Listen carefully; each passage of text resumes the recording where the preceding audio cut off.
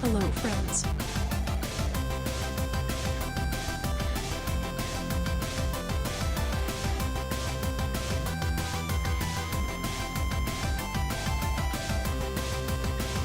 Boy oh boy, has it been a wild few days.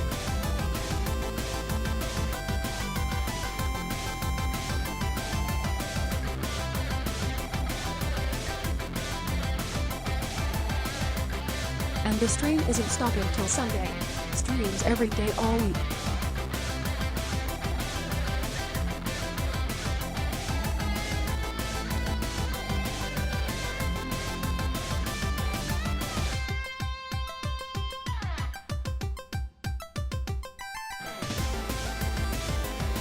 "100 Years Hipper", 6 seasons and a movie.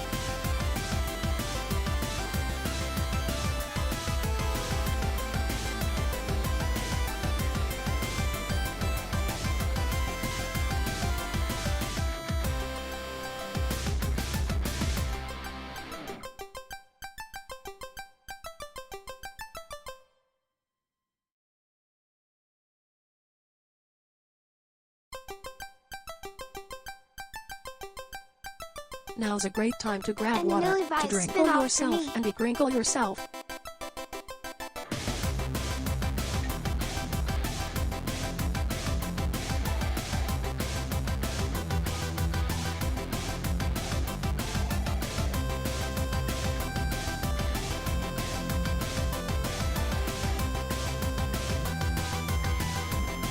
Oh no.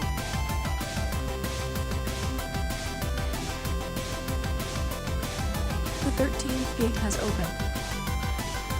Siren is coming.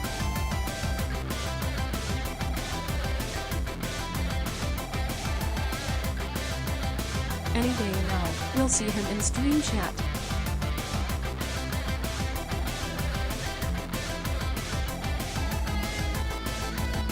On that day we will know our fate is sealed.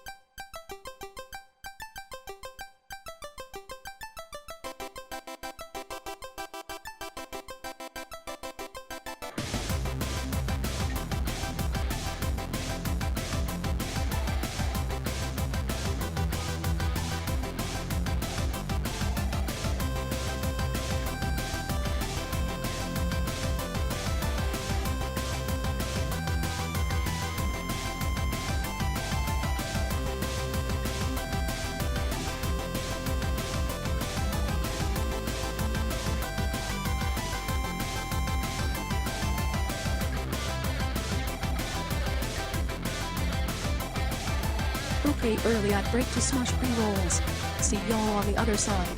Stick around to support the stream.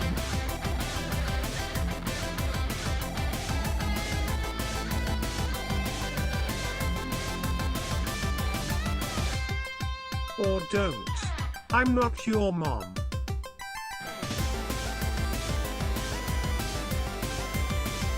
But I might be winky face. You have anime mom hair though. But don't cross the streams.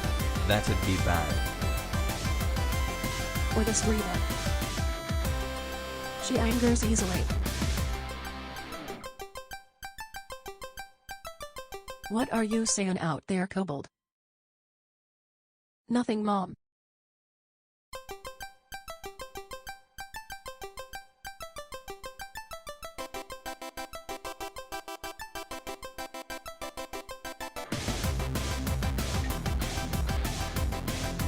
Boundaries protected by Orthrex with a machine gun.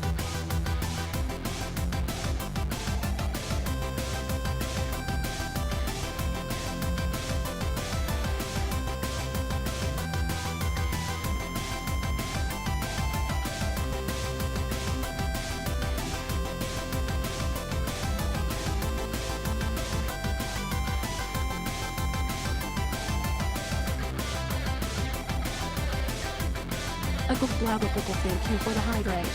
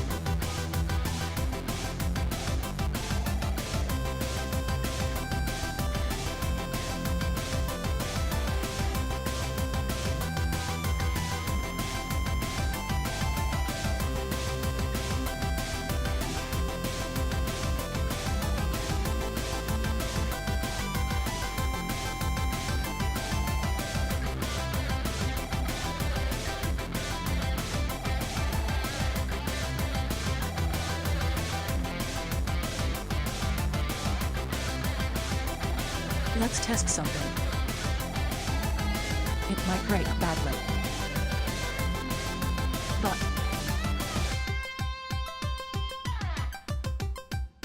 if it works,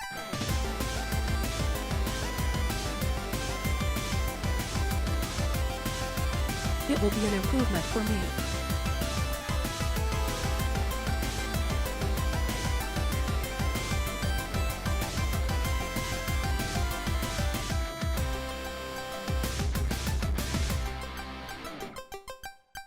How wild.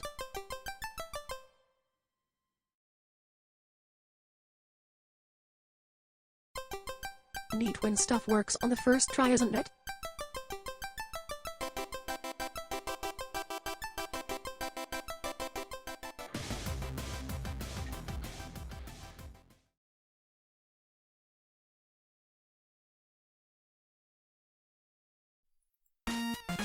Hello and welcome everybody. It's neat when stuff works on the first try, isn't it?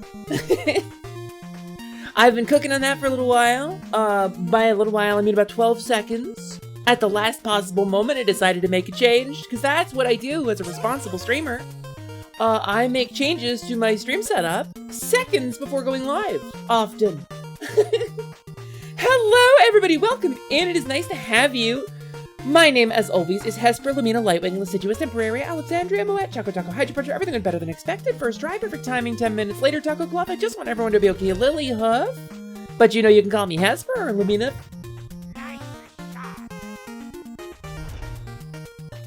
For short, but I would. No.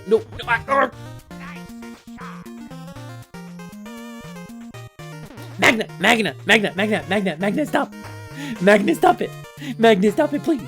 Magna, don't kill me. Magna, I'm locked in position now. I'm locked in position because this is the camera mode. I can't fly around in this camera mode. So I can't dodge right now. Okay? I need you to be chill. I need you to be chill. Yeah, I'm looking at you.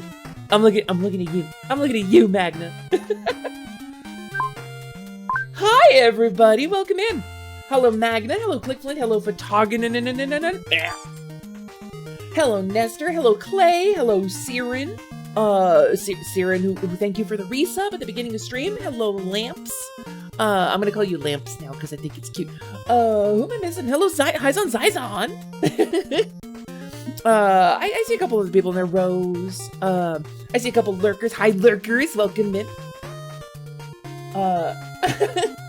Hello, hi Sai. If not High Cream, then we just something. You okay?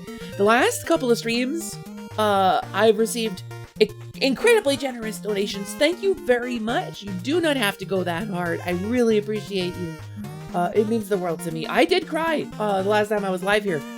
Playing Zelda 2, which is one of the things I want to talk about today. So, y'all have seen my video by this point for the Positivity Presents, for the things that we have coming up in 2025. And y'all have seen some things about a new design that obviously I am not going to blow my rebrand. Y'all know that I'm not showing any of it in advance. But if you had seen those things, I would say that you could look forward to those things coming in the next couple months. But I have also announced during that video that I'm going to be making a return to Scaly Saturdays. I'm going to be inviting a kobold to run the channel on Saturday. And gamers, a kobold has something cool to share with you. And it might be a kobold you've met before. Wink wonk. Wonk XXly. Rebrand blowing couldn't be me. Couldn't be. It's never been me once. Not once. Mexi, where'd you get those emotes? Scaly Saturday's gonna be real cool. Lance has seen the thing. I received a very cool gift from a very cool friend. And I just want to say, real quick, if y'all have not gone over and followed them yet, go check out twitch.tv/Glottal. Glottal does some really incredible art, has a really amazing voice and a really great stream presence, and is a wonderful creator who has been very, very kind to me. Which I appreciate, frankly. I made a post on Bisky about this, and I hate to start stream with a little bit of a downer, but I want to talk about this very briefly. There was a period in my streaming life, lasted about 1.5 years, where I thought certain people just didn't like me. I genuinely thought a bunch of really cool creators just didn't like me and didn't want to be around me, for what I thought was a really, really crappy reason. But I made a Bisky post about it, so I'm okay talking about it a little bit. I will say, I have discovered that this is not actually the case, and they don't really dislike me. And I was misinformed by a person with a particular pain that they needed to express. And so, I just want to say, I really appreciate it when people treat me, like, kindly, because I try to treat people kindly. And I think that's important. I try to lead with my chin and wear my feelings on my sleeve and be the person that I want to see in the world. And I try to say things in a way that if I was ever taken out of context, I could stick up for my words, you know? And I'm the kind of person who bears my mistakes and does my best to make everything right. I just want everyone to be okay. It's part of my name for a reason. And so, at the end of the day, I really appreciate when people are cool with me. And I have found a bunch of people are actually quite cool with me. And so, when it comes to stuff like Glottal and Glottal's incredible, incredible, incredible gift to me, that I'm really looking forward to sharing with you all on Saturday, I always really appreciate it when my creative peers feel like I am worthy of interacting with. It's very cool. So Glottal is fantastic. Yes, Sophimel, Rise, you're both correct. You got them subscribing to this neat kobold named Hesphere. Yeah, Hesphere. Hesphere Plumé, as she is. I will also say, also Cheshire is correct. You are all amazing and pretty dang rad. I will also say, I think y'all are very rad as well. My voice is a little bit scrunkly today, so I'm gonna try to take it easy. I have done a lot of streams this week, counting collabs. I did my stream on Tuesday. I did something on Sunday, didn't I? I don't even remember. Monday. No, you. And then Tuesday, I did my stream. Yesterday, I did a stream with Carnage over on Carnage's channel. We played Bread and Fred. Define scrunkly. My question is, can you hear it in my vocal tone? Can you hear like a little rasp? A real subtle rasp in there? Because it's there. It's there. My vocal range has shrunk a little bit today because it's a little overtaxed. But yesterday, I did a little collab with my little bro Classic Carnage. We played Bread and Fred, and Bread and Fred is a game about two penguins climbing a mountain together, and we made it pretty far, I think. I think we did pretty good. But you may hear me muting more today. I'm gonna do my best to take care of my voice. But sometimes it's getting grunkled up, so because your throat gets kind of goopy when it's healing. And I may have blown it out yelling a bit yesterday. I did yell. I did yell quite a few times, and it turns out Discord clipped most of my yelling. It doesn't think it's human sounds that can be produced when I'm yelling, and so it thinks it's background noise, and it crisps it out, which is really something. Because goddamn, did I feel the need to scream a lot during that collab. Also, hi Tweak, hello, welcome in. The Paxton Fairy makes a demand. You should make yourself some tea just in case. While I do appreciate the demand, Alternate, I can't go do that during stream, so I cannot fulfill this one at the moment, but I do have some tea that I will probably make later. Hold on. I gotta do a thing.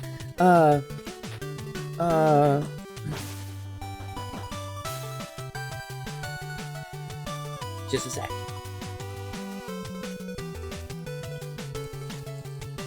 Typing out a thing.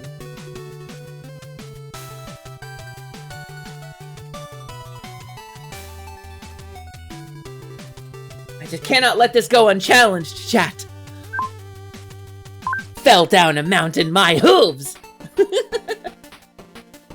Please take care not to strain yourself. I'm doing my best, Cheshire. I was resting my voice a lot yesterday, so I think I'm okay to stream today. If I do get to a point where my voice starts to go out, I will probably raid out. But I'm gonna do my best to just take it easy and not scream too much and not strain my vocal tone, which does mean my presentation will maybe be a little different today.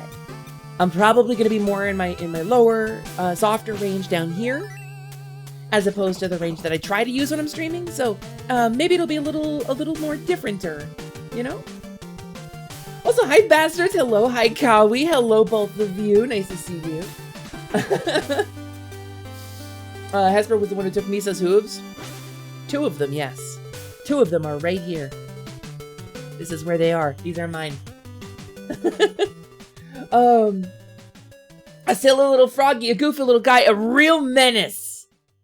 A real menace, this frog man.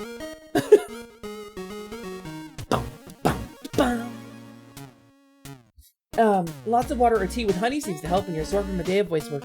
The pact. You do strong voice work, dude. Has been lifted. The Paxton Fairy is satisfied.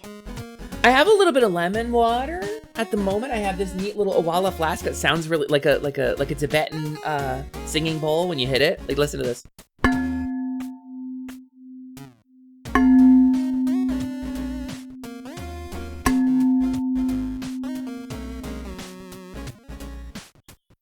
It's one of my favorite sounds. I really like that sound. Yeah. And it came in Hesper colors too. Can I show you guys? I'm gonna show you guys. I wanna actually show you. Hold on.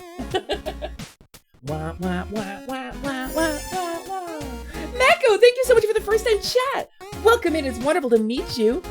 My name is Hesper, Lamina, Lightwing, Lascivious, Temporaria, Alexandria, Moet, Chaco Taco, Hydro Muncher, everything went better than expected. First try, perfect timing, 10 minutes later, Taco Cloth, I just want everyone to be okay, Lilyhuff, but you can call me Hesper, or Lamina for short. Both of those are fine. At the moment, I'm in level 1 NPC Faun Witch in charge of Atelier Lumi, but you might find some other forms over the course of the stream. And sometimes I commit to the bit and get in character, and sometimes I don't, and you'll never know. That's my promise to you. It is nice to meet you.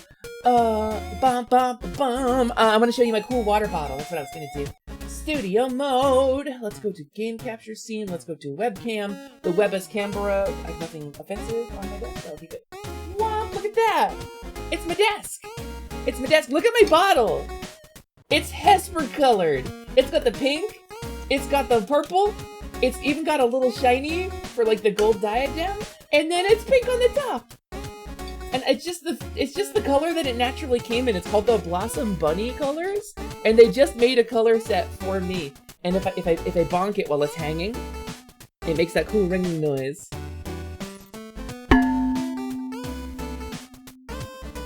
It's so good, right? It's a very satisfying sound.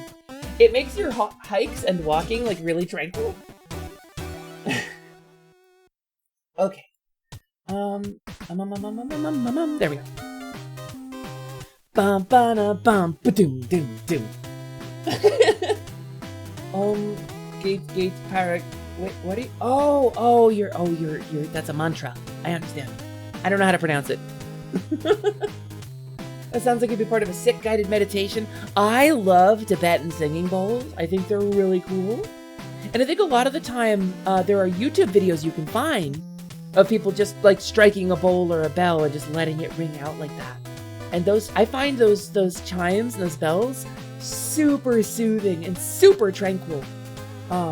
It's a really, really nice sound. It's a really good feeling. It gives me like pleasant auditory response. So, ventriloquist Hesper there for a bit. Yeah, well, I do have a hand sticking up because I'm nothing from the waist down. I don't have a body down there. There is a hand in here, and these are just on wires being controlled by one very dexterous performer who has taped both hands to one hand. Ah! How dare you! How dare you turn me into a tiny and adorable pixie? I hate this. I hate this. I hate being small and carefree. And I hate fluttering around carefree on the winds of magic. It's the worst. It's just the worst, and I don't like it. Please don't use the buy commands to throw more of these at me and stack up the duration of Fairy Curse, because goodness me. It's from the Heart Sutra? Oh, I had no idea.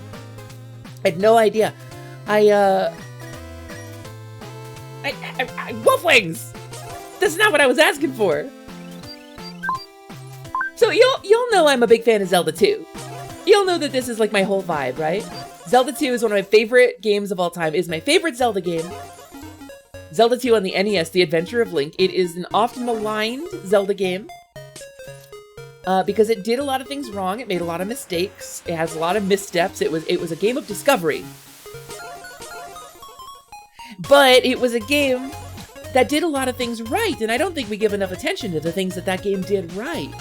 And so this person by the name of Hoverbat, this incredible programmer, game designer, made a PC native port of Zelda 2 based on the original code, so it feels and performs exactly the same, but it runs in native 60 frames per second and full native widescreen. It runs on PC, and it has a bunch of quality of life improvements and extra content. I've been playing Zelda 2 on stream a lot.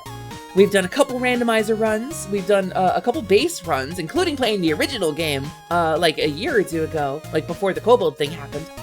And I just want to say, gamers, I'm going to play it again on Saturday.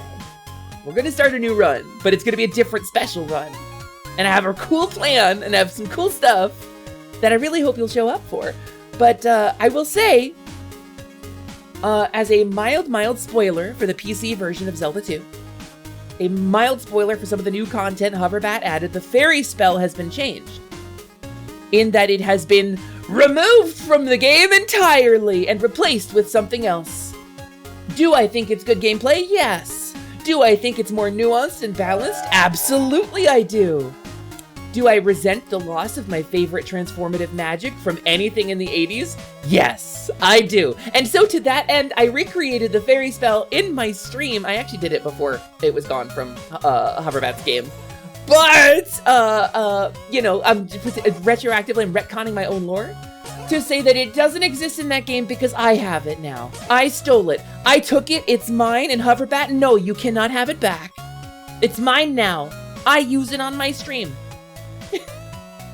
Which is what you see before you right now. So, you know, it is what it is. Hello, Kelfira! Oh, Chimkin, Numgies. So did you know, I learned this too recently, that all dragons evolved into chickens. That's where chickens came from. That's why every chicken is always so angry. Because they're dragons. Chimkin Numgies. Chimkin Numgies. Stealing concepts is powerful. I mean, I've stolen people's pronouns, I've stolen people's names. I'm a fae creature, it's what happens.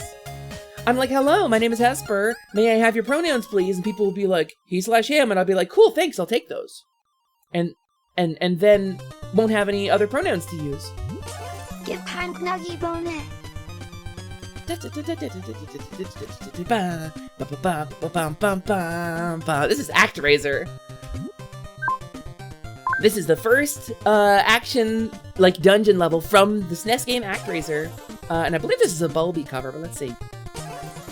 Oh no, this is Coatless Carl on YouTube. Huh, this is pretty cool. I don't remember adding this one. Here's my playlist of the music that we're using. Please check this artist out. This is a really good cover of a really good song. 30 minutes of fairy on the road. Oh, is it 30? Non-binary samurai do to enemies. They slash them. What do non-binary samurai do to enemies? They slash them! Simon, they slash them. That's very, very good. Very good, Simon. Good joke. You're trying to get your pronouns to load. So stay hydrated, Boat. If you change your... Oh, you just changed your name. I see. So you've been following since my birthday. I see. Let me check. Let me see. Golden Hatch Day Raid. Oh. I see. So the pronouns thing, I use a centralized server on Alejo. I assume it's Alejo. And it can take up to a couple hours to update if you just made the change for it to be properly reflected. When I changed mine to test my chat widget here that shows your pronouns, it took about 6 hours for them to update. So it can take a while, but if you just changed them. So, but it is bound, I believe, to your Twitch ID and not to your username. So changing your username should not affect it. Once you've set your pronouns, they should be there forever. Oh, until you change them again. It's up to 23 minutes so far if you're reading the number right. I see. That's... I mean, gosh, I would just hate it if you kept stacking up a fairy spell on me. If you just kept stacking up a fairy spell and making me do a whole stream as a fairy, that would be so sad for me. Tiny, fragile, toothpick-like bones. Adorably fluttering around, carefree on the winds of magic, sleeping on flowers and drinking dewdrops from rose petals. Gods, it just sounds like a terrible existence. And filling up people's hearts. Like, whoop. Wolf wings! Wolf wings! Rupees are rocks! They use rocks for money in high... No.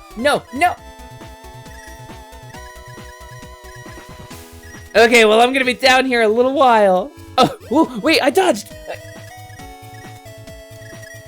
Okay, I see 1,500 rupees in the queue. I'm committed to the bit, but I want to be very clear. I don't want to not talk for the duration of 1,500 individual green rupees falling on my head. So, 2,000! Wow! 2,000 rupees one at a time. My chat loves me. This is, I feel... Oh, thank you. Thank you for the shield potion. Wait, that's awesome. You can see my buffs up here at the top of the screen. These are the buffs I've currently got going thanks to my chat throwing potions at me using the shop system. But those rupees can also be used for things like getting yourself VIP in the channel, or they can be wagered in special contests. Or it can be swarmed with slimes. That's a cool thing.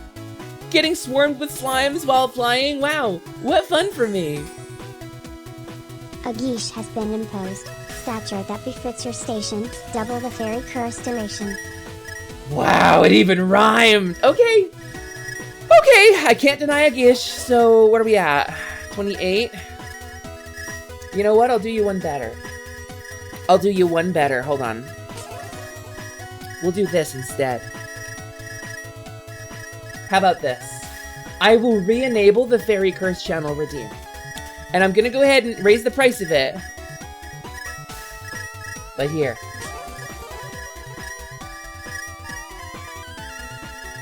Y'all get one for free. The Fairy Curse redeem adds an hour to my fairy timer for 10,000 channel points. Ah! I see.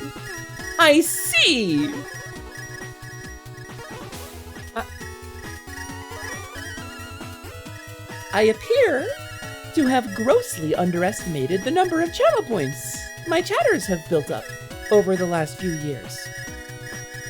I appear to have miscalculated. Well, I suppose it's Pixie Day. I mean, Fairy Thursday? Okay. That's fully 6.5 hours.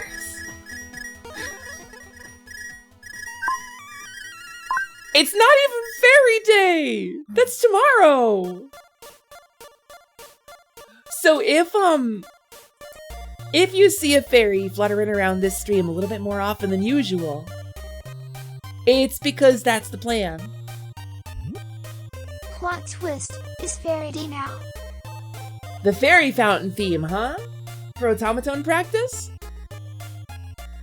You know, you could go with like Mary Had a Little Lamb, or like, you know, the Allstate insurance jingle, or you could go with an incredibly complex and beautiful piece of nuanced music, you know, with like incredible amounts of music theory and compositional tricks to it. You could do that too. All right, hold on. So gamers, I have something to explain to you in case you are unclear on this. In case you don't know. So here is this. Just gonna go ahead and show this.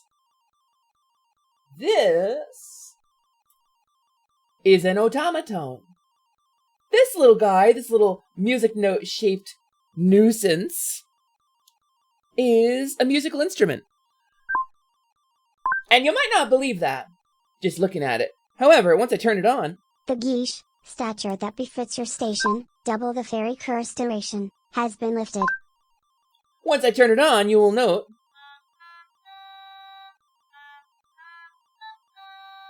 I can play music by touching this capacitive touch strip on it, and it has a mouth. I don't know if you can hear that clearly from as far away from the mic as it is. This is not one of the cool ones that has like a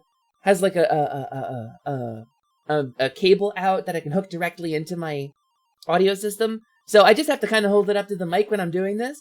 But so I have a redeem called Automaton Practice, which I may raise the point cost on. I don't know. It's been fun so far. Where I attempt to play a song. Now, gamers, I don't know how to play an automaton. I can play it like Jack Black can play every musical instrument, which is to say I can make noise on it. So, Fairy Fountain. I'm gonna do my best here. That feels like the right starting note.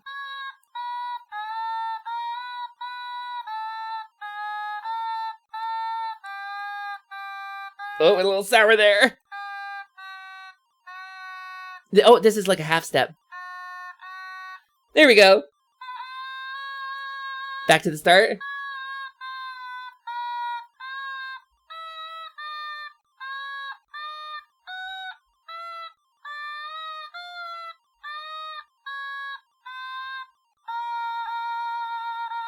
One of my favorite pieces of music in all of gaming. Please enjoy me butchering this.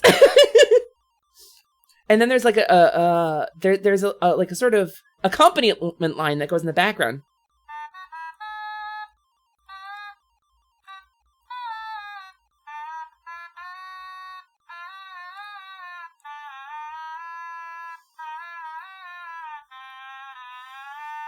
There it is.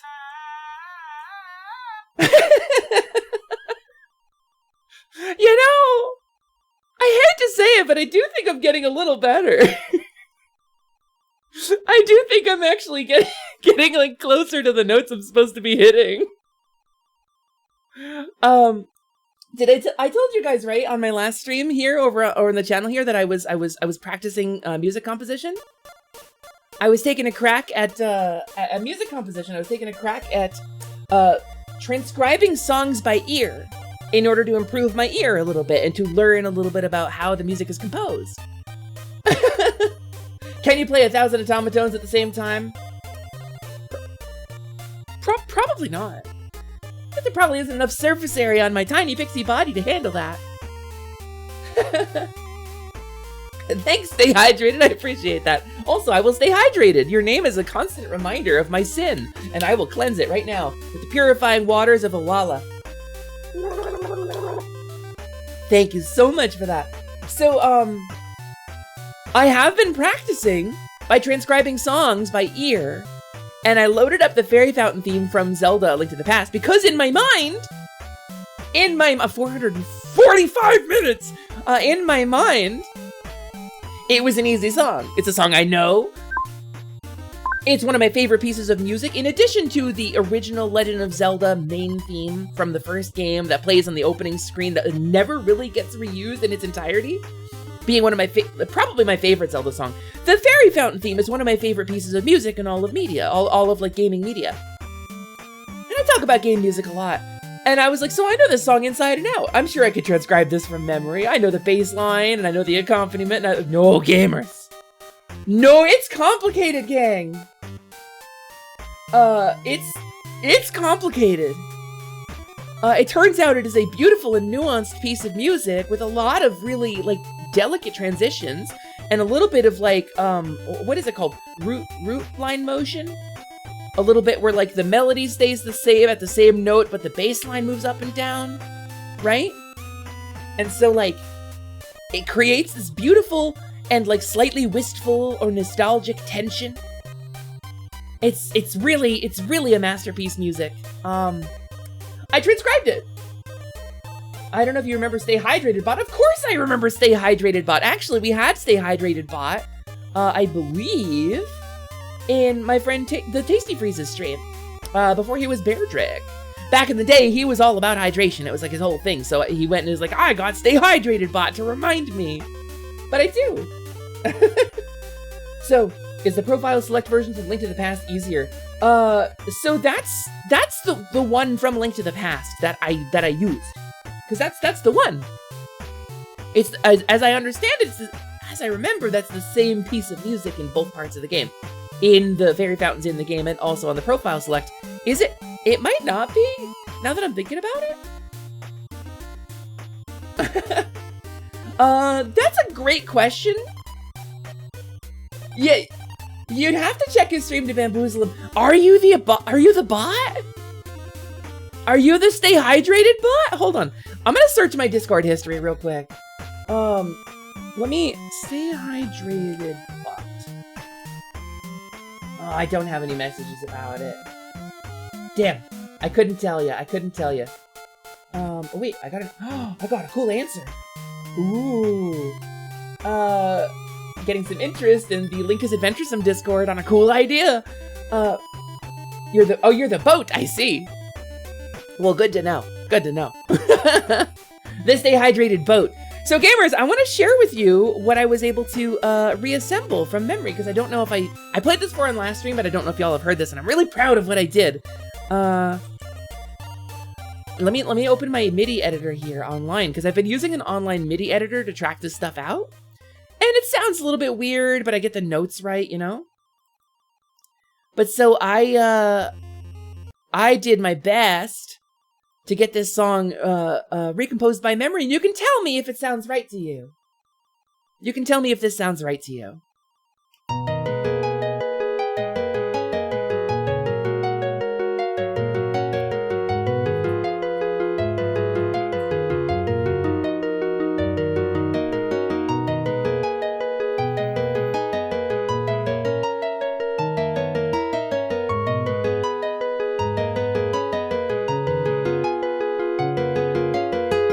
Does that sound right?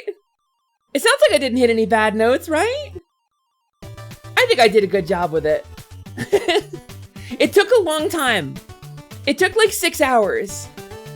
Just listening and re-listening and re-listening to the Link to the Past Fairy Fountain theme over and over and over again to try to pick out the very like specific transitions and like the chord changes and the interplay. It's complicated.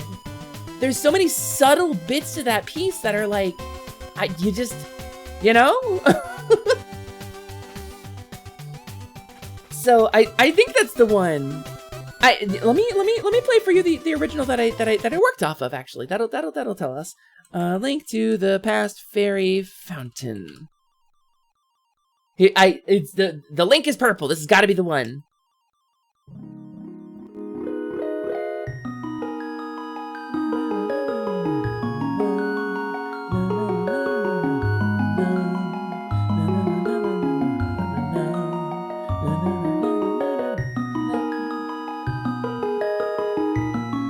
tension there. And a suspense that doesn't quite resolve. And then it rises up again. It's such a beautiful piece of music, isn't it? This makes me feel so tranquil. It's deeply embedded in my childhood. This is one of my favorite pieces of music in gaming media. And we've spent a lot of time breaking down Final Fantasy IV, which is one of my favorite soundtracks, but... you like the Twilight Princess Fairy Fountain a lot? Twilight Princess Fairy... I don't remember it, hold on. Twilight Princess Fairy Fountain, because it's gotta be similar, because this is the Zelda Fairy Fountain theme. The Great Fairy's Fountain theme? That'll be the one, right? Sure opens the same. Oh! It's got actually the same notes. It's just a little slower.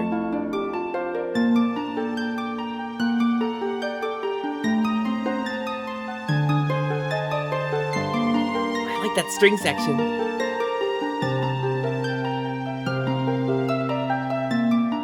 Okay, it's identical. It's all the same notes. Yeah, I really like this one too. It's definitely the same song.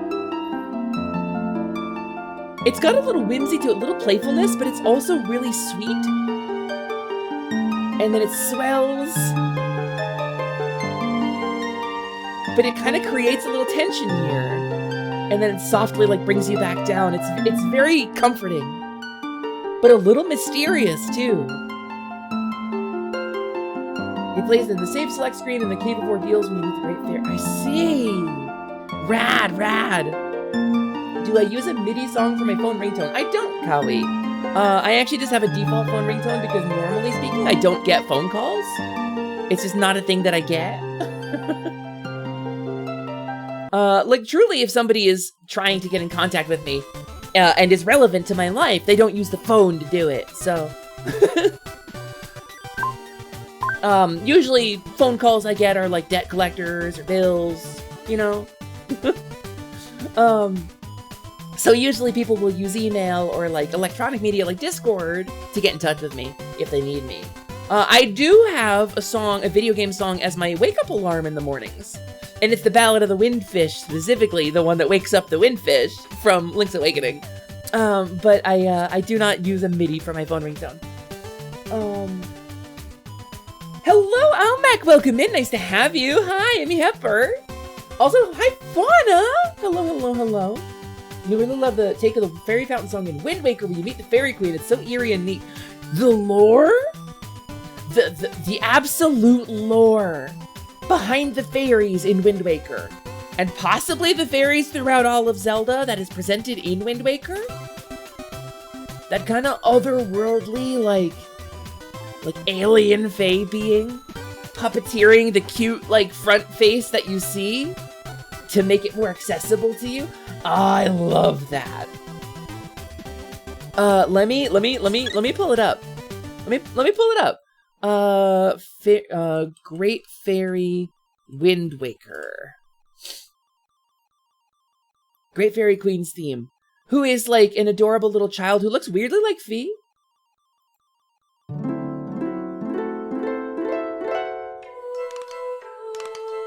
So there it is. It's a little simpler and a little bit like Calliope music. And that kind of like music box or toy soldier sound of like the little percussion at the beginning. Sounds like tinny clanging, springs sproinging, a key winding. And it has that weird delay at the end.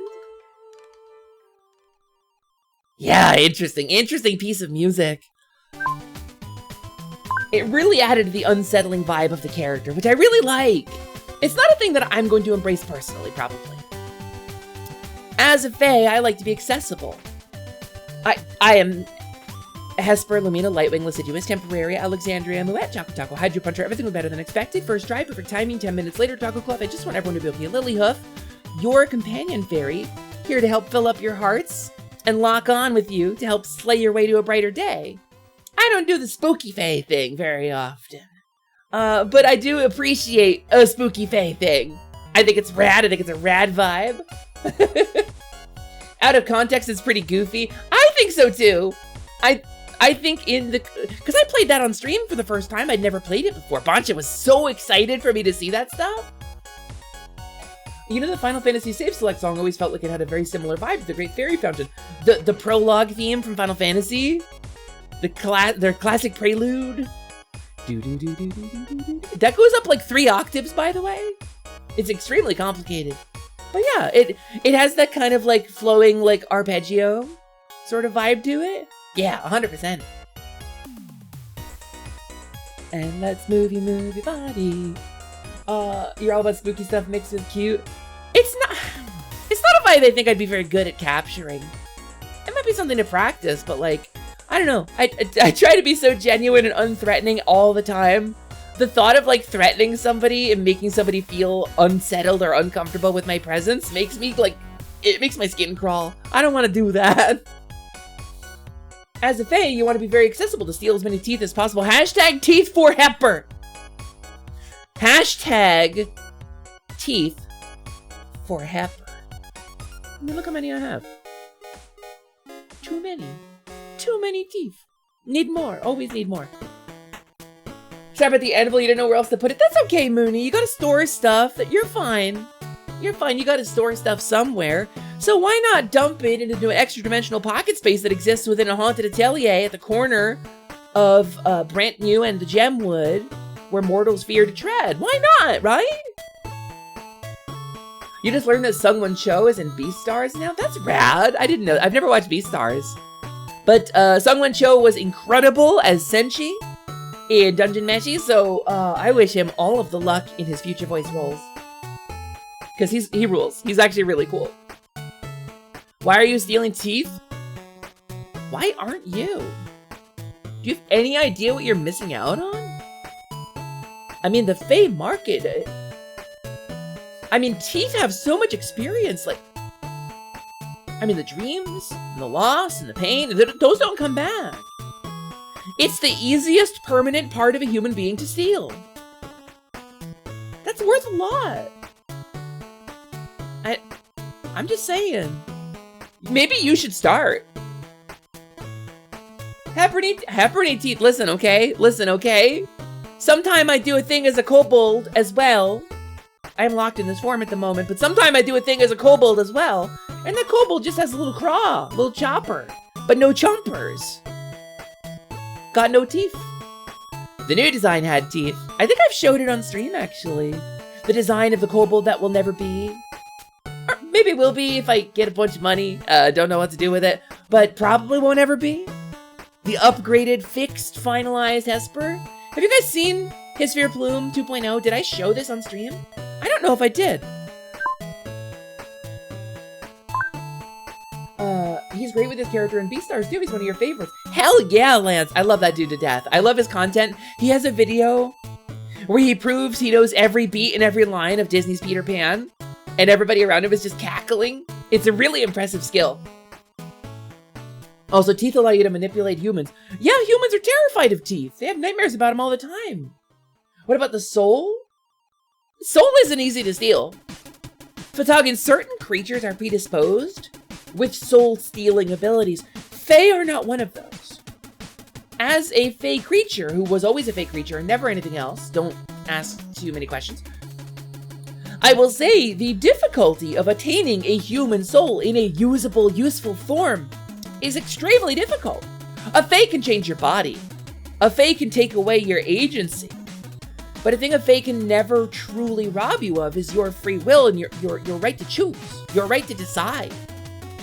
Now, we can mislead you, we can trick you into a deal, but you accept it and all of the terms are visible to you at the moment of acceptance. Taking a soul is different from that. That's a demon thing. That's what demon VTubers do. It's actually really complicated to the point where the expense does not justify the value.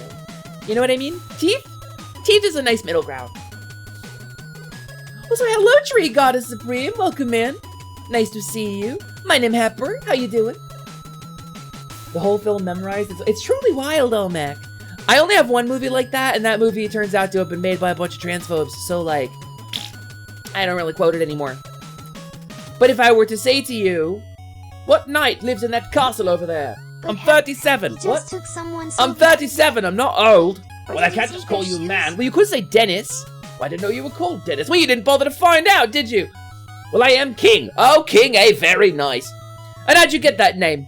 By exploiting the workers. By hanging on to outdated imperialist dogma which perpetuate the economic and social differences in our society. If there's ever going to be any progress, Dennis, there's some bloody filth down here. How'd you do? How'd you do, good lady? I am Arthur, king of the Britons. King of the who? The Britons. Oh, we're the Britons. We all are. We are all Britons, and I'm your king. Well, I didn't vote for you. Anyway, I could go on, but I won't.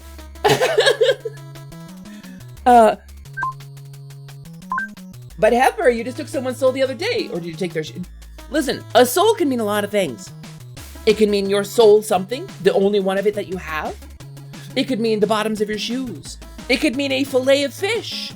There's no telling. Hesperia, it's a beautiful flower. Beautiful, beautiful flower. Also, the name Hesper means like midday star or evening star. It's very beautiful. I'm very, very grateful to be blessed with this name. Unless you're just able to steal souls, it's too much work. Yeah, some creatures have like the scythe, or like the eyes you can gaze into, or sometimes it's a sound, tinkling just at the edge of hearing.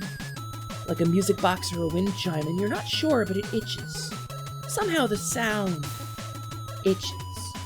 And you can't stop listening to it, like picking at a scab when you know it's hurting you. You know it's hurting you. You feel you're losing something to it, but you can't stop listening. And as you follow it, you forget your coat. You don't even put on your shoes. You just wander into the woods, following that sound, that distant, strange nostalgia, that itch in your mind. And as you get closer, the flame before you grows brighter, but stays just tantalizingly at the edge of your understanding, leading you deeper and deeper into the forest, until...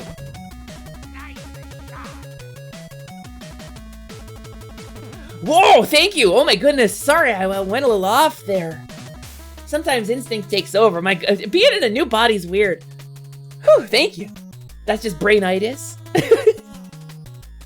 Calm down, Hesper. Thank you, Taki Rush. No, I needed that. Thank you. My goodness. Yeah, tainted memories. Tainted memories of that one for Nice shot. Monty Python maybe. Stop! I'm trying to do a stream. Oh, I leveled down. I died. Goodbye! Thanks, Captain Gazpacho, for killing me and leveling me down. Did you see it at the corner of the screen, the level down graphic? It was there. Hi, Gazpacho, welcome in. It's nice to see you. But yeah, Monty Python and the Holy Grail. It turns out John Cleese is like a raging transphobe, which sucks. But, oh, here we go. I'll take it. I'll take a nice level up, a nice Yumpy level up for me. Just barely, though. We're really skirting up and down the level 5 line. Pepper, you want to give me a big hug? Okay, come here. Come here, give me a big hug. Well, give me a little hug, because I'm very small at the moment. Hug, hug, hug. Pat, pat, pat. Yeah! VTuber hugs.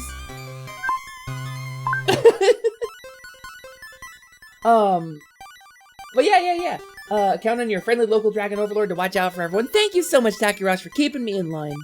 Sometimes I get a little too ahead of myself. It does suck. It does suck to learn that. Never meet your heroes. I liked Harry Potter too, like a lot, actually. This is something that's a little taboo to talk about in the trans community now. I like Harry Potter. The content? I love the characters. It's a narrative about finding yourself and found family and self-identification. They're all things that I really jive with and relate to.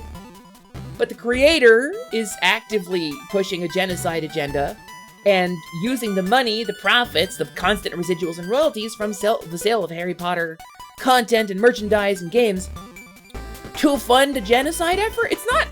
This is just political observation. I'm not saying that you should feel a certain way about it. I am suggesting gently that you probably should feel a certain way about proposed genocide, but, you know, I'm not here to inflame you or polarize you. I'm just saying, it's frustrating to me when the theme of the content is finding yourself and compassion winning out over fear and pain, and then the person writing it is such a piece of garbage. So, you were reading my long post on Biscuit, you were just feeling my pain, and big hugs for Big Fairy. It's okay, it's funny. It's, whoa, wait a minute, Lux! Lux, we got a raid! Hello, Lux, welcome in, Raiders, it is wonderful to have you. I hope you had a wonderful time. How was your stream? Did you have a good one? Lux, it is Lux Alice, everybody. Thank you so much for the raid. Please enjoy the 100 rupee stipend that is yours to do with as you please. For those of you just joining us, my name is Hesper, Lumina, Lightwing, Liciduous, Temporaria, Alexandria, Moet, Choco Taco, Hydro Puncher, everything went better than expected. First dry, perfect timing, 10 minutes later. Taco Cloth, I just want everyone to be okay. Lilyhoof, but you can call me Hesper or Lumina for short. How was your stream? What'd you get up to? Maple, oh my god, Maple was there too. Hi, both of you. That's so rad. That was me yesterday with my little bro Classic Carnage over on his channel. What'd you play? Did you win? I hope you did good. And honestly, obviously, if you guys gotta go get a break, if you gotta go get food or snack or rest after your long stream, please don't feel obligated to stick around. We're just doing a little pre-game chatting. We were talking about, well, some heavy stuff. We were talking about things like Harry Potter and Monty Python. And the kind of nuanced discussion that results as part of the lived experience, Twitch, of being a trans woman in a world with those things. And those things being the way they are. So it might be a little heavy topic, but I think it's a topic that deserves discussion from a non-polarizing and non-inflammatory point of view. Stream was good, you were playing We Were Here Forever and beat that, then swapped to Temtem. I have never played Temtem, but I feel like you talked to me about Temtem at one point. I feel like you're the one who explained it to me a little bit. And I don't know We Were Here Forever, but that rules. I'm glad you two had fun. Gamers, if you haven't been to Lux's stream or Maple's stream, if you haven't hung out with either of those two incredible people, you should definitely go check them out on twitch.tv. Temtem is like Pokemon? A little bit. Well, I think the inspiration is pretty on the nose, yeah. You've also never played it before. This was the Vampire Survivors like one. It's really neat. Vampire Survivors. That's a game I gotta play more of. I haven't done any of like the meta game unlocks yet. I just went through the Castlevania DLC and I was like, yeah, I beat it. More the fool I, thinking I had beaten the Castlevania DLC in Vampire Survivors. No spoilers, but boy, does it go a place. Temtem Swarm is online multiplayer. Oh, Temtem Swarm, I see. Oh, that's rad. I should try that. I really enjoy, I played Vampire Survivors multiplayer with printers via, like, Parsec. And it was a little laggy, and it worked pretty well. But that kind of game playing with a friend is always so much more fun. Rad. Chillmaker, yeah, the Castlevania DLC is so good. It's so good. Monty Python, you think, is definitely more nuanced, as it's not primarily one person's work like Harry Potter was, and while one of them definitely has those awful opinions, your understanding is the others don't all agree. Yeah, Dan, you're correct. The problem is that it's difficult to draw that line, right? It's tricky to draw that line. What's okay and what's not? What is like? When am I supporting somebody who sucks and when am I not? And end of the day, it's safe to say that Monty Python has not aged well. There is a woman who explodes in an early Monty Python sketch from the 70s. With an extremely racist name. And this sketch is included on modern compilations. And just things like that. Or the discussion on gender and sex, I want to say it's in The Meaning of Life. Might be in the life of Brian. But maybe the meaning of life. John Cleese says the line, where's the fetus gonna gestate? You're gonna keep it in a box, you know? And so there's enough badly aged content in Monty Python. I don't feel bad putting it down. Stuff like Parrot Sketch is eternal. It's wonderful. Parrot Sketch is great. But some of it, it's hard to say I'm a fan of a thing now because someone will be like, you're a fan of that thing despite all the weird crap it did? And so it's important to pick apart what it is you're enjoying and enjoy it in a way that is like not hurting people, you know? And Monty Python is just too far over that line for me in general. You do be pulling from bottom to top. Paige, hi, welcome in. Nice to see you. Hope you're having a good day.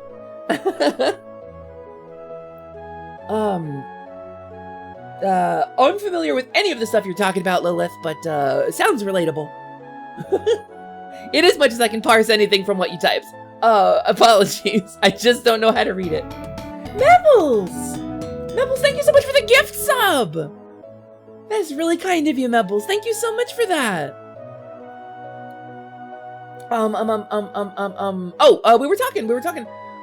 Somebody was kind enough to pull up and give me a hug about my Bisky post. I don't want to go too deep into it because I very clearly, and this is very important to me, that it not be a call-out post or like a specific dig. I don't want to damage anybody's reputation. I don't want it to be a personal call-out. I wanted to keep it about my own personal experience, getting kind of gaslit and misled by somebody I trusted. And I wish I could come up with some kind of moral or lesson like, hey gamers, it's so important to vet all of your friends. Or like, you know? Or like, it's important to doubt everything your friends tell you. There's no good lesson to be taken from it. There's no way to spin it into advice on how to prevent that from happening, because it's just a thing that happens. Sometimes you get swept up in someone else's narrative. It's just a thing that happens with some people who feel things very strongly. And in my case, it robbed me of potential friendships. It damaged my career prospects. It mutilated some of my real life relationships. For a long time, I struggled with being misled and manipulated, whether it was intentional or not. I was fed a lot of poison about a couple of things, and I posted about it on Bisky. So, I think the best takeaway from it is that sometimes something that feels like a miserable, painful loss, something that feels like something that you feel the grief welling up in you, something that is a tragedy in your life, can turn out to have a silver lining or be a blessing in disguise. And that very painful loss for me has turned into a bunch of potential new bonds with folks I genuinely, not to put too fine a point on, I genuinely thought a bunch of people hated me. I was led to believe that a bunch of people just kind of had it in for me based on my connections and not my character, and that really hurt. And it was backed up with evidence. I mean, there was proof, so why would I doubt it? But, you know, things are not always as they seem. And so thank you for the hug. I appreciate that. I think if I can give you any takeaway from it, it's that if you're grieving the loss of something, it's just change. Life is filled with change, and death isn't an ending. Death is a transition. Death is a transformation. You know, so the loss of something, the death of something, it's just the beginning of something else. And look back at your own life and think about when you lost something that you truly thought was the most important thing in the world to you. But now, maybe you don't even think about it, or maybe now you're in a better place than you were. I think that's important to keep in mind with this kind of stuff, you know? Nothing is permanent, everything is temporary. All life is beautiful, and all change is necessary. That's kind of my takeaway anyway, so thank you for the hug, I appreciate that. You read that thread, and wow, that sucks that they gaslit you like that. I'm not even sure that's the right term, but boy howdy, it was not good. Yeah, I don't know if gaslighting is the right term. Just straight up swept me into a narrative to enable their own personal hurt. Yep, yap, yark. Yep, yark! Bucket Limb, hello, welcome in. Bucket, thank you so much for the sub. Speaking of people who haven't manipulated me, Bucket Lamp, hi! It's nice to see you, my dude. Bucket Lamp is a friend of mine, a Kobold streamer on twitch.tv, and they're a super nice person who still hasn't chosen pronouns in the pronoun thing. Thank you so much for the resub, dude.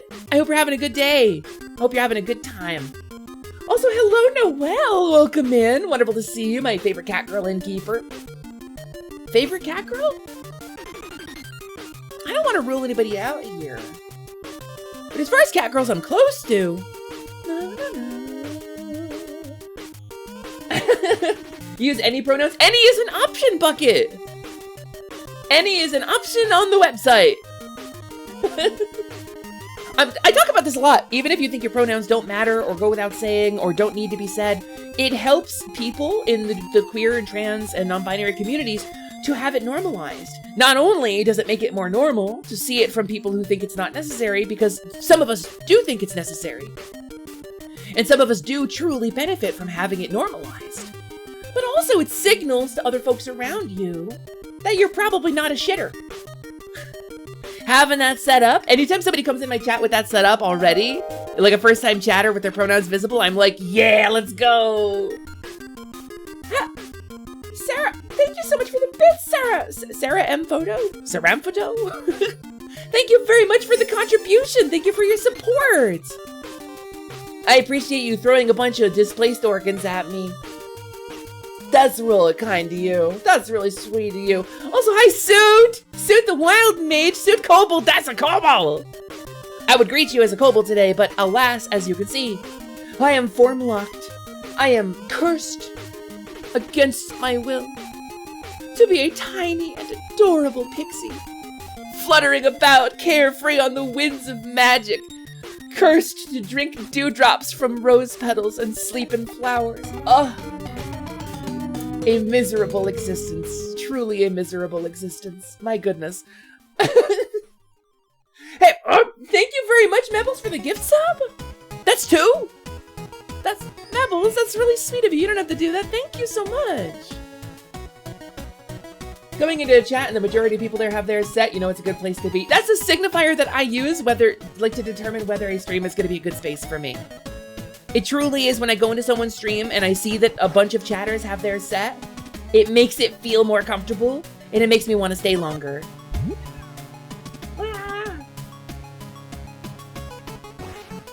So it's part of why I encourage folks to set their pronouns too.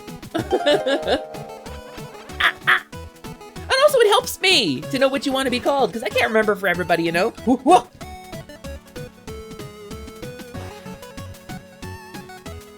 Hold on, I'm getting bodied here. Wait. I'm getting fully clobbered. Organs. Wait, stop washing the potions off of me. What are you doing? No. Wait, no, okay, actually that's okay. Actually, that's okay. You washed away the monster potion? That's good. That's the monster elixir, the monster pheromone potion, the stanky bad potion. Thank you for washing that away. You saw that curse emote, right? The curse symbol up on my status board? That means I have a stanky bad potion that attracts monster attacks for like a minute or 2 after it gets thrown at me. So the cleanser, the washer that got redeemed there, the buy 7, that washes away the effects of whatever potions we're currently under. Oh, it does shorten my fairy duration. But, you know. Pronouns tagged and Pepe emotes blocked. Yeah, Pepe makes me sad to lose. That he's been kind of co-opted by some alt-right dipshits, but that's Pepe. Like, I like a bunch of frogs. Like Magna is a really cute little frog. Sometimes a little frog is like a little goofball, and I like a little goofy frog, but Pepe's not the one. Thank you so much for a gift sub to Headless. What? That's really, thank you so much for coming in the stream and showing your support. In a non-polarizing and non-inflammatory way, I do want to tell you about my lived experience and what my stream is about, while keeping with Twitch's new content classification guidelines. I'm not here to polarize you. I'm not here to inflame you. I will say my personal held beliefs that I espouse on my stream and encourage you to do your research on and make an informed decision on is very loudly with my whole chest: trans rights, Black Lives Matter, ACAB, Free Palestine, Stop Asian Hate. There's a couple other things in there, but pretty much I'm pro-humans and against genocide, I think, in general. And I think it would be really cool if people could stop killing each other for a little bit. But I also have a little bit of information for you about what I mean when I say trans rights, because that's a cause that is very personal to me. Now, I don't say trans rights as something that only some people deserve. This is actually a kind of a human rights issue and not a polarizing or inflammatory topic at all. If I can get an exclamation point trans in the chat, I can explain what I mean in honor of the hype train. Wow, that's crazy. Oh, yep, there's the hate rate protection firing. Yep, there it goes. Oh, gonna just allow those. Thank you, gamers, for that. So, trans rights for everyone, you see. So, what do I mean by that? Well, trans rights is an expression of our desire for the right to life, to happiness, and to self-definition. We hope to live in a world where we are protected from hate and allowed to pursue medical treatments and societal acceptance to ensure our happiness. And those, my dear viewers, are rights that everyone deserves. Not just trans people, not just Democrats. I think every Republican, every cis person, everybody in the world deserves those exact rights. So whether you're trans or not, I hope you get trans rights. And I want trans rights for everyone. It's not polarizing or inflammatory to say that everyone deserves those things. I think that's a human truth. Now, if I were to say something like, there is a disparity in who has access to those rights at the moment, well, that might potentially be polarizing or inflammatory, so I can't talk about that by Twitch's new content classification guidelines that they still haven't clarified. I can talk about my lived experience, and I have personally experienced a disparity in who has access to those rights, but I can't make broad sweeping political statements because Twitch has banned those, so I will just say trans rights for everyone. That's my belief. And it truly is my fundamentally held belief that everyone deserves those things. Good people, bad people, doesn't matter. I think we would have less evil in the world if everyone had access to those things. Hello, Zero! Welcome in! It's wonderful to see you! Hello, Amy Hepper! Or, more specifically, Hesper, Lumina, Lightwing, Liciduous, Temporaria, Alexandria, Moet, Taco, Hydro Puncher, everything went better than expected. First drive, perfect timing, 10 minutes later, Taco Fluff, I just want everyone to be okay, Lily Huff, but you can call me Hesper, that's fine. Or Lumina, that works too. So, that's kind of what the stream is about. I'm gonna have a little hydrate because my throat's getting a little skrunkly. Woo! Hello, Siren. Welcome in. Wait, check it out. That's my water bottle. It's a beautiful sound, isn't it? May I call you everything went better than expected? You can when it does. But only when it does. Because sometimes it doesn't. Sometimes it goes worse than I thought. Sometimes it goes worse than I thought for like a long time. Sometimes I think everything went better than expected, and I find out like a couple months later that it was in fact way worse than I thought. So I don't know. It's an honor of it's a badge of a particular time in my life, and a particular positive memory that I would like to maintain. But at the end of the day, I don't want to lean too hard on it because I think the foundation upon which it's built is fragile. But I do like the meme, so. Everyone deserves to be able to life, safety, and self-actualization, health, and happiness in a manner that's non-inflammatory. Of course, non-inflammatory and non-divisive. Well, you know, we're all centrists on Twitch, right? Thank you so much for a hype train, gamers. I really appreciate that. Everyone should have equal access to gender-affirming care. PS Viagra counts, but you don't see the old white guys complaining over it. Viagra, hair plugs, things that reinforce your own gender presentation, your presentation with a chosen gender or an identified gender in society, is gender-affirming care. A girl on her 17th birthday who gets a breast implants despite being a cis girl, to feel more whole and more herself in her chosen gender, to meet her own expectations and society's expectations for how she chooses to present herself. That's gender affirming care, gamers. And you can get a boob job with parental consent at like 15. So, I don't know, it's permanent change to your body. You can't take that back. Permanently changes your body. You can have the implants removed, but your body's forever changed. But you can do that. Just saying. It's not the medical process that they don't like.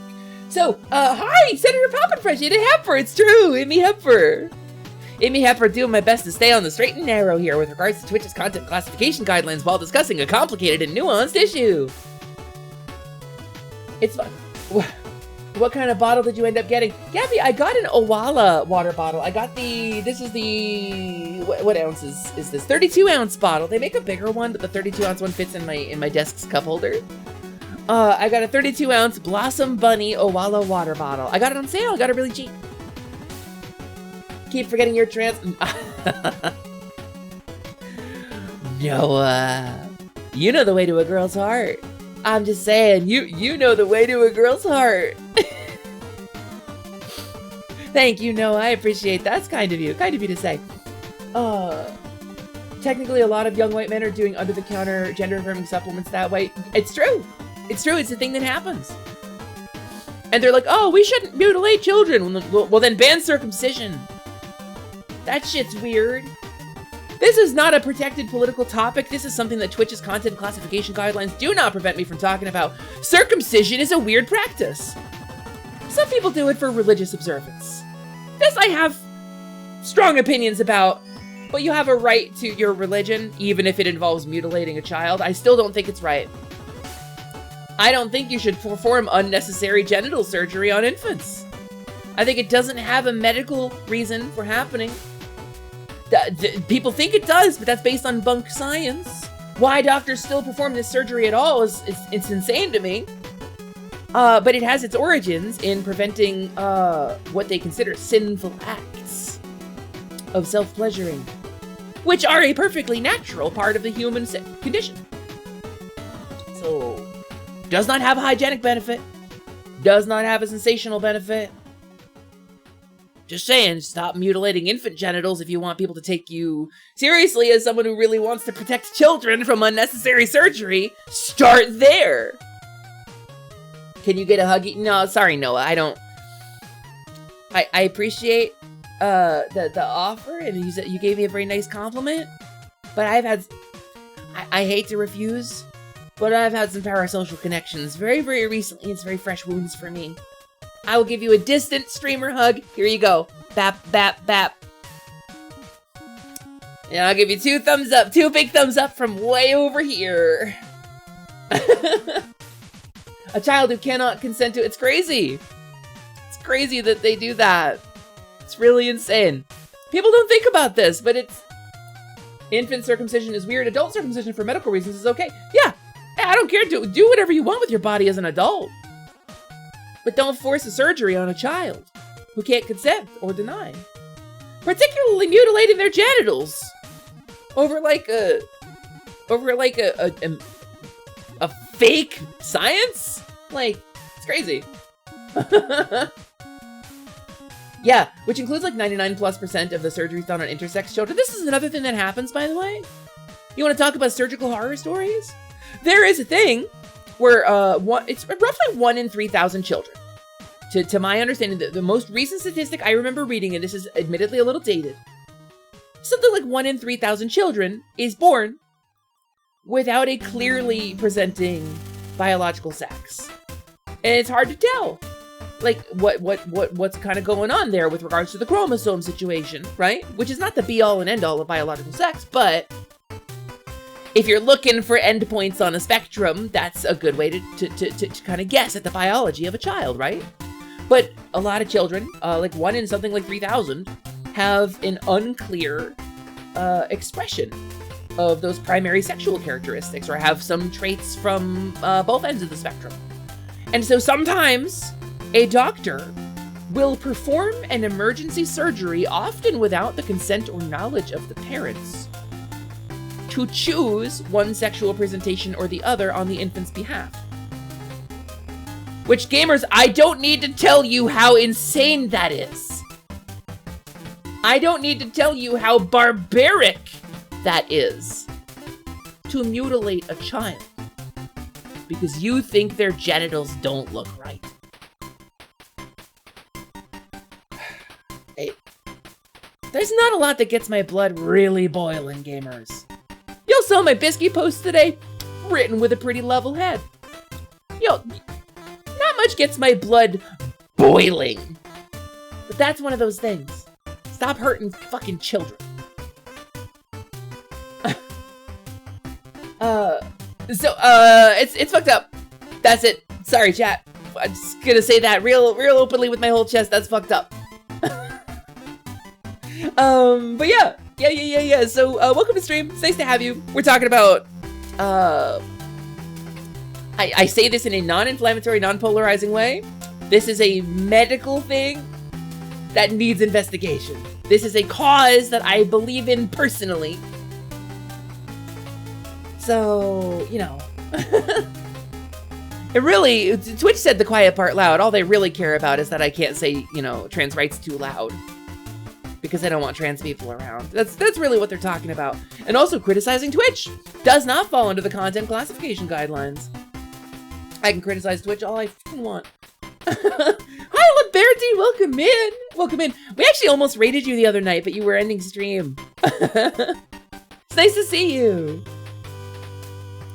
So yeah, we were talking about nicer things too.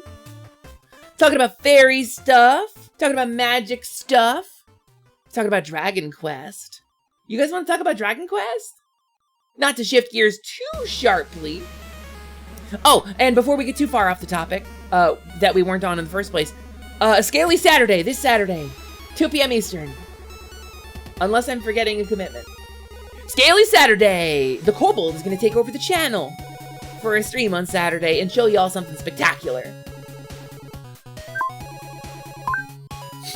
You know what you'd like to see? A society that accepts your friend as cis non-binary. I mean, yeah. That's not even a hard one. That's not even a complicated one. That's not one that involves, like, having to make a big leap. Identifying as non-binary is different from biological sex, right? So cis means you are comfortable with your biological sex. And non-binary means that you don't ascribe to a gender binary in society.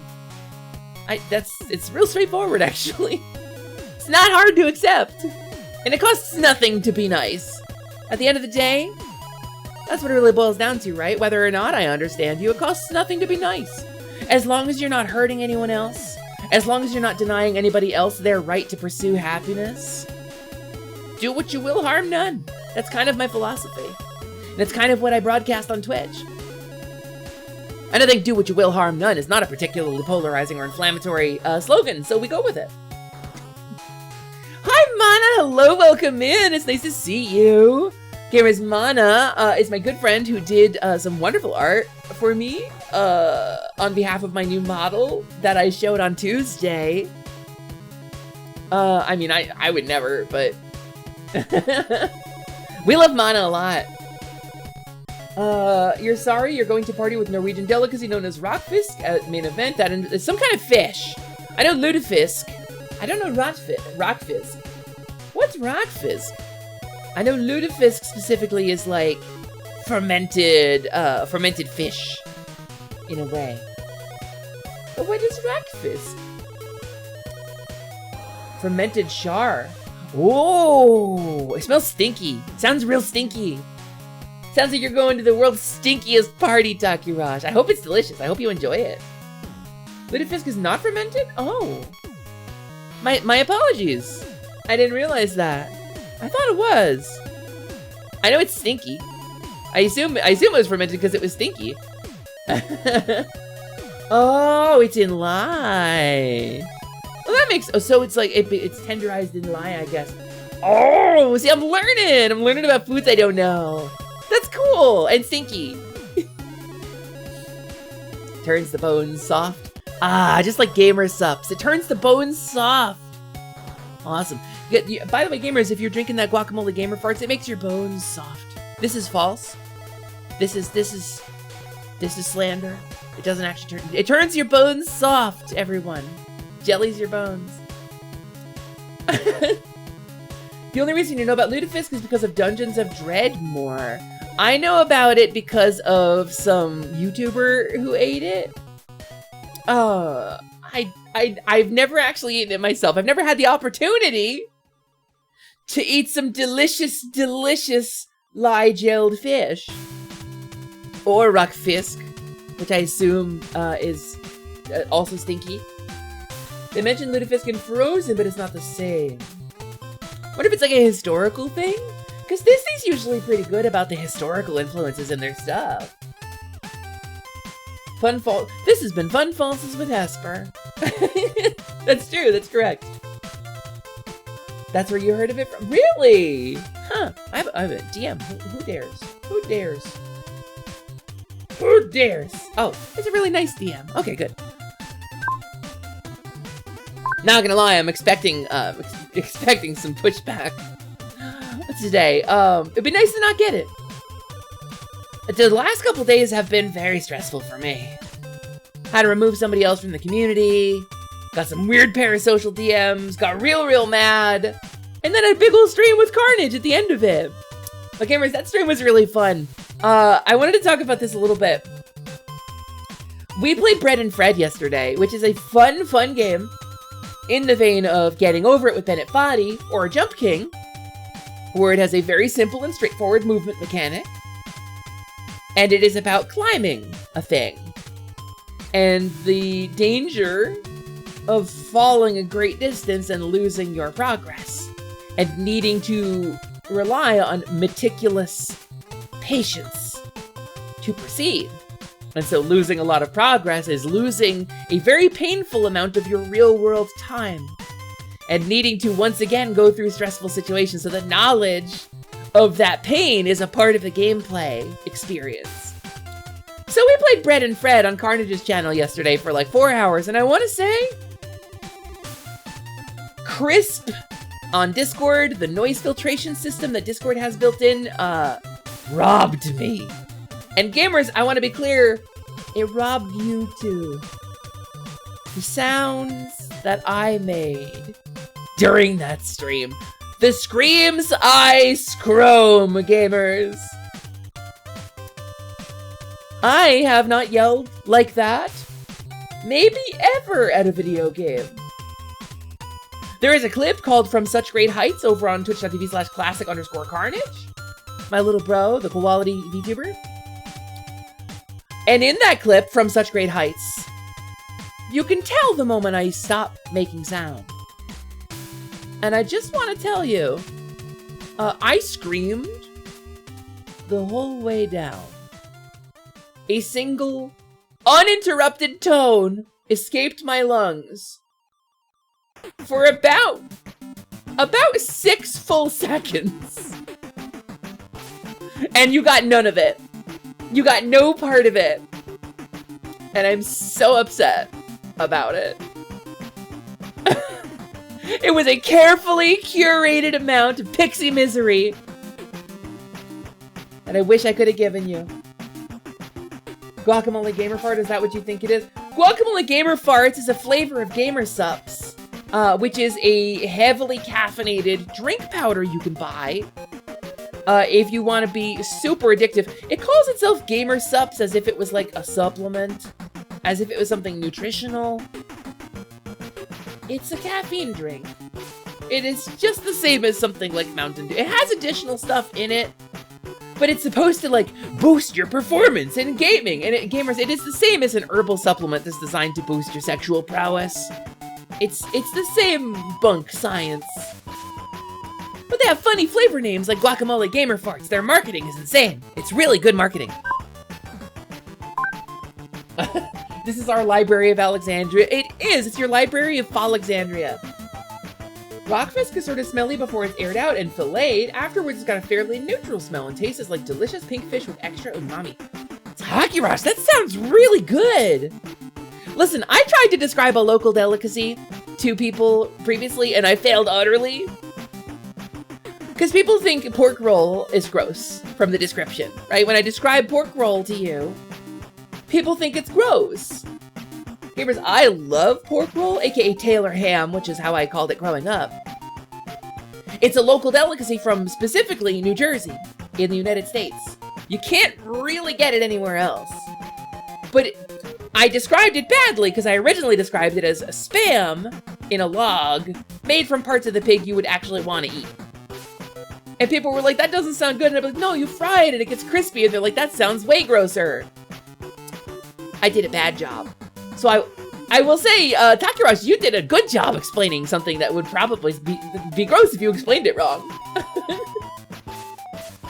Supplements are highly unregulated. They are highly, highly unregulated. You can call a lot of things a supplement. Because if you're not getting enough, this is my Gamer Girl bathwater supplement because you don't have enough of it in your diet. This is your magnet supplement. These are a bunch of rare earth magnets to wrap around your wrist and definitely not disrupt any of your computer stuff and just improve your magnet magic. Improve your magnet magic.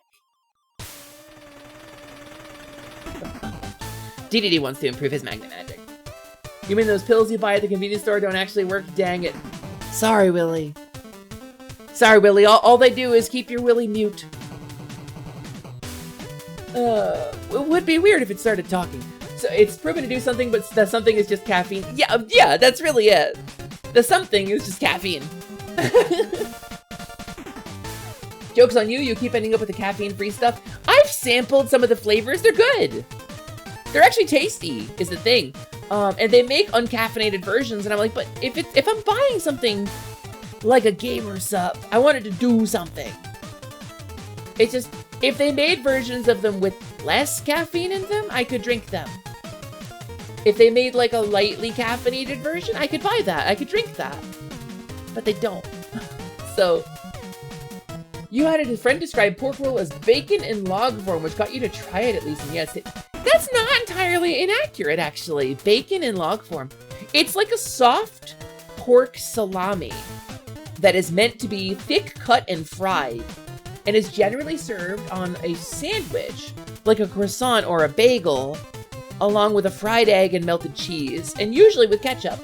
Sometimes mustard, usually ketchup. You had a look, and pork roll looks a bit like bologna. So kinda, but it's meatier. It's got a different texture. It's got, because it's not homogeneous. It is non-homogeneous, so it's got little bits of fat and little bits of meat. So the texture is a little meatier than something like bologna. It's got a little bit more like bite to it. It's a little bit more akin to something like Canadian bacon, like a thick cut, like actual meaty bite. It'd be weird if it started to chat or was voiced by Tim Curry. Hot, crisp crust! Yeah, it would be weird. You've heard of Guacamole Gamer Fart 9000. It's a flavor made by a content creator who was allowed to make and name his own flavor. Apparently it's strawberry and lime, and it's delicious! Chillmaker, it's actually super tasty. I just can't have it. Because it's got like 98 milligrams of caffeine for 12 ounces. It's insane. Or like 100 something. GamerSups also sponsors and works closely with a certain podcast host that has played a somewhat significant role in the campaign that has caused the recent changes to the Twitch TOS, so there's that to consider too. Not to be inflammatory or polarizing, but wow, that's crazy. That's crazy, gamers. Something to look into yourself. Matches pretty well, except to catch up with how bacon is served. That's fair, Wolf Wings. As an American, bacon is what is normally referred to in like the UK as streaky bacon. And bacon in the United States is like a thin cut strip of pork belly that is usually fried until crispy. And that's not really the same the way that we serve pork roll. So, that flavor was real. That flavor's very real, Kawi, and it's delicious. That's approaching LD50 for some people. Yeah! Yeah, it's a lot. There's, hold on, let me look it up. Let me actually look it up. Let me not give misinformation here. Caffeine content in gamer subs. All right, a 50 calorie serving. Oh, this is G Fuel. Hold on, that's not gamer subs. how much caffeine is in GG. There's about as much, this is from their own website, from gamersubs.gg. There's about as much organic and natural caffeine in GG as you would find in a cup of coffee. That's what they say, right? That's their, that's the way they're kind of like lampshading this. And then in parentheses, 100 milligrams per serving. So I want to be clear,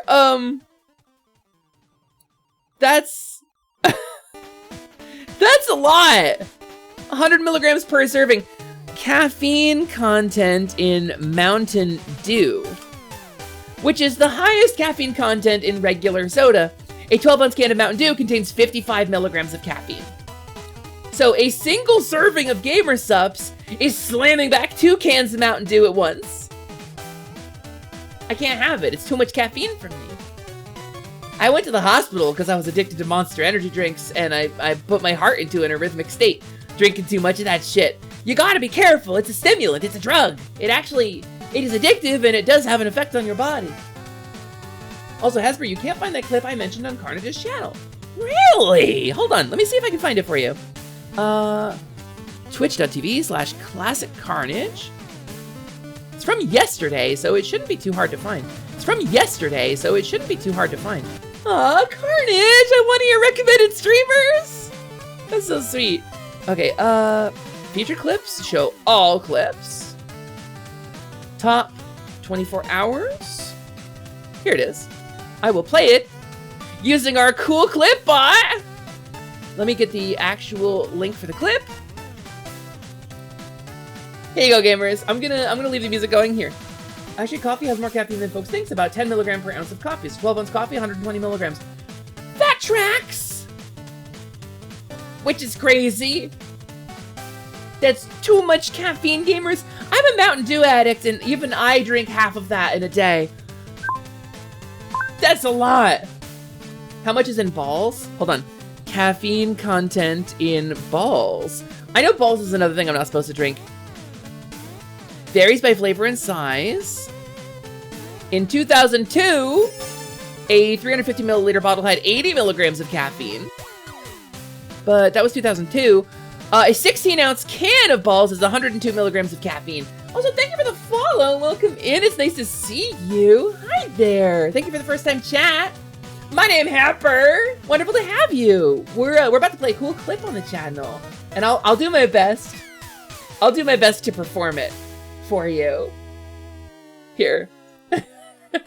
The sound that got knocked out of my clip.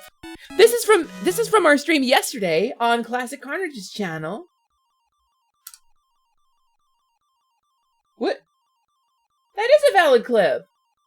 Hot me bot. Hey, Bolty.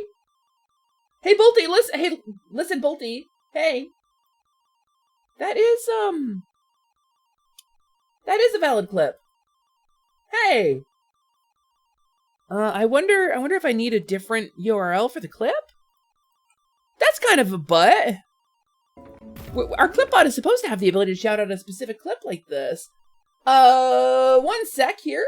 I'm gonna paste this down into our little support chat so that Aria, our programmer, can see it. Boop. That did not work. It's a valid clip. Let's do it a different way. Let's just do it with a capture. I'll show you what happened yesterday during Bread and Fred. Game capture scene, here we go. Grab my window capture. Nope. Not that. Not that. That. Whew, thank goodness it was cropped. That was actually something I wouldn't have wanted to show yet. Here we go. Here's a clip. Here's a clip of me and Carnage. Oh no, we hit both of them. Wait, it's okay. It's okay. Yeah. Fred, I got you. I'll never let go. All right, to the right. Take it back now, y'all. All right, we're gonna have to jump this real hard. Yep, it's coming. We're gonna have to just full send it to the next platform. Oh. So, whoa, a little panic. This is okay. This is okay. This is acceptable. This is okay. I am okay with this. But it's okay, right? No. Oh, sweet. The scream begins here. Wait, where does that go? No!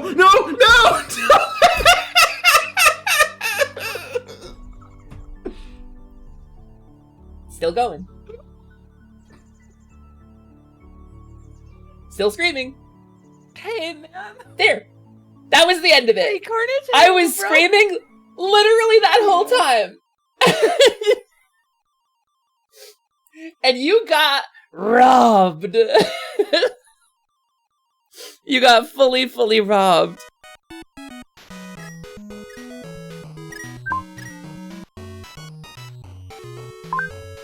You can tell I'm yelling due to the PNG tuber's mouth being open. Like little peeps would come through Discord very faintly, but Chris did a lot of work. Do you hear Twitch banning Chibi Model, just Chibi Model? No, I don't think that's true, actually. Not to be weird about it, but I do not think that is true. Why would they ban a Chibi Model? It's an interesting question. You can tell, yeah, okay. Oh, for sure, but it's not the same as thinking humans display that. It's pure fantasy. Well, okay, hold on. I need to discuss this. Humans don't display alpha, beta, sigma, omega behavior. Wolves don't display alpha, beta, sigma, omega behavior. It's not real. It's based on flawed science, much like thinking that lemmings fling themselves to their deaths off cliffs for no reason. It's based on fake science that was later redacted by the creator of said science. The person who published their thoughts about wolves having alpha, beta, omega, sigma. They published this observation based on a single wolf pack observed for a very short period of time. And it does not apply to any wolf pack other than the one they observed, and even then, it was a theoretical observation.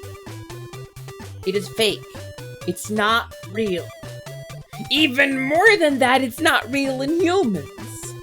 It is a marketing trick designed to sell chuds, supplements, and how to get rich quick books. Just putting that on the table there, gamers. If you've ever thought it was real, here's your correction. It's not.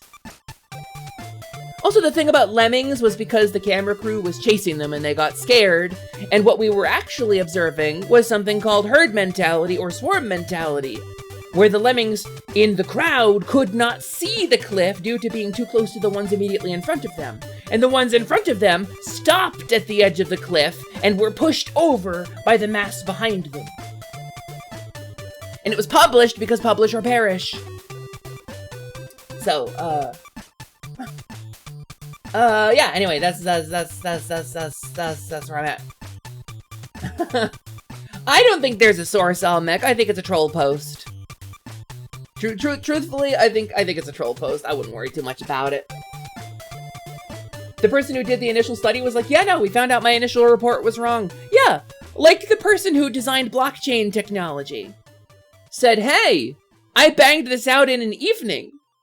It's not for protecting art or decentralizing things in a healthy way. I think it was NFTs, actually. I think it wasn't blockchain technology. I think it was the inventor of NFTs. I think it was a goofy thing they threw out in a night, and they actually did not approve of using it for what it's being used for. So,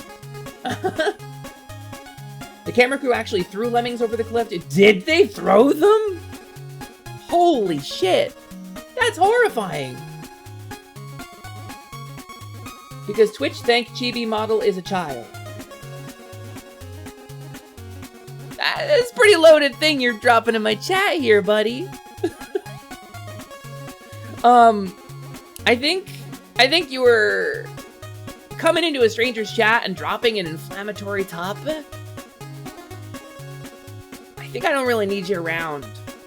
I think maybe don't drop that, because it's clear that you're making an effort to start a fight, and we don't do that here. So we're banning you. stuff, gamers. Good stuff.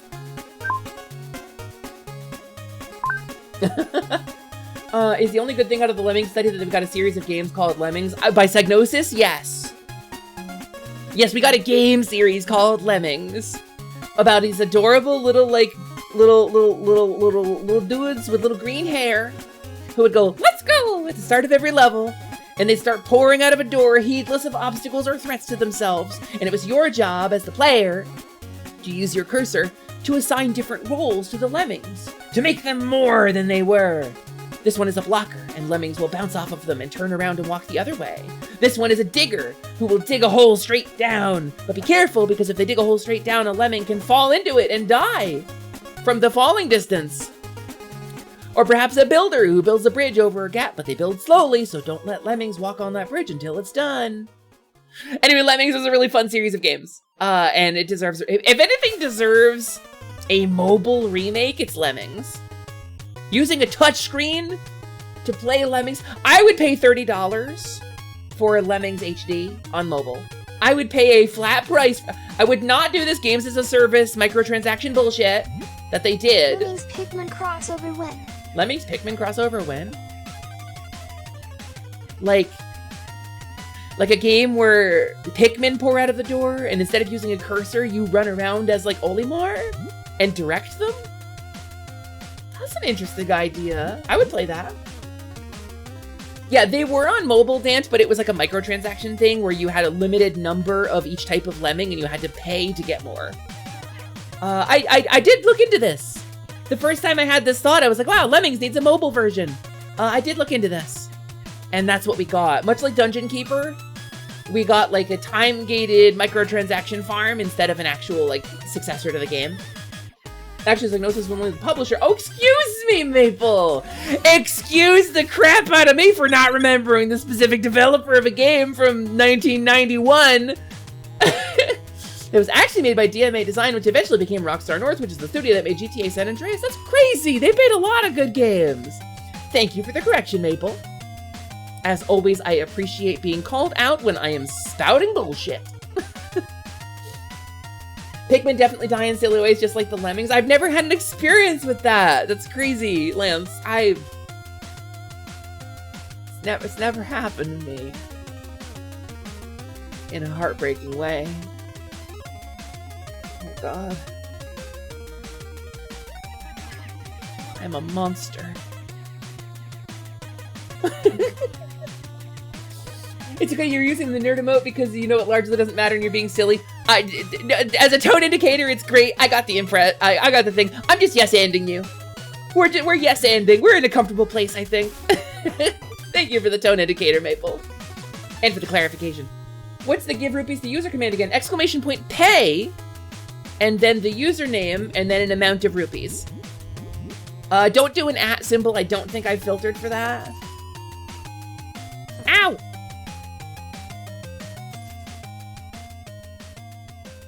Now you want Grand Theft Lemming? I don't know how it would work, but I know I'd play it. Open world Lemmings game? Sandbox Lemmings? Yeah, don't use the @ I don't think that's gonna work. Oh, maybe it did. Let me see. I don't think it worked. Oh, did it? Oh. Wow, thanks Past Me for including content filtering in your parser. How cool. So, for those of you who don't know, the rupees that you get on this channel, in this chat, these little guys, right, are transferable and payable. In addition to being able to buy them with channel points and spend them on things like throwing stuff at my face or particular like mini little stream games that we play sometimes, you can pay them to other people, or you can gamble them by doing exclamation point crime or exclamation point steal or pilfer or purloin or theft, I think is one. And it's kind of like a stream. No.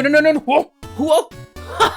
Magna, you thought I was distracted, Magna. You thought I wasn't gonna hear it.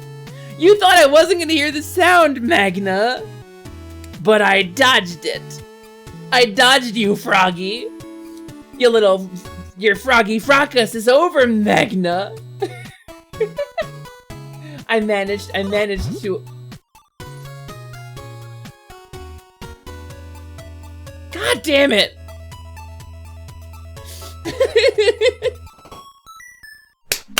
So, Smile.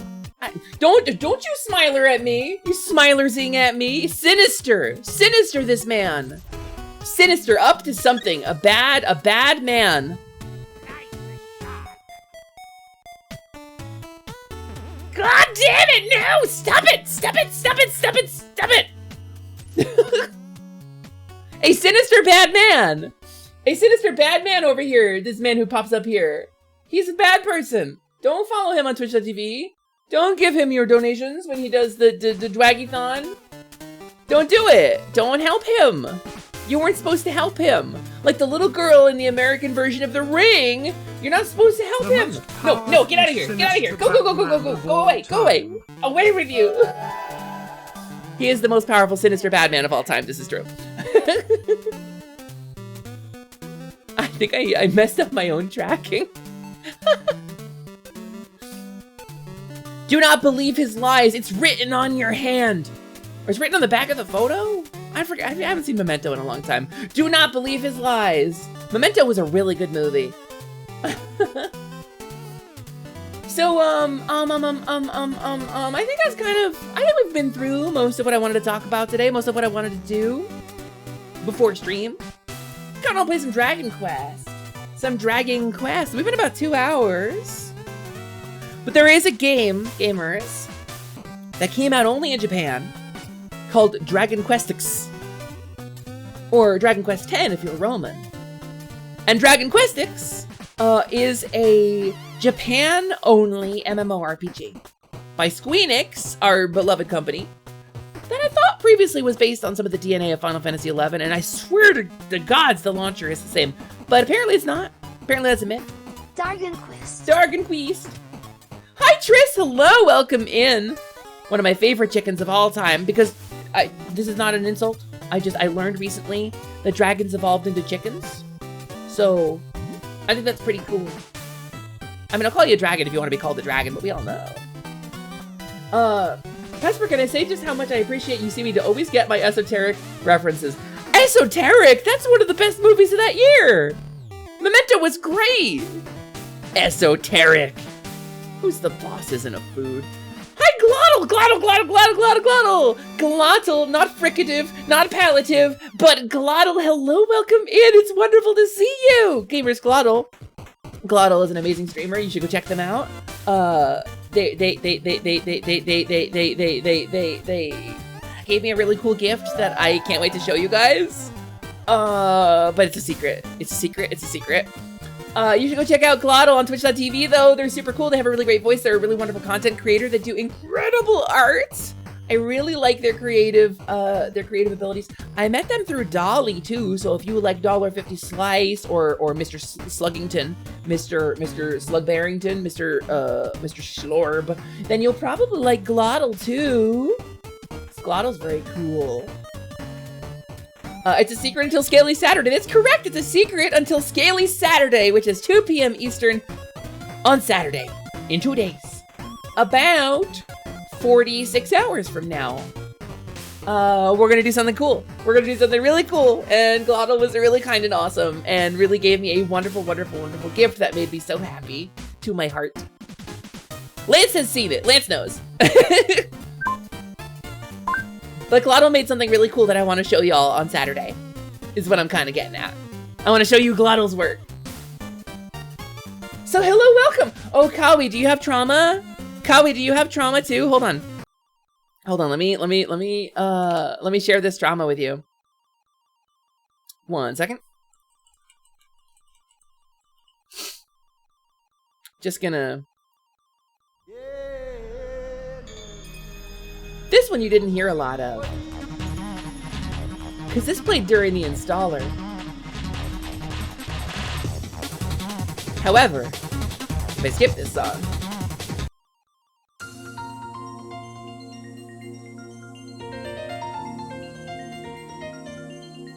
Does this hurt to hear? Does this make you feel a feeling?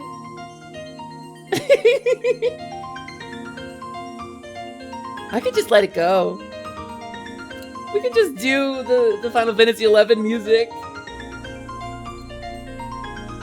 Here, let's progress. Congratulations!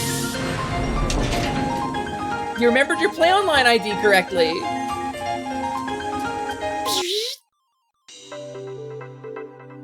Oh, you have a pop-up. You got some mail from your Link Shell leader. Looks like that raid is moved to Friday. Oh, I hope you're gonna be available. We're gonna do a couple of BCNMs. It's crazy. We're gonna do a couple of BCNMs. We're gonna maybe hit I don't know. We're gonna hit Promi. I don't know. We'll see what happens. Maybe we'll just grind in Crawler's Nest. We'll just pull some crawlers. We have a really good camp. There's our bard is already there actually. But you know, you could just go further and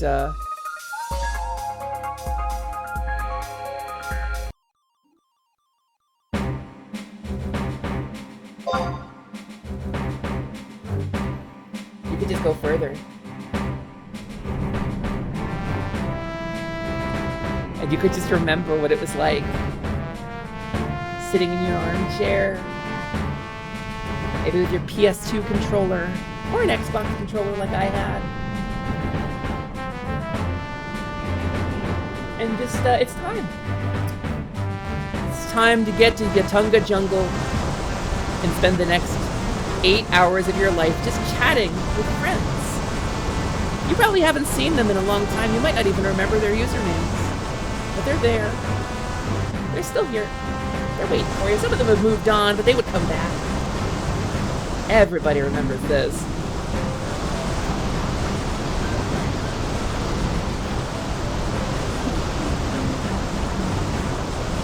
So, here's this one by per request.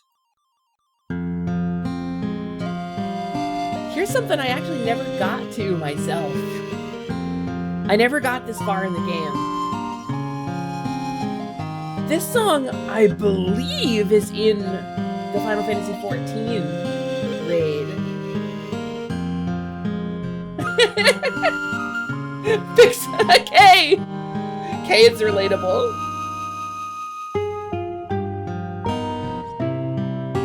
Yeah, I think this is in 14. I think I recognize this. It's such a beautiful theme, isn't it?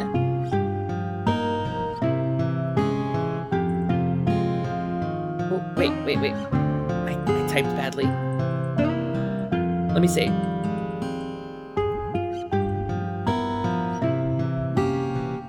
Let me do a little search. Maybe it's not. Maybe it isn't in yet. I'm sure it will be. Like with the Evoli stuff, they included like a bunch of different tracks, so across like the multiple steps of the raid. I know I've heard this recently. I must have had a playlist going or something. Yeah, Sweet But Somber. Did you hear the little Discord there?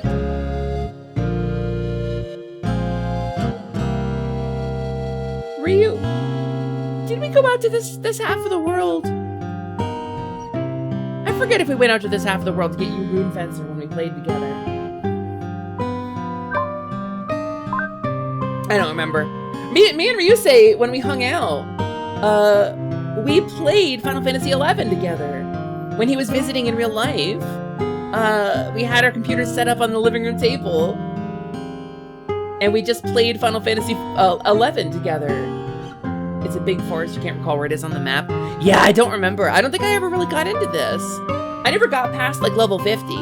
On my highest level character, I was like 47 or something like that. So, I love Final Fantasy XI, you guys. I miss this game a lot. If there were more people on it, if the interface had ever been updated. I mean, Windower exists, right? But or what's the other one? I forget the name of the other one. I have Windower version 4 pinned to my taskbar right now, actually, and I've currently active subbed to this game. Fun fact, the PS2 version of Final Fantasy XI was the most popular version of the game in Japan for way longer than you think. Secrets of Adulin came out on disc there for PS2, and they didn't shut down the PS2 version until 2016! Wow! Wowie wowzers! That's impressive! That is wild! There's a couple of songs in this game that really hit for me. I'm gonna actually do one of the songs that I really, really want to get in Final Fantasy XIV for my house there. Because I know they'll never really meaningfully update 11 to, like, modern levels. They were working on it and they canceled it, and there's screenshots of it, and gamers, the pain that I feel thinking about that. Did you guys know that? There was going to be a remake, presumably a mobile remake, we believe, because of the partnership and the technology, of Final Fantasy XI. And there's screenshots of it that leaked. Winder still hits a sweet spot. Yeah, we'll get there. We'll get there. Final Fantasy XI remake images. Let me just pull some stuff up here. Here we go. Save image. You're a PNG. You'll do. New folder. Let me just make a folder so I can save this somewhere meaningful. They were remaking it, gamers.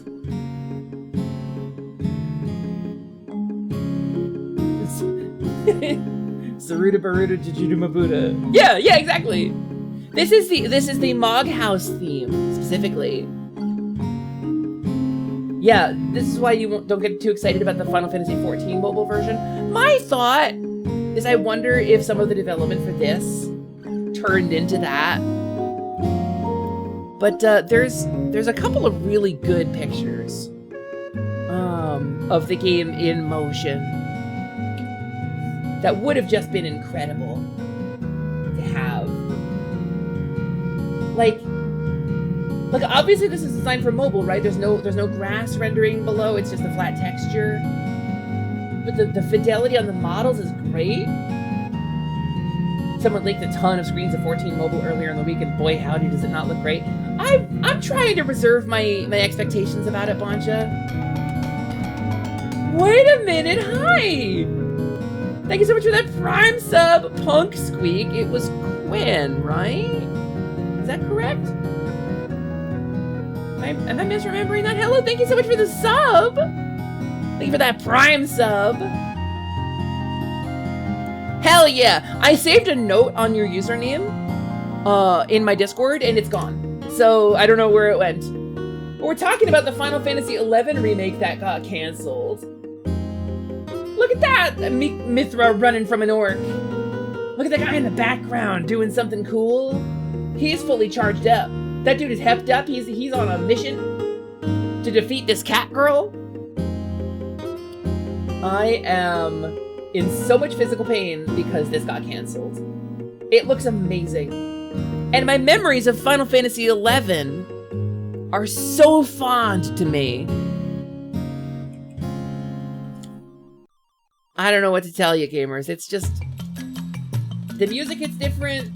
Gameplay hits different. It's not... nothing is the same. And maybe we'll never be the same again. Here's an appropriate screenshot for this one.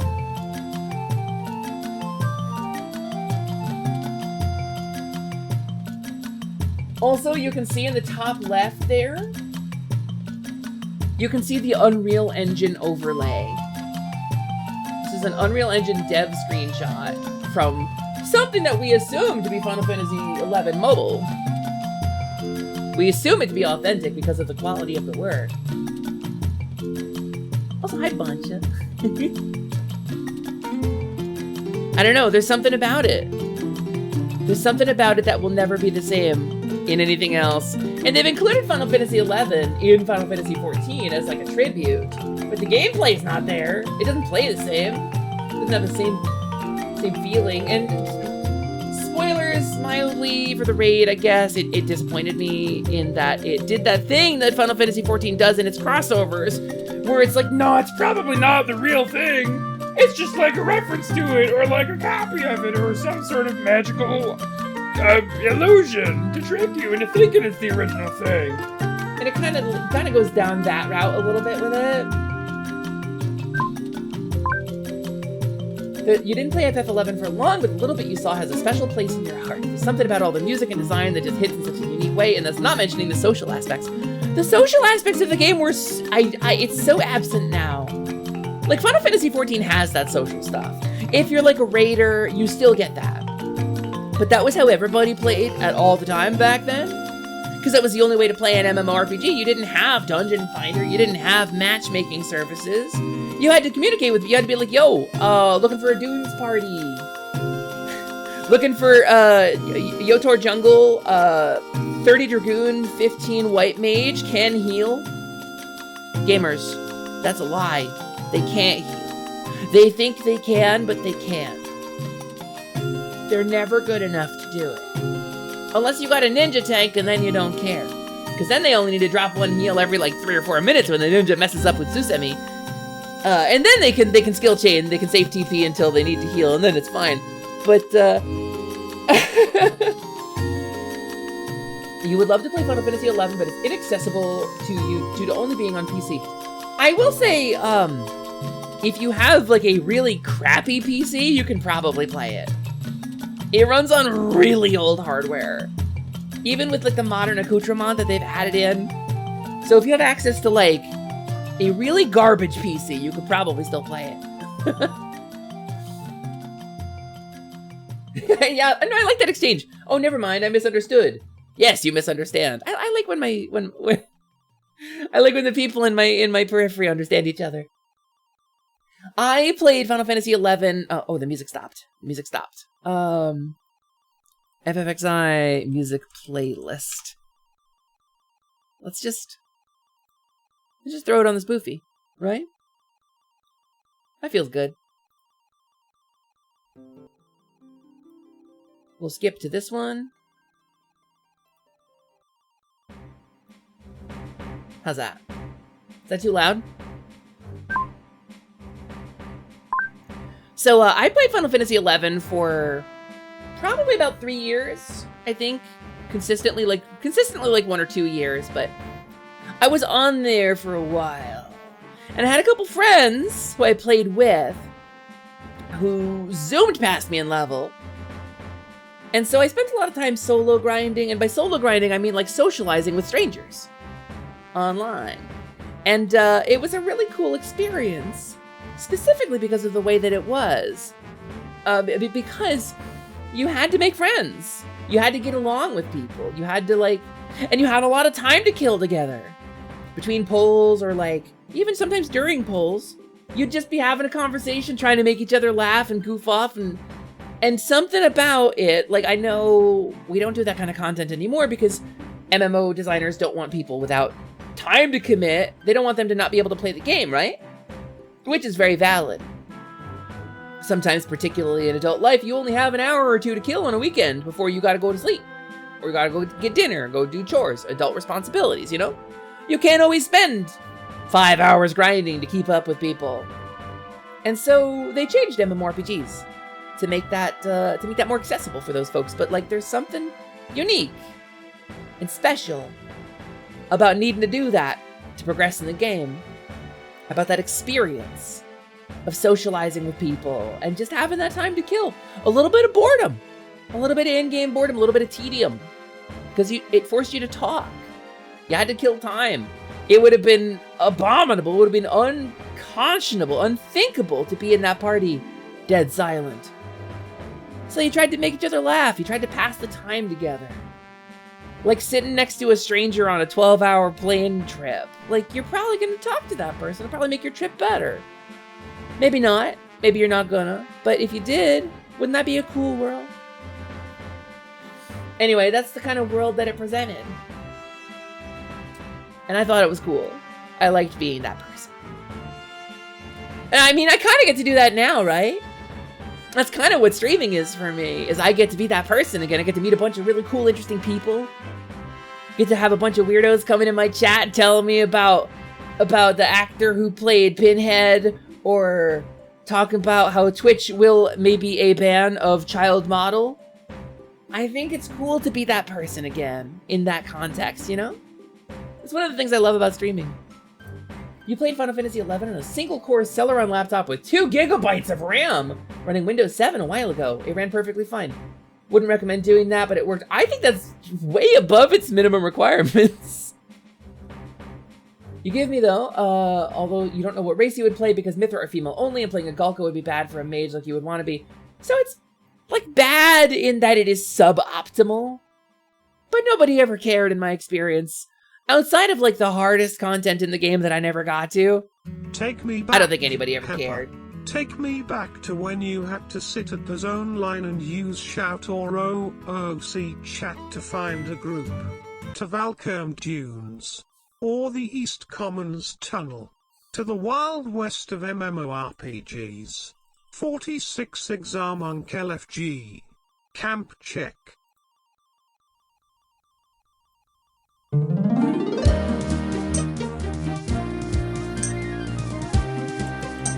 Sorry, were you saying? What were you saying?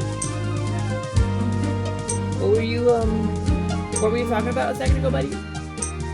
I didn't hear what your TTS said. I wasn't, I didn't really hear you. You had said something. That's what you missed from old Priya in 14. Lots of cracking jokes during the cutscenes. Oh, Praetorium, yeah. You go to the movies, lots of cracking jokes. It's tedium, and they left it in. So what you're observing right now is a fairy attack that does psychic damage. And dragons are vulnerable to psychic damage. I'm currently engaged in combat with a wizard. You might not know it because of the gentle tone of my voice, or the soft and somewhat mysterious music playing, but I am, in fact, battling with the most powerful wizard of all time, as we speak. It's G-Fay, baby! I played a lot less of EverQuest than I played of Final Fantasy XI. If there's an MMO I played the most of, it was probably Ultima Online. But most of that was just grinding. So, like, I don't know, World of Warcraft probably got the most playtime out of anything. City of Heroes, close second, probably. But something about EverQuest. Something about the reality of the world. The way it was consistent, the way it was a big shared space. You didn't have that kind of instanced stuff. You could run into people in the wild, you know? Everybody had their own unique racial starting zones that had their own lore and personality. And even if you went out and became like a crazy powerful adventurer, you could always go back to, I don't know, like the dwarf starting zone or the whatever, and you would always feel like coming home in a certain way. There was a certain appeal. There was an allure to it.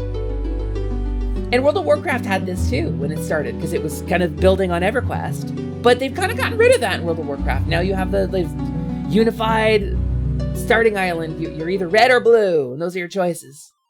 You know? And they're mostly identical now too. So let's get back to this one though. You played more EQOA on PS2 than you did EverQuest on PC. EQOA was so cool, and I really wanted to get into it. What it was kind of like a limited but visually updated version of EverQuest that was launched exclusively on PS2. And it was just sort of EverQuest, more or less. You missed your Froglock Barb?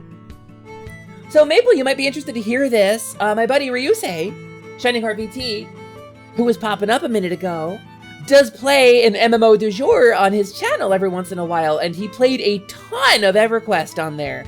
And he does play with people from time to time. If you're looking to, like, get a little dose of nostalgia, there's all those, like, TLE servers. And you could play with a cool dragon. EverQuest, you thought this was Run Escape music? No. Run Escape music it has no meaning to me because I never played Run Escape, but I'll just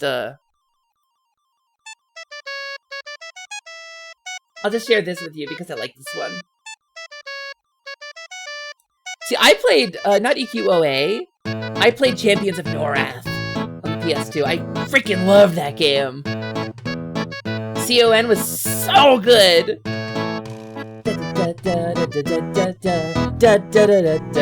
This is called Sea Shanty 2. It's from RuneScape. It's nice, right? You love games where you don't need to leave the disc inserted to play and it has the music without needing to insert the disc. Little Empress theme!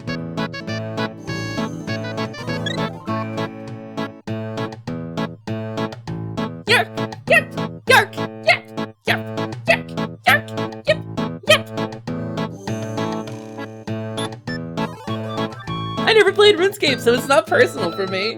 But it's a good song, right? It's really catchy. Okay, well let's jump back over to this one though. This is Selbina, I believe.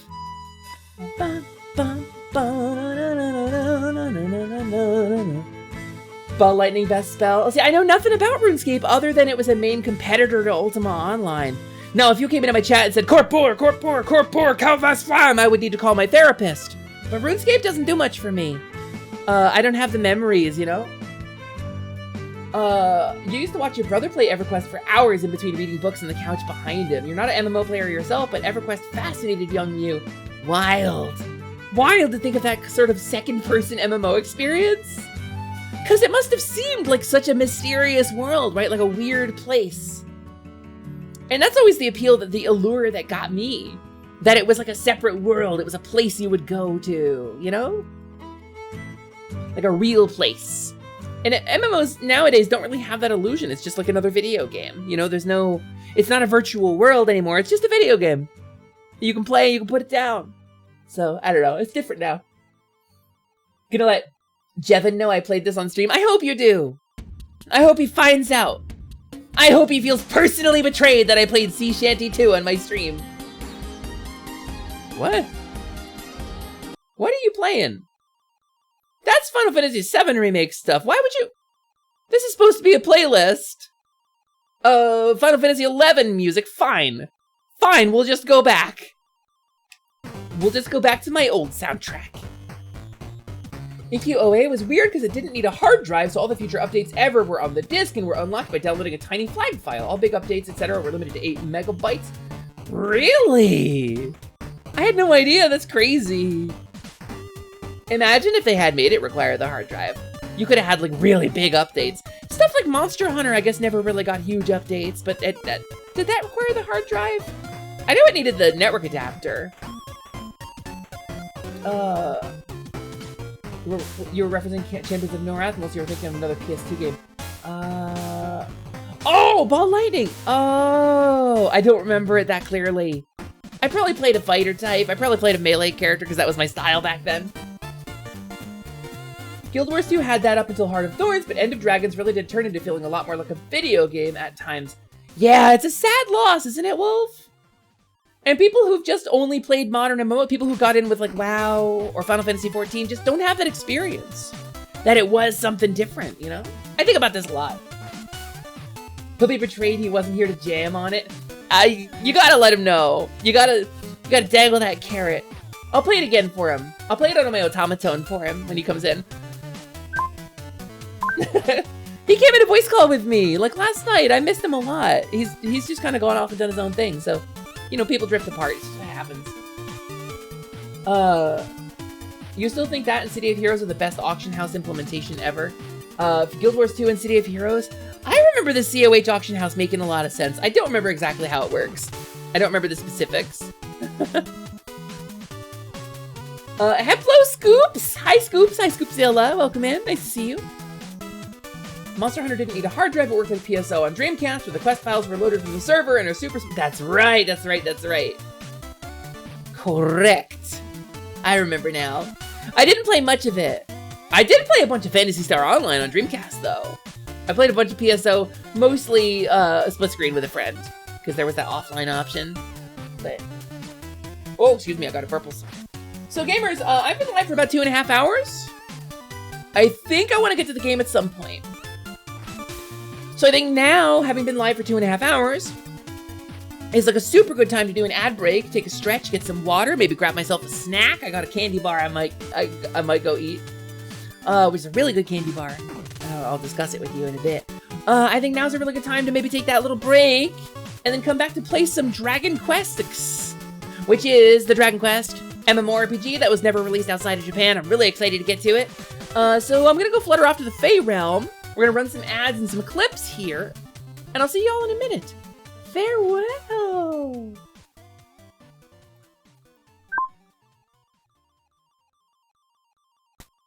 Just as soon as I get my stuff set. Ubu, you know? Ubu classic quanage. Squeeze the Ubu concentrate straight from the Tanuki. What in the world did you just say, bunch of ET? Ha ba ba ba ba ba, and then this one. Nope. And then this one. No, no, no, no, wait. Well, okay. Oh, wait, no. Ah, I'm in the ocean! I hate this. I hate this! Rolling around at the speed of sound. Got places to go, gotta run over grandma.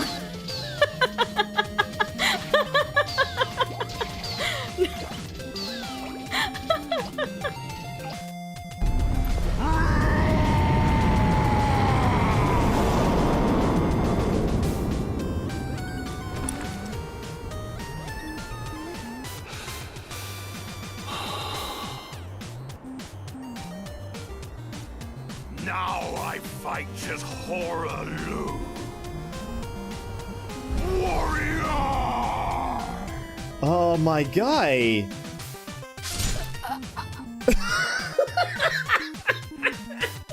That was entirely uncalled for. I was already dead.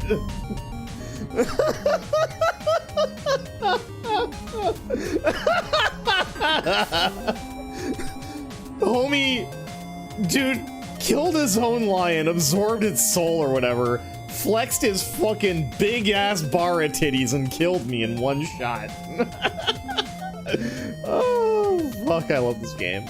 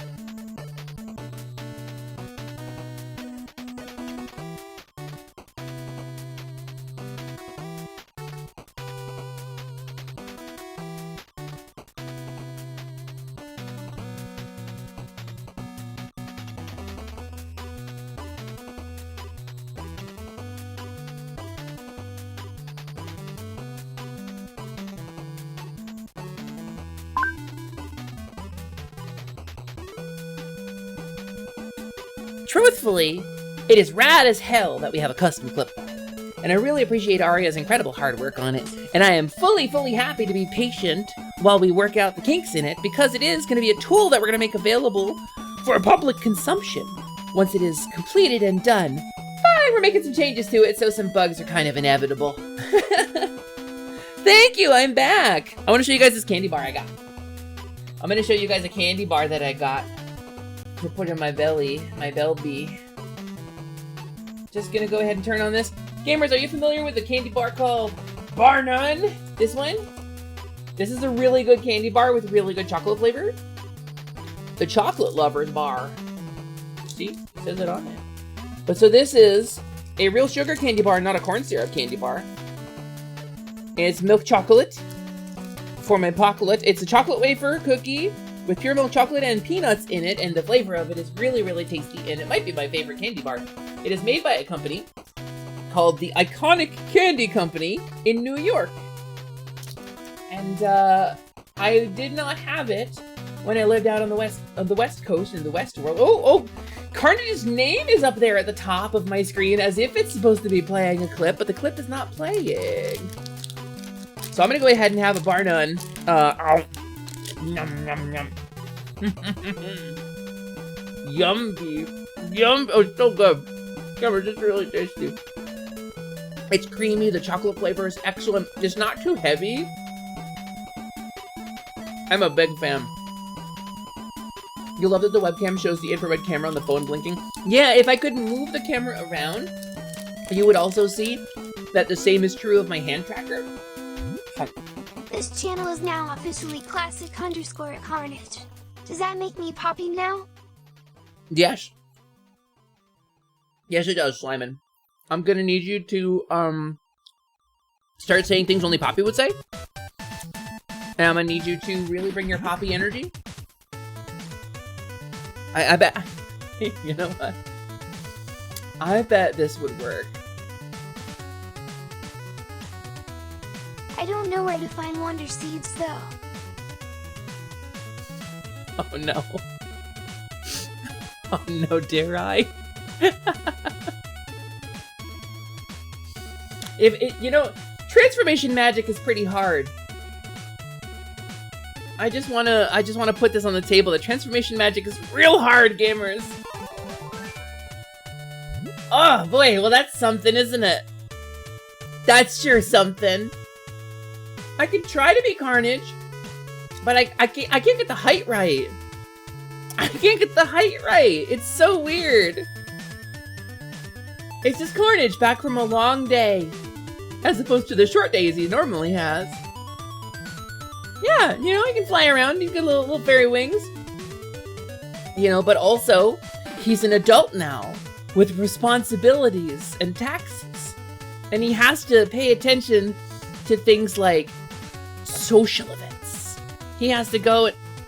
Ah!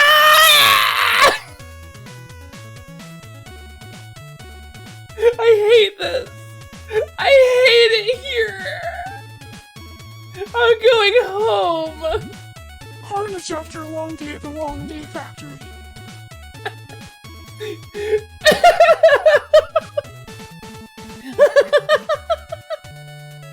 Oh no! Why did that happen?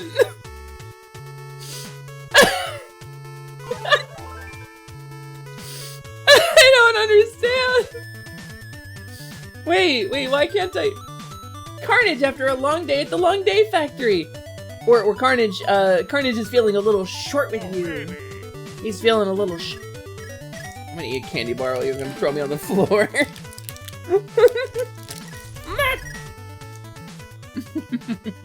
What? Nice shot.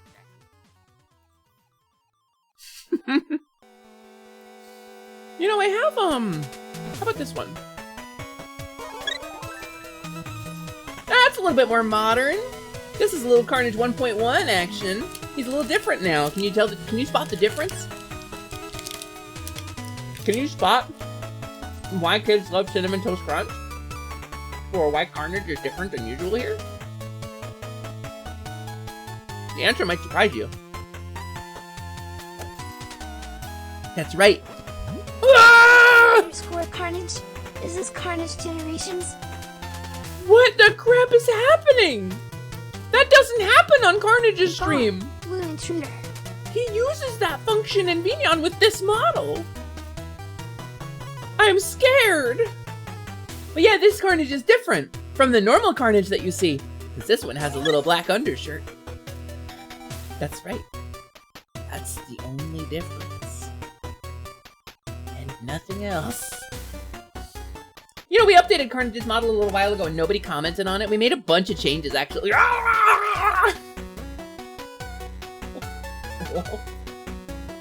Well, Undershirt Carnage. better switch that out. Better make that change. I don't know. Get down, na na na na na na na na na na na.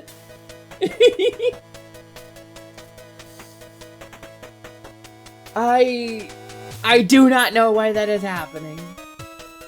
Maybe something to do with the scaling, the way I've scaled things for fairy mode. I'm kind of clueless on it, if I'm honest. Identity theft is the greatest form of flattery? Don't say that! It's very funny when I say it to my friends, but boy oh boy, did I endure a parasocial interaction kind of recently. Chad, I don't mean to tell you what to do, but you know, coming from a chatter, it's different. It hits different. All right, so let's get Dragon Quest going. Let's begin Dragon the Quest. You know, let me turn this nonsense off here.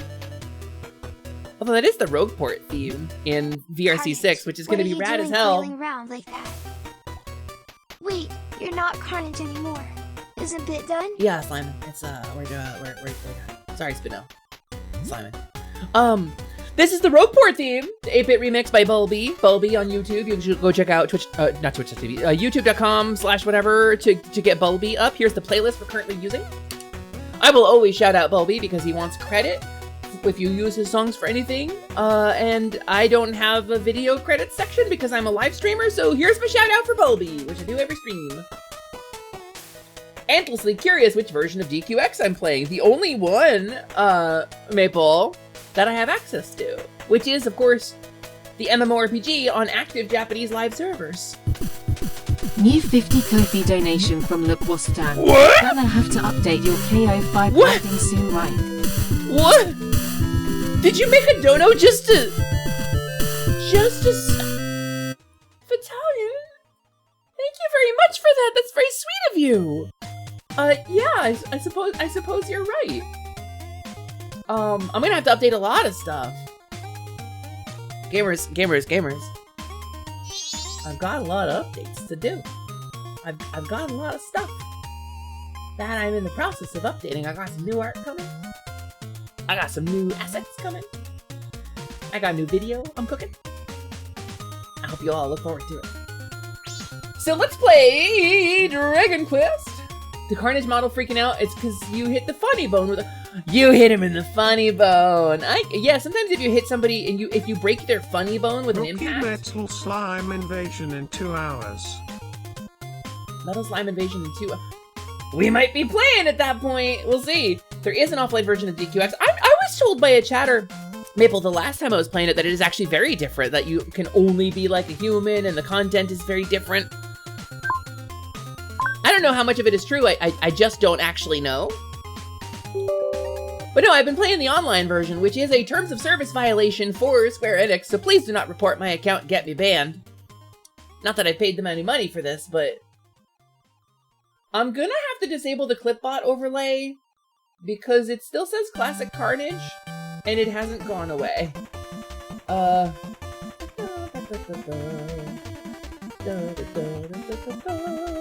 Casper restarts source. Okay. Sorry, he said it in the Discord and I didn't see it until just now.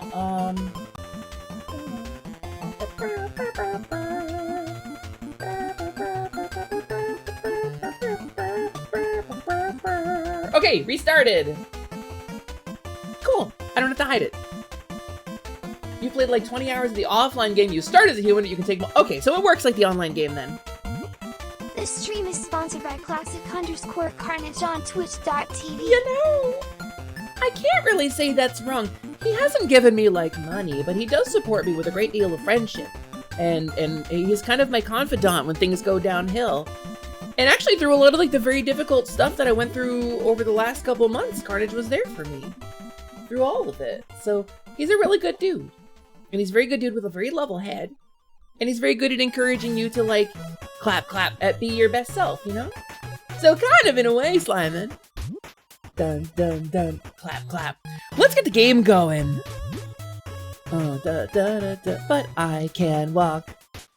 I don't quite know where I am going, but still, if there's anywhere that can be walked to, I will. I do not remember the next line. So, here we go. Oh, there was a brief version update. Let's get logged in. Clap. Let's get logged in. We are hooked into the translation service, which is a live translation service from a Google API that I have accessed myself into. Clap. Alright, I think I need to do a screen capture. I think I needed to do a display capture to prevent this from being bad for you guys. I think we're gonna switch over to that. I'm gonna do a display capture. Ooh, that's the wrong, no, that's the right display. Aha!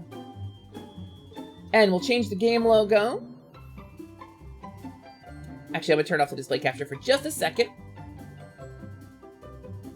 Because I don't want y'all to see my folder structure. And we'll be here in 1 sec. Okay, game title, game category, Dragon Quest X, which currently has 6 viewers. Let's change that number a little bit.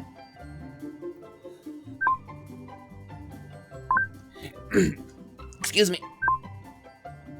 Oh my goodness, I'm so gunky. I'm so sorry. You can play the game using the free trial version on this platform. You'll be able to play until near the end of version 2's story. Press a button to continue. Important notice! That thing I can't read. Time to venture forth. So I made 2 characters.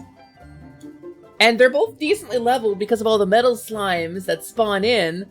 So the server that is listed as streaming okay is one of 2 newbie-friendly servers. And those servers, your account has to be less than 90 days old to play on. And yeah, it's Hepper and Hesper. Those 2 servers, every couple hours, spawn in a ton of metal slimes. Just of various types with every encounter. Just to give you a bonus XP. So we're really leveled far ahead. Now I do have a priest, who is one of the elves in the game. But I also have the minstrel, my dwarf, who is who we started with last time we streamed this. So we're gonna go ahead and do this, I think. But I want to show y'all the elf. So we're gonna log in with her. Squeenix's face when more than 90% of their Twitch viewers are breaking TOS. Right? A little skunkle face. She is, in fact, a beautiful elf. A beautiful elf maiden, off on her journey to prove herself and her brilliance. And I don't remember how to zoom the camera out. Oh, I could just use the mouse wheel. But so the elf land is like super duper Japanese coded? Which is not a mythology I have any particular emotional connection to. But I do think it is very beautiful. And very, like, atmospheric, the way that they've included it in here. But so if you don't know, Dragon Quest is traditionally an offline RPG. And this game is no exception to that. Except that it is. So the encounters are discrete things. You have buttons that you press, you pick your options from a menu. The slime runs away because he's too scared of me. Alright, well, come here. Come here, you aubergine. You eggplant monster. I'm gonna bap you with my stick. This character wields a wand, because the skills that you get with a wand... This is menus with a tiny splash of parkour. It is menus with a splash of parkour. The things you get for a wand are actually really beneficial to somebody who's going to be a healer. Magical mending goes up, MP saver goes up. I have a chance of a spell not casting me any MP at all, and I regain a bunch of MP at the end of every encounter. This is my healer character. However, she's not really leveled up. She hasn't really entered the story yet. But look how Japanese coded it is. That's the elf building. But so we're gonna log out here. We're gonna go back to character select. And you pray to have the goddess record your adventure, just like in classic Dragon Quest stuff. She's very pretty, and I did make her to play. But we're gonna go ahead and go to the main menu here. And we are instead gonna play our dwarf. And we're gonna, hi Tequila, hello, welcome in. Makes you think of parts of the PSU Elf City. I haven't played that. So this is my dwarf. And it is. Crap, what's the button?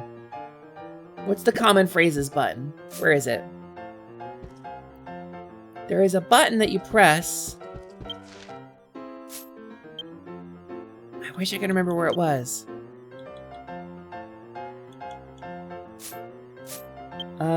Oh, it's press and hold something. Frequent phrases! You have some emotes that you can do. You can do a bunch of them. Blech. And they're all very expressive and fun. Press and hold this button. Hi! Or I can do... Ah!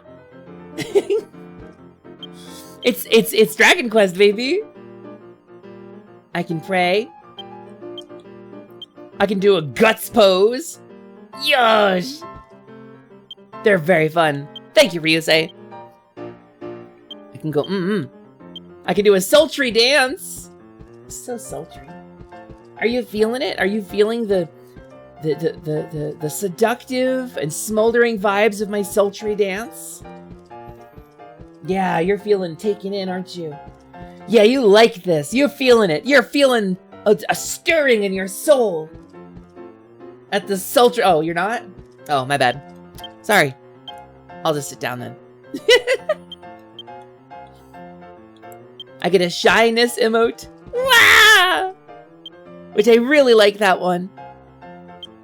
And then I get my wave goodbye, which I wish a Lalafell could do.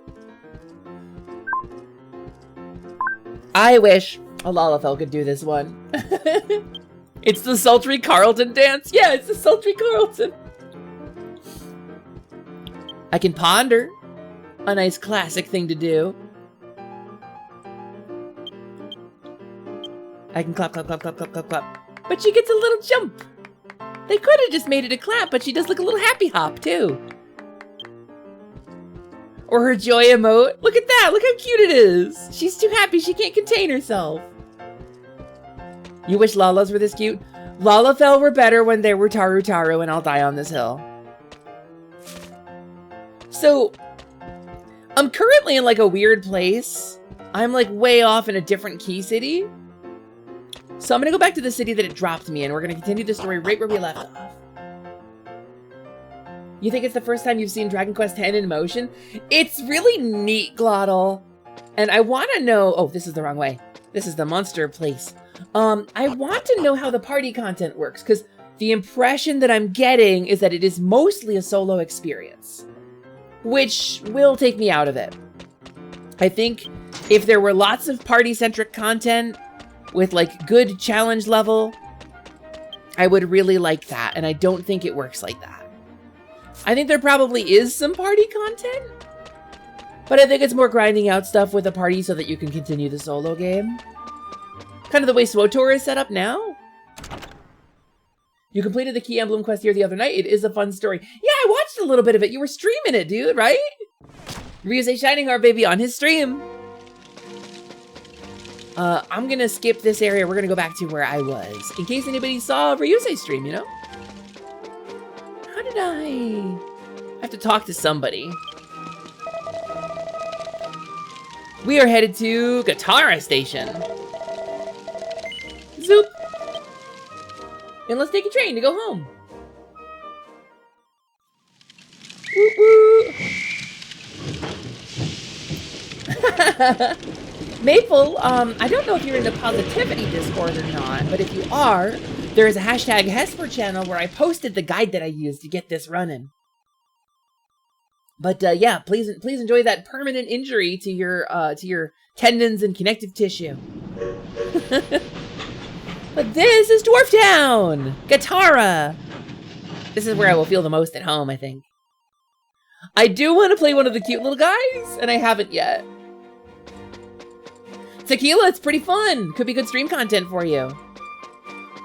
There is a little bit of weirdness because the Google Cloud Translate API is different now than it was when the guide was written.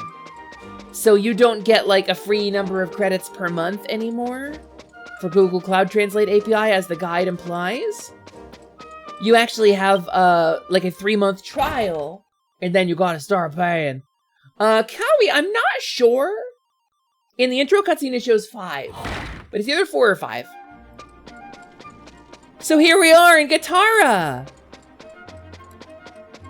And so let's explore the storyline in Katara. Because that's kind of what I was hoping to do today. But you'll find that it is not really like another MMO. Like, obviously there's like a quest board and stuff like that. This is people can make posts about stuff. And there is like an auction house. Wait, I'm gonna get a mini medal real quick. Custom shop decory. There is a cute little fairy who told me that I need to socialize, and she lights up a bunch of people's names in yellow, and I have to interact with them, and I get mini medals for it. I've decided to use my skills to start a customized shop that modifies ancient vehicles called dull boards. If you brought me a dull board, I could change its shape, its color. It's quite the romantic job. Isn't there anyone out there as romantic as me that would let me tinker with a dull board? By the way, I think I heard that scholar next to me mention something about it. I have a dull board! Customize my dull board! I have a... Do I have to, like, be on it? I can't mount it in town. I have one! Okay. Maybe I can... It's one of those things I can't do with the trial, maybe. I really wish I could show you the little fairy that showed up and told me about mini medals.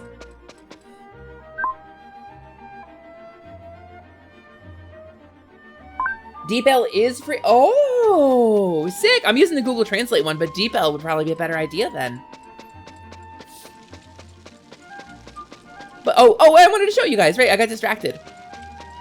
So it's very much like, I don't know if there's a progression of like, this is the first town, this is the second town. I think there's 5 main towns and you can kind of do them in any order. So I'm wondering how stuff like item shops are gonna work with regards to that. Cause there is like wholly regular ass item shops in this game where you can buy things like gear. And so it's not all just like chest drops or loot from monsters. Like you can just go to the store and buy yourself a whole tier of gear. So, and there is crafting in it too, apparently, which I haven't touched at all. Thank you, Risa. Yeah, Tequila, it's in the hashtag Hesper channel in the Positivity server. You'll have to scroll up a little bit because we've had some conversation since then. I want to say this is where I need to go. I see a yellow light. That's the mining guild. Can that really be where I need to go? You haven't found that Discord yet. It is the one that was just linked in Twitch chat, like 6 lines ago. It is that one. Exclamation point positivity, actually. Oh, another mini medal, let's go. Look at this dude, look at this man, look at this Akira Toriyama looking guy. Look at Guildmaster Hotcha. A mysterious request for a paranormal phenomenon or a ghost photo. Hmm? Oh, you're an adventurer. Nice to see you. Your eyes. Mole eyes. Those eyes are only possessed by those born with a special talent for mining. What? Yes, and nothing between your ears. I don't know what that means. It's a talking shovel? Wait, Diggy! Somebody get Diggy, there's a talking shovel. You are truly qualified. The mining guild has received a quest. They want you to dig up treasure, blah, blah, blah, blah. This feels like your mole eyes, Sure, quest. First ask to know. I'm gonna talk to the shovel. Wow, you've been recognized by Guildmaster Hacha. That's amazing. He has that Captain Knuckles nose. That's a surprise. This is a shovel that was found in an ancient ruin a long time ago. Just as you heard, it speaks. I gave it the name Talking Shovel. What do you think? Nice name, don't you think? Yep. So this is not where I needed to be. The children yearn for the mines, Arya. Thanks for giving that to them. Thanks for not denying. Whoa, I fully froze. Fully, I know at least one child who yearned for the mines. It was me. And as a child, I yearned for the mines. Look out ahead. Look out! Where do I need to go? So there is a story so far thing you can click on, but it's in fully Japanese and I don't read any Japanese, so. Surprised you didn't go elf to have wingies like your model. Nemi, hi! So the wingies are a curse, a horrible curse. You just started this game and can't choose which race you want to be? The wingies are a horrible curse inflicted on me by my Twitch chat. It's the fairy spell from Zelda 2, actually. And it's the worst possible fate for me to be trapped in a tiny and adorable pixie body, fluttering about on the winds of magic, carefree, sleeping on flowers and drinking dew from leaves in the morning. It's watching the sun rise and being suffused with delightful fey energy. It's horrible. It's horrible is what I'm saying. It's the worst. But, you know. Yeah, when I'm this small, I actually need to be extra careful of things. Twitch chat is really gross and weird.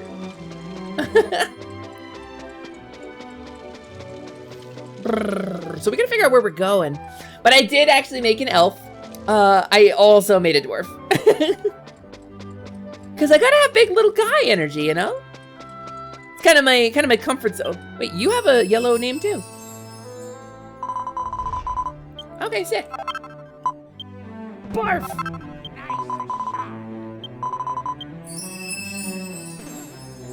You're torn between elf and weddy. The weddies are so beautiful. I really like their designs. If you ever find dull board remains, you'll... Okay. Yeah, but I mean, I have a dull board. I ride it around. The voice of Dullboard, it's calling you. It's Katara Fields just outside this town. It's in the forest ruins east of Katara Fields.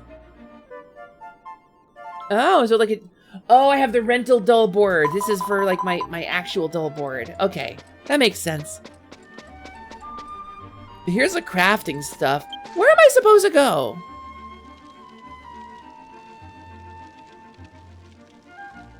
I don't know. I had something to do in this town. There was like a junk castle. This place. Oh, maybe I gotta talk to Acha. Traveler, I'll tell you something good. The truth is that Phantom Thief Poiklin is Dustin's daughter, Cherry. She's the one who stole and disposed of the dangerous things that her father brought in without her knowledge. She's a good and filial daughter. Without knowing this, Dustin ran out of town and chased Cherry northeast towards Chaldea Mountain Road. Seriously. It's all wrong to say that a child's heart is not what they think. That means things. Words mean things. If you want to follow Dustin, leave town and follow the road northeast. After a while, you'll reach Chaldea Mountain Road. Okay. Sounds good. Sounds fun. That's not the way to leave town. This is the way to go to Katara Fields. I haven't really done any exploration here yet, so... When you were a young Zelda forum RPer, you were always a Zora, so it kind of works. That's valid. Honestly, you're so valid for that. I think Zora, if I had been anything as a kid, I probably would have picked Kokiri, but I think the Zora were always a close second for me. I think they're really beautiful, and I love the music that plays in Zora's Domain and Ocarina of Time, so like... It's funny, because I grew up on Link to the Past. That was kind of my Zelda game. Of 315 minutes of fairy spell remaining. Crazy. So Link to the Past Zora were really different. The people have Akira Toriyama skin color variety in this game. They do, Zephyl! That. Okay, none of these fights are going to challenge me, even remotely. Follow the road northeast, is what they said. Oh, there we go. To the forest ruins, just east then. Let's get on my rental doll board and speed things along a little. The Kokiri scared you because of the one girl who's like, stupid grown-ups die and become Stalfos. They do. They do. But also, like, children who get lost in the Lost Woods and die become Kokiri. So, like, they have super spooky Fae lore. Zelda always kind of had, like, ever since, like, the shift into Ocarina of Time, Zelda always had this, like, kind of mildly spooky vibe to it. But, I think the Kokiri is really where it started hitting home. Oh, they become Skull Kids? Is that what it is? Maybe they become Skull Kids. Is that a teleporter? That says a whole teleporter. We just got evac'd. I know Kokiri do die when they leave the forest, right? Delcraw's Laboratory.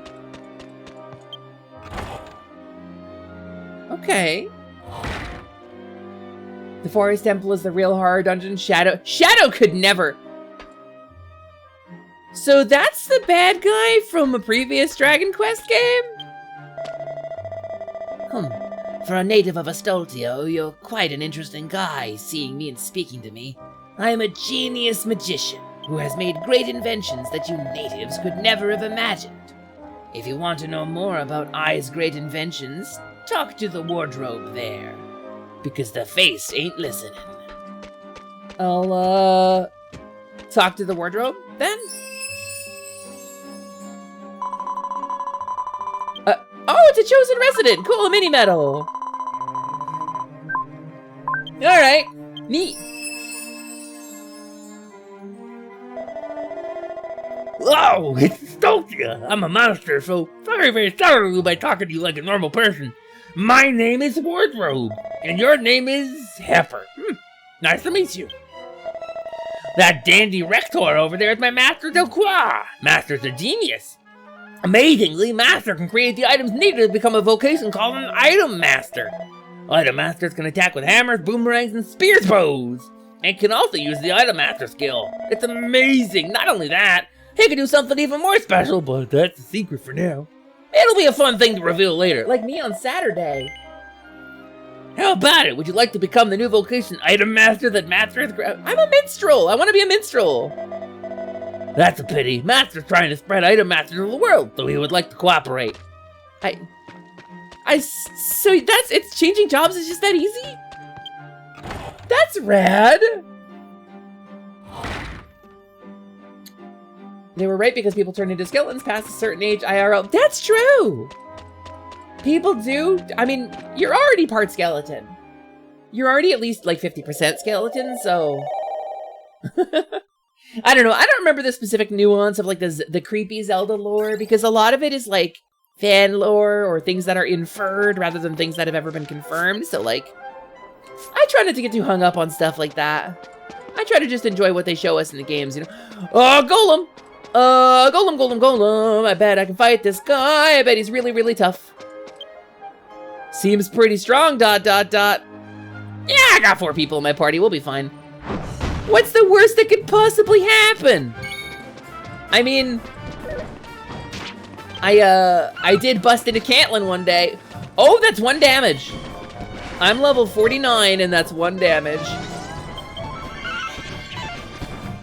Whoa. Whoa! Gamers, this might have been a mistake.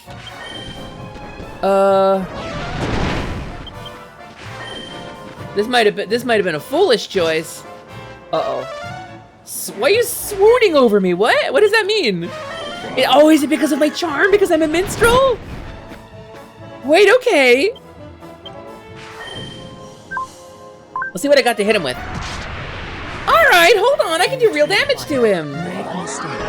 No, not a mistake. I refuse. I'm actually doing great. This feels good. Okay, he can't really hurt me that much, so... He does like me! He likes me both! Oh, no, no, no, get away! Go back!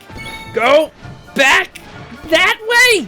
Look, he's too strong! I can't stab him! Alright. Well, he really wanted to punch this guy. That's me. That's me when somebody gets banned from my chat. I really would push through anybody to punch them in the goober. To give him a good gobbins. Oh, his name is Yellow. Okay. I think we take this guy. As a kid, you might have chosen Kokiri, but now you think it'd either be Zora or Rito. The Rito, what a good choice. No, Ryu, I totally didn't equip that. This is the actual, like, metal blade one. The metal one specifically looked like an old crappy wooden boomerang, and I was disappointed by it. No, I think just being a minstrel, I'm not designed to do, like, weapon damage. Oh, I gotta... Thank you, support party! Bump. Imagine doing this with 4 friends, though, right? Imagine playing this with 4 friends. How cool would that be? In a game with debuffs and conditions and statuses that you need to mind, like, his tension went up. You gotta watch out for that stuff. Yeah, let's go! Get Golemed on! What did he drop? Veteran's Gauntlet, MP Saver, and Spellcasting Speed! I can't wear it. That's really good gauntlets and I can't wear them! They've got to be for like a paladin or something. They did keep the tension system, yeah! Which I don't understand because I haven't played any Dragon Quests that it's in. However, they did keep it. I'm familiar with that. That is what happens if you get too tense. Yeah, Nembi. Nemhi. Nemi is actually the name of one of my pixie OCs.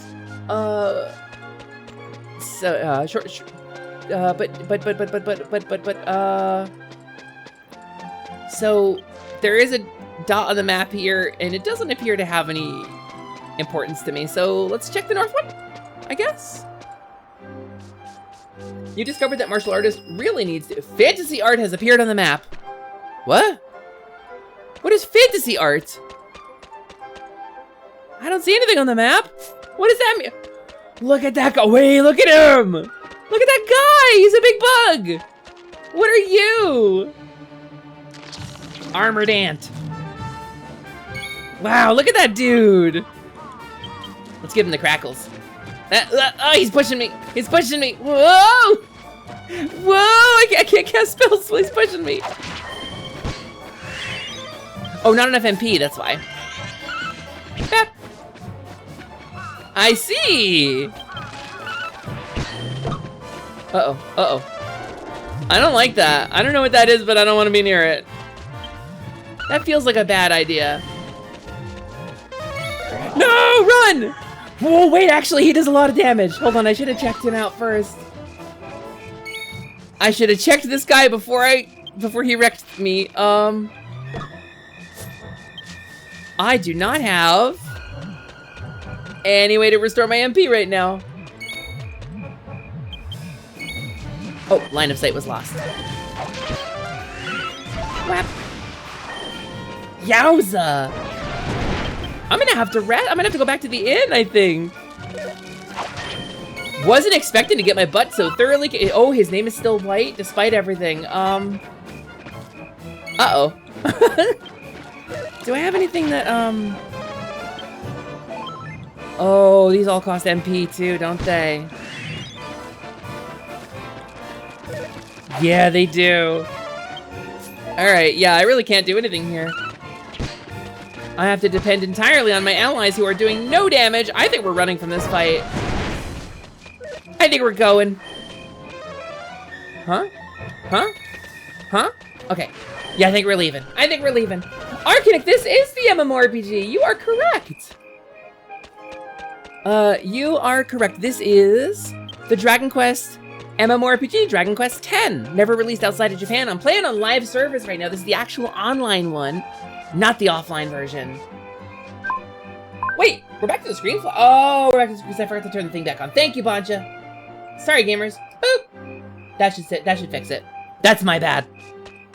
Sorry.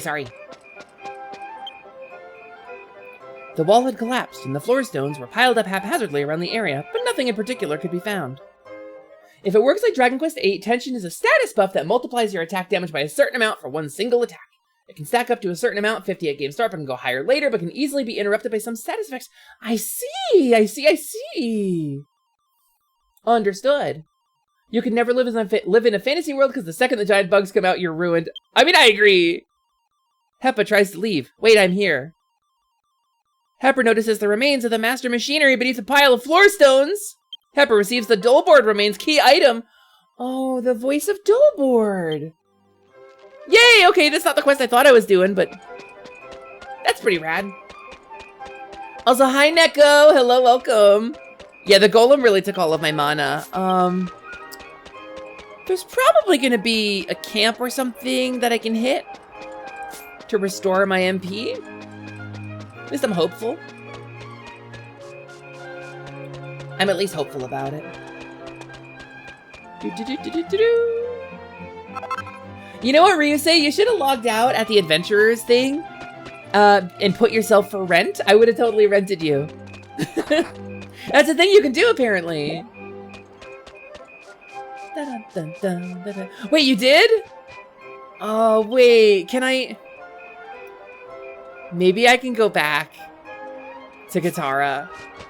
We gotta rest anyway, right? So... Wait, I have a Zoomstone. Zoomstone... Oh, I never registered it with the Zoomstone. Okay. I guess we gotta run. Let's do this. Dullboard.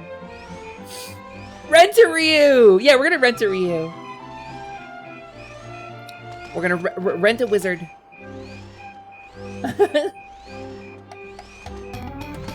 Hey! Thank you so much for the gift sub! The legendary super lesbian, and this is what it means to go even more sapphic! Ha! Thank you so much for the gift sub! I really appreciate that.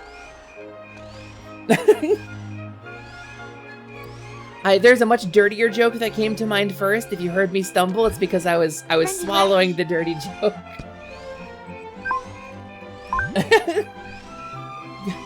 Automod, that's funny. Hold on. It doesn't mod lesbian, but it does mod super lesbian.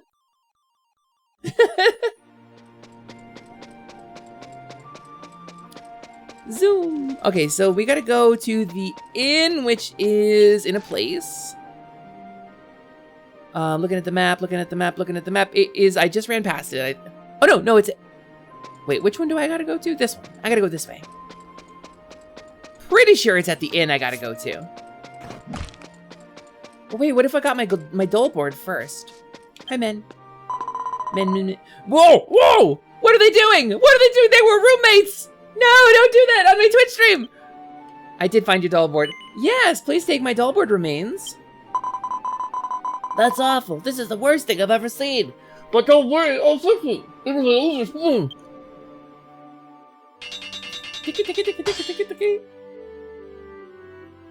You think it's the tavern? Understood. Wait, You see, Frieza, you're not dealing with the average lesbian anymore. I am a super lesbian. That's right. I've arisen beyond the limits of a normal lesbian and into the realm of legend. The legend that you fear. The legend known throughout the entire universe as the most powerful warrior to ever exist. I have become the legendary super lesbian. Nothing more than a mere bisexual. Oh my god, I traded Vegeta for this. Oh my god.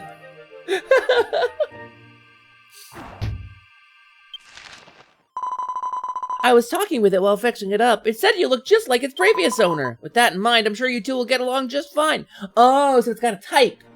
Understood. It's got a type. Oh my god, I traded Vegeta for this. Alright, there's the rental doll board. And now I can customize my doll board. I'm getting distracted. Form change. Oh, I can't make a form change. I need a prism. Boo.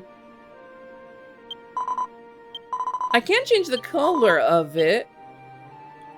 Oh, cool. Well, that's nice at least. I can make it Piccolo themed. I can make it Ryusei themed. Oh, I don't have any colorful bouquets. Boo. Okay. To the tavern then. Which is the building I went past, I believe. Pretty sure that's the building at the opener here. Right? Nope. That's armor and weapons and items and trading and weapons. Armor Shop Tate. That's what they call him. That's what his parents named him. Nope. Did I already have all this. Okay. Nope. You loved the timing on becoming the legendary super lesbian with when your upgrade appeared on screen. It's the legendary super lesbian. That's correct. Alright, that's not where I needed to be. I need to be in a tavern somewhere in this town. Is it? Oh, there it is. There it is. I see it. I see it. I see it. I see it. I see it. I see it. I see it. Hang on. There's more. I see. I see. I'll take some more if you got some more for me. It's kind of a wonderful copy pasta. Make your jokes while you can, Frieza. Because I can now see the peak of your power, while I'm only beginning to tap into mine. You see, I have finally realized the legend. Wait, this is the beginning, right? Dun, dun, dun, dun, da, da, da, da, da, da. Priest Katacha, introducer boss! Alright. I need to remove member. And we're gonna part with my warrior, Ichaku. Goodbye, Ichaku! I need a party search. A vocation, martial artist. Minimum level 50. Max level 50. Target from friends. There's the man! Look at Ryusei! Press Y to equip. The hiring cost is free because he's my friend! Let's get him for 12 hours. Yay! NPC Ryusei!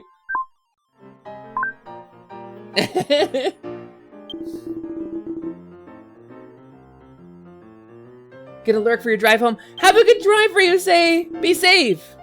Alright, we're now in a party with Ryusei while he is offline, which I think is kind of rad. Alright, back to Guitar Fields. Back to pursue the storyline. We have Ryusei, the Ryusei at home! The Ryusei at home. Truly, Click Flint, the Ryusei at home. Also, yeah, F1 is a weird choice for a pause button. Maybe because F1 cars go really fast. So you gotta be like, oh no, the F1s! It can be played multiplayer online. Magna, I'm on live servers right now. Ryusei and I were playing it like 2 or 3 days ago. This is a live server. I am playing on the Japanese server. Server 10, I believe, is the one that says streaming okay. So we are playing a streamer game. But it is live online multiplayer. So let's go this way up Chaldy Mountain Road. And I think if my stream gets to about 4.5 hours or 5 hours, I'm trying to remember exactly when Ryusei said it was, we'll get to see the Metal Slime Novice Brigade event happen, which is a thing that happens on this and the other newbie server, where they just throw out a bunch of metal slimes into the wild and they spawn with every encounter and you get like 1 billion XP. Where are you? There is a strange stone monument floating in front of you. As Hepper approached it, their zoomstone began to glow. It seems you can register this location in your gloomstone. Yes! Help me! Help me! Stop playing organ music! I'm stuck! I can't breathe! Yay! Zoomstone! Yeah, Magna, it's really cool. I've always wanted to give this game a try, but I didn't know that there was a way to do it. My party display on the bottom right here, if you check it out, has English names, right? But watch when I zone in. Watch when I change zones. Let's see if it does it. That's what's actually getting sent from the server. And then it passes it through a translation service, a live translation service, in order to localize the dialogue that hasn't been permanently translated. Things like players' names or item names or things from events. It's very cool. It was a little bit of a pain to set up, but Heppa! Imi Heppa! And you create a sibling character early in the game, and my big brother is named Pepper. Hepper and Pepper. Oh, there's the Great Thief! I found you at last, Phantom Thief Poiklin. Chaldea Cave is like my own personal dumpster. I know this place like the back of my hand. Filthy, greasy, grimy, and filled with bats. I'll beat you to the punch. Oh, Junkie 2, follow me. And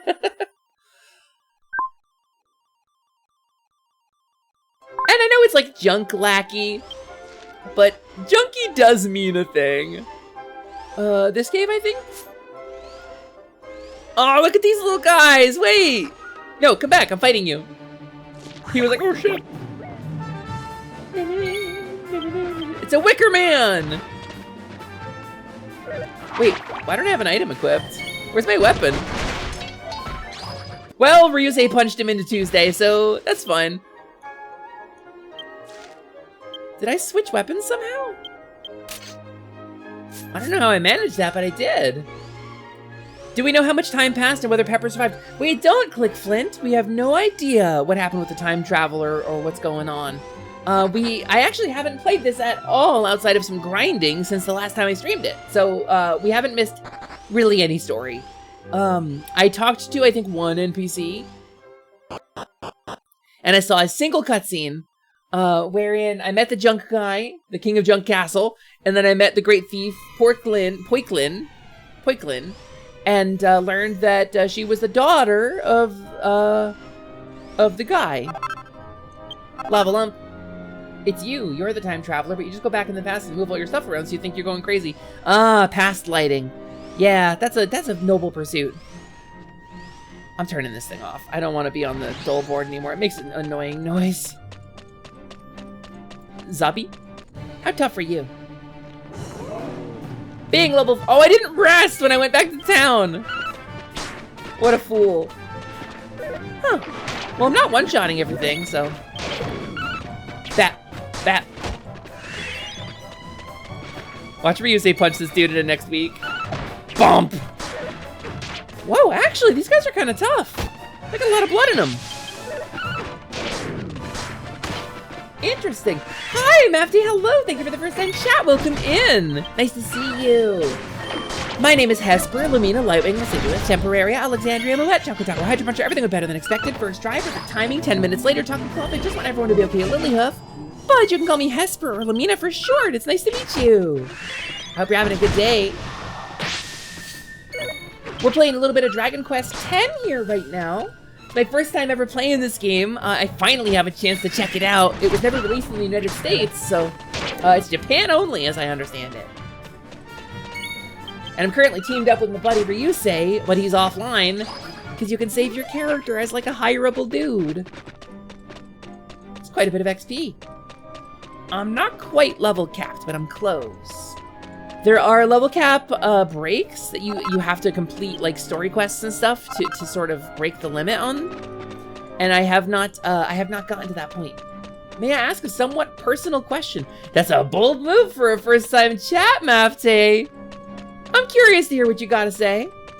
Please keep it within the bounds of the channel rules, and please keep it respectful. But yeah, of course. Bold move, though.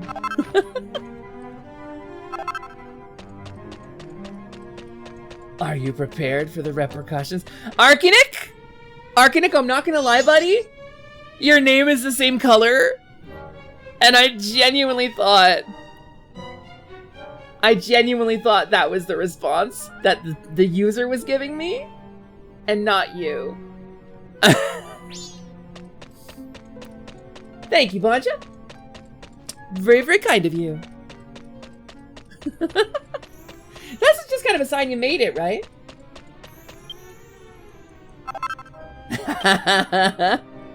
Listen, the sound of my moderators all simultaneously drawing swords. Let me tell you something. It's a symphony to me.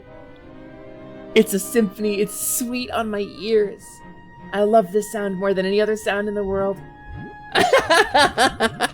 Gamers, we have one of the most well-moderated communities on Twitch. We're very powerful. Oh, this dude's actually aggro on me. Catula! Oh, it's Catula!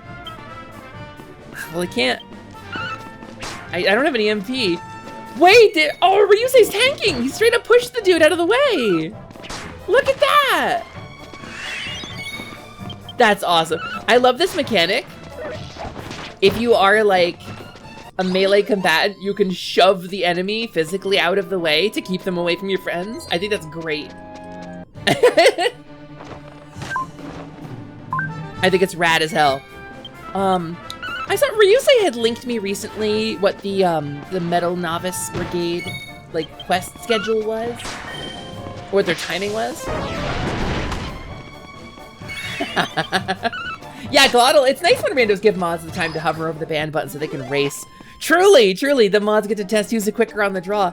I will say, if the question were phrased perhaps a little more, with a little bit more consideration, I would actually answer it.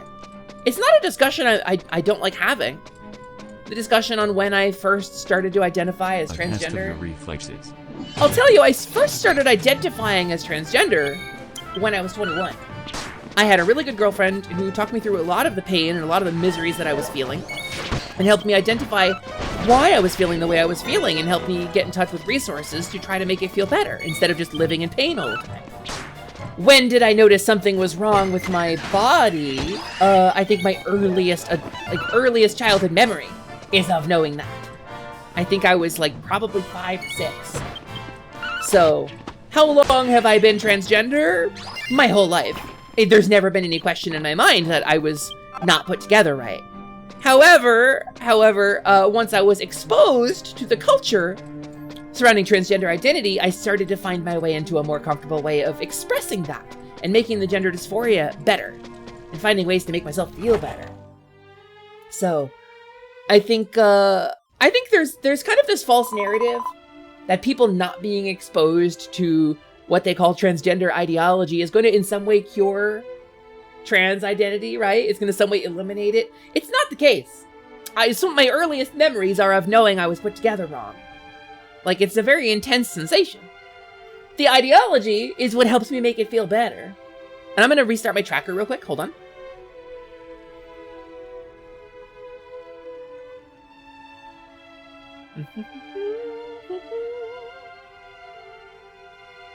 And I think if the question had been phrased like a little better, I would have happily answered that for even a weirdo. I never thought I'd find this.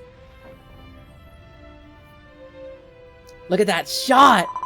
I feel sorry for him, but this is the only way.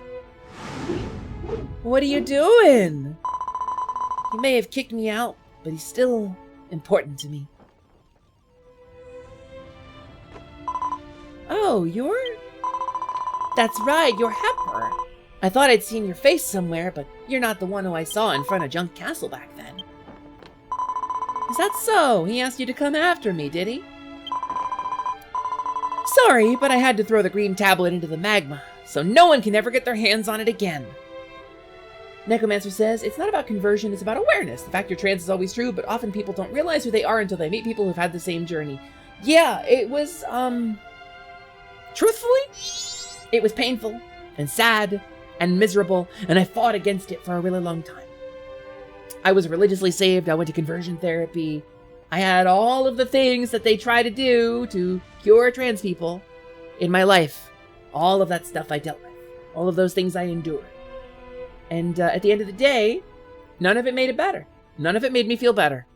I had this horrible purge and relapse habit where I would indulge myself in thinking of myself briefly as a woman or trying to see myself as a woman. I would buy clothes or steal stuff from people. I would, paint my nails or whatever. And then I would feel such shame and guilt over it that I would wreck myself as punishment. I would punish myself. I'd throw it all out. I'd burn it. I'd hide it. And then a couple months later, I'd wake up in a cold sweat, knowing that I was wrong and that I could not deny it any longer, and I would relapse. Purge and relapse behavior. It's a pattern behavior. It's just pathological behavior, and it was a really hard way to live. And then I learned that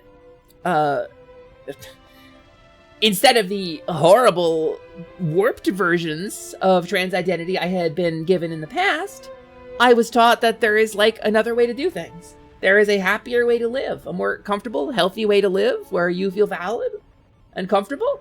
And you don't have to engage in purging and relapsing in this obsessive or self-harming behavior. And you can just live your life. Not hurting anybody, not hurting yourself. And it makes it feel better, gamers. It makes those painful feelings go away. Completely. As opposed to just denying them until I can't anymore. It just made me feel better. Which I think is very important. Sorry for the dropping the big old thing, but the tongue, does that resonate? Is that hidden note for you? I'm glad it can help you a little bit. Sharing the difficult parts of my journey, I think, is how people find relatability. The cycle is horrible and awful for all the things it hits. I think a lot of people in states of denial of themselves do that sort of thing, you know? People with something like borderline personality disorder, or RSD, you know, or even something like dissociative identity disorder, in denial will try to force a part of themselves away, and then that only makes it come back stronger, because you can't live with parts of yourself cut off and bleeding. You can't remove part of yourself. You have to find a way to be roommates with it. The same is true of depression, anxiety disorders, eating disorders. You're not going to tear that part of yourself off and never look at it again. That's not how the human mind works. You got to become roommates. Maybe you have the world's worst roommate, but if you get along with your roommate, you will have a way easier time than trying to constantly fight with it. I think that's important. Humans are complicated, and feelings like that can be found in extremely early written records. Even if the terms they choose to use are different, that's why discussing it is important, so people can analyze how they feel and address it in a way that is healthy. Yeah, we've always existed. Trying to pretend like we don't, that's a Nazi strategy. That's why they burned the library. That's why they burned the Institute for Gender Research in Germany during the rise to World War II. It's why they destroyed all the documentation and research that was being done. Even back in the 30s. Or as far back as the late 1800s, as some of the documentation that Research Institute went. Being made to feel ashamed of who you are, being told you would make people happier if you weren't you. God. So relatable. Speaking of masking, sorry, but I had to throw the green tablet into the magma. That tablet, it's a key to open a door deep within the ruins of Urbea. If he had that tablet, he would eventually open that door. I can't let that happen. See ya, Hepper. Give my regards to that dunce. I genuinely love her. Pikelin's amazing. They also use the documents of the patients to track them down. Chilling, isn't it? Considering that kind of documentation was handed over to private interest groups from medical professionals in Florida just last year. He caught it? Oh, he's zooming. Well, I've done it. Poiklin never expected I'd be stuck to the wall, did she? What is it, junkie number 2? What's with the blank stare? Ah, I get it. You're worried about what Poiklin said, aren't you? Unfortunately, it seems like this tablet's useful after all. But I'm sure there's even more junk lying beyond the door in those bare ruins. My instincts have never been wrong. Like Diggy. I'm sure this green tablet will lead me to more junk. Like Diggy, but right. Come on, junkie number 2. Let's get back to Katara and prepare to go. Hump, hump, hump, hump, hump, hump, hump, hump, hump. That's how he walk.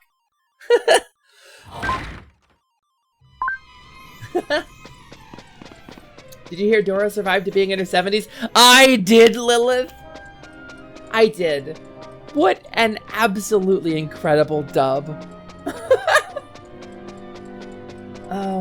You gotta go and have a good day. Rose, have a wonderful day. Thank you so much for being here. To make it positive, you're glad I pushed through that and glad I made a place to help others do it. You're neat. You're neat, Fatagan. I don't know, I was talking about my gender struggle a little bit on Tuesday. The way certain things, the perceptions, the way people perceive me or perceive other people get tied up in my gender expression and gender identity and how I get twisted up around it sometimes. How I feel like the sting of like, I will never be seen like that by people. I want people to see me a certain way and they won't. But it's because I'm not that way. I'm a different way that is also valid. But like you get wrapped up in that kind of stuff, you know? And it's rough. And so if being open about my struggles and my journey and my pain makes other people feel less alone in trying to figure themselves out and what they want to do and where they want to go, then it validates my pain. It makes any amount of pain worth it. If it makes someone else's life a little better, you know? That's kind of where I'm at. That's kind of where I'm coming from with it. I think I don't know. I think, this is why I say question stuff. This is why I say to try stuff out. Experiment. See who you are. Because you deserve it. You deserve to take those steps. To try to find who you are. Regardless of, if you explore gender for 10 years, and you come to the conclusion that you were right the first time, and that the role that you got given when you were born was the right one for you, then by gods am I proud of you. We just want you to check. That's all we have ever wanted. We want you to check. Because we don't want you to suffer the way we did. That's actually how you unlock Cis Plus. Cis Plus! That sounds like some super straight shit, Click, I'm not gonna lie. Cis Plus! Not only do I jive with the biological body and societal role I have been assigned together, I actually gain strength from it! I become more powerful every time I feel gender euphoria, which is all the time! Some kind of like Dragon Ball nonsense. And this is what it means to cis even further within the bounds comfortably of where I started! Ah! Cis Plus. Incredible. Incredible. I love this community. Listen, Arcanic, we never left. You used to be Cis Plus, then you found a Jester hat? Oh, so your gender is goofy? Your gender's goofy little guy? I'm into that. I can see that.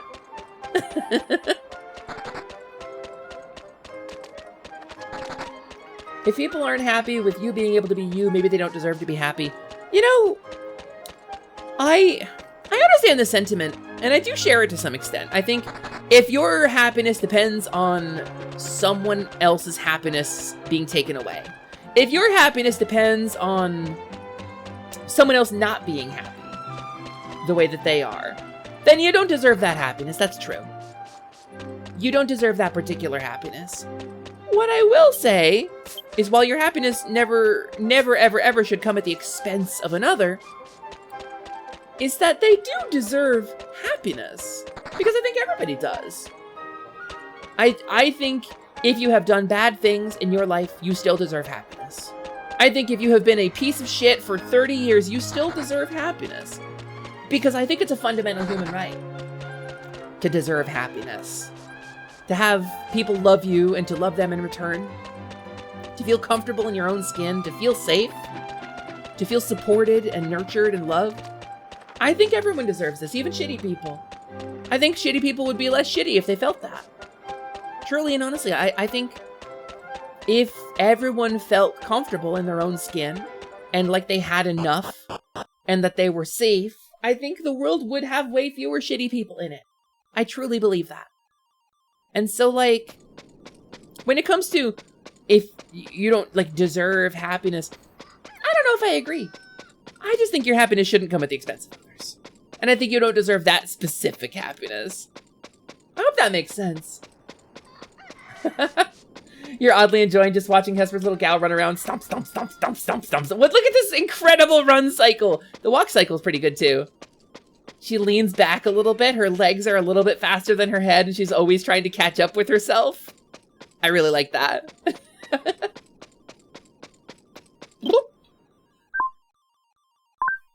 Cis Plus is where you go and get the jaw squarening surgery and remove your hair specifically to give you mouth pattern bald. Yeah, exactly. It's where you go through third puberty. Oh wait, this is junkie number 1. Ah, junkie number 2. Huh? Have I seen Cheery? She left not too long ago. She was as cute as ever. It's hard to believe she's a dwarf like me. Yeah, we're hideous as a people. Nobody's ever known joy or euphoria among our people. We're all ugly as hell. But Cheery, she almost transcends that and becomes like a little bit prettier. You suck, junkie number 1. I was told to deliver a message to you. Mr. Dustin said to come to the ruins of Urbea. The ruins of Urbea are the remains of a once prosperous country northwest of Gitara. Apparently, northwest of Gitara, west of town along the mountains. Okay. Here we go. Things that I read the entirety of. A list of 0 items.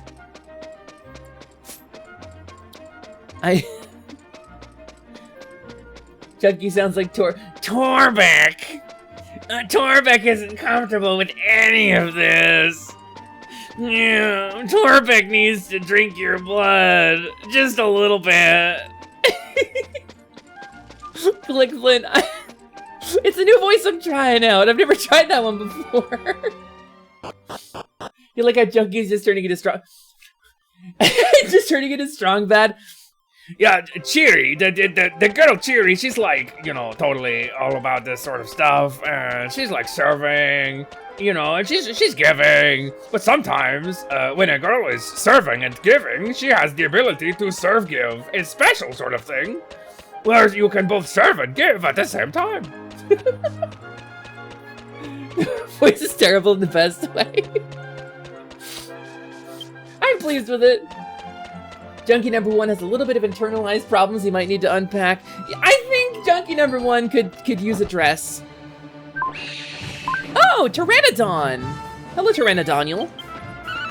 Bap! Get ready to get punched into oblivion. Don't cast bang! Oh, that actually sucks of you. Wait, I didn't heal again. Hold on. There's probably gonna be a boss fight. I probably should go back and heal. Torbeck. I'm gonna go back and heal. I'm gonna go rest up in town.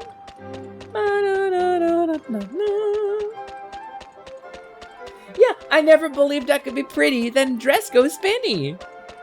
It's an awakening for all of us, Junkie number 1. Also, like the Junkie to the first power. We'll put Junkie, a footnote annotation 1. Good stuff.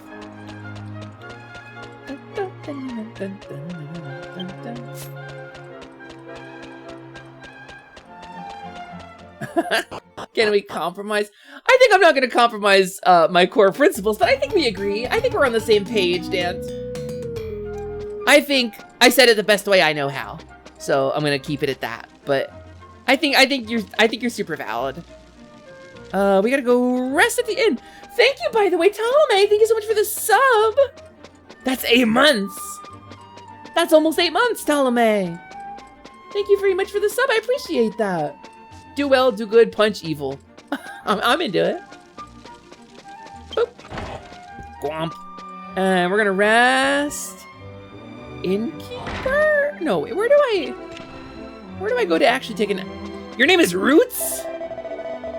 Hello, it's me, Mirai no Roots. Alright, this is where I go, right? Yay! Okay. Yes! Soft beds!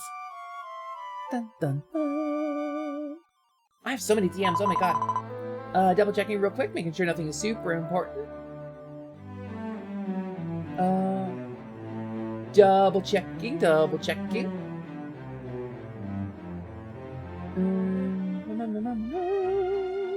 I have a bunch of requests. Nope, denied. Oh, fame level 3, let's go! Ba-da-da-da-bum-bum-bum. Dun-dun-dun-dun-dun-dun-dun. Don't worry about that DM. The one that I just got? Don't worry. Don't give me a notification and say, oh, don't check it. Don't check it. Don't dare. Don't you dare.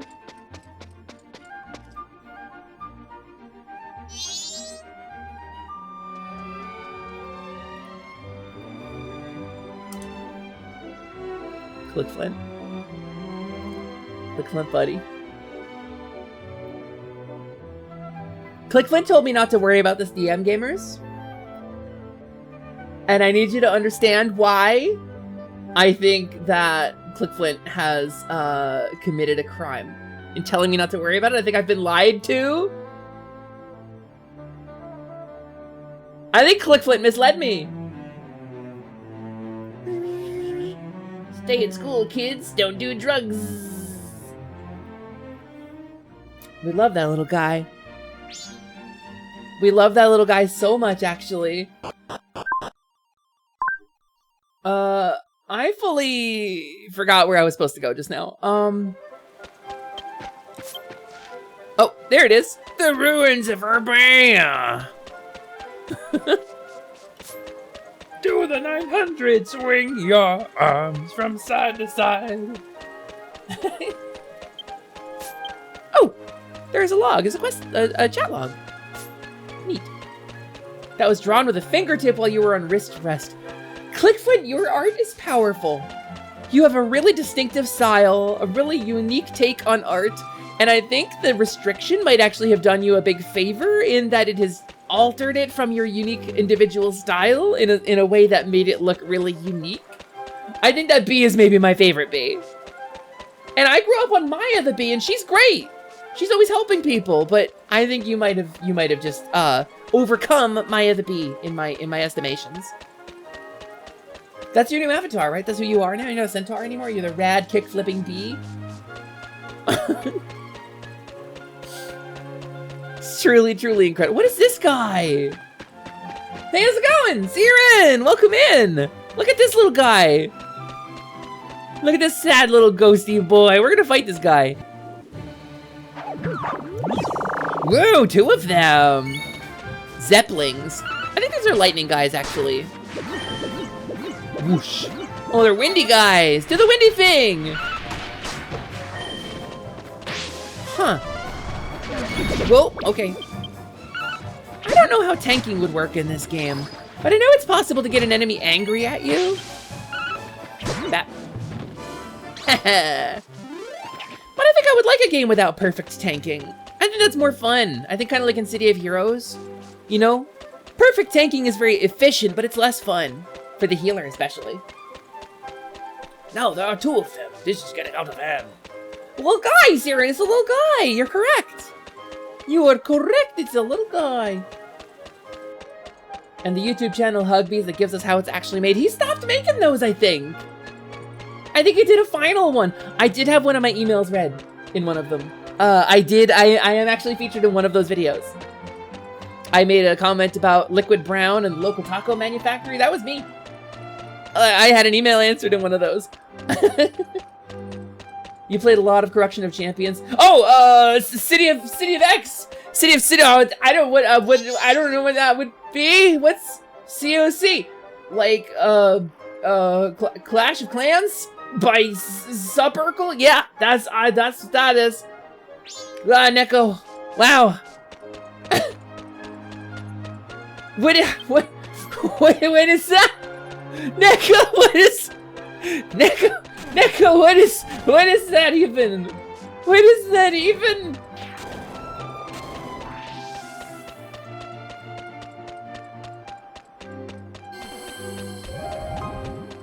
Hi, I'm Hesper too. I have none of the memories of the original Hesper, nor bear any of the responsibility for any of her multitudinous sins. It's nice to meet you. Yes, Call of Cthulhu. That's correct.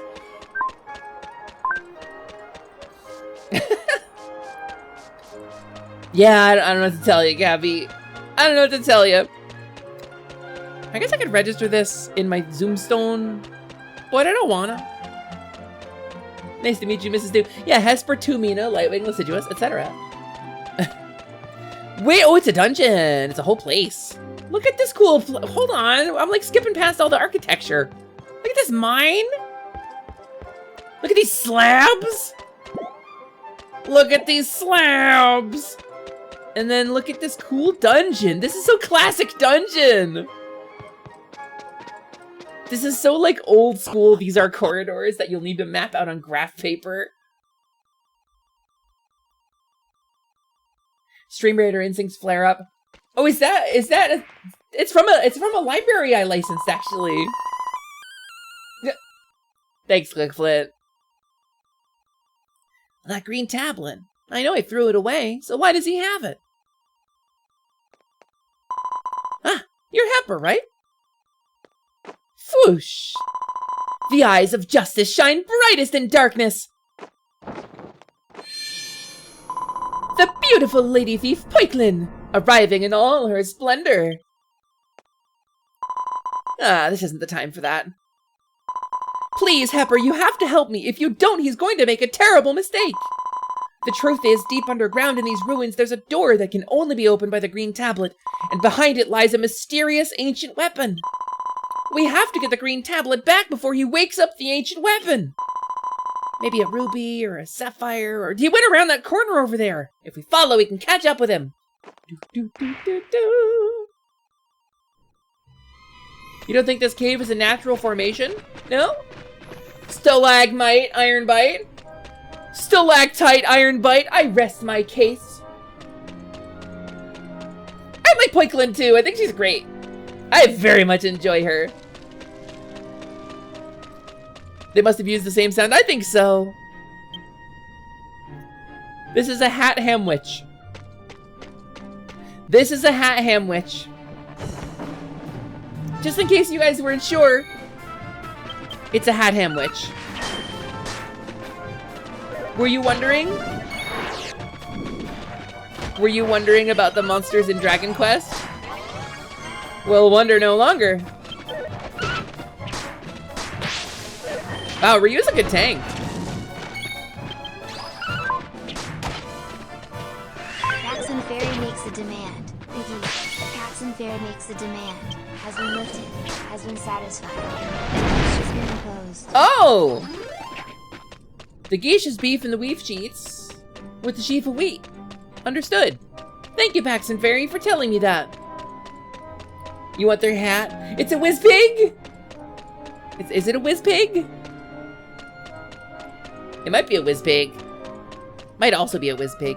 Or whiz pig could be a palette swap, you know, like a slime or a she slime or a Draki or a Magidraki, you know? The Paxton Fairy. Yeah. That is a single fairy who is a military peacekeeper. Could be. Might be. It might, Rabbit. It might. So yeah, this is like a whole dungeon.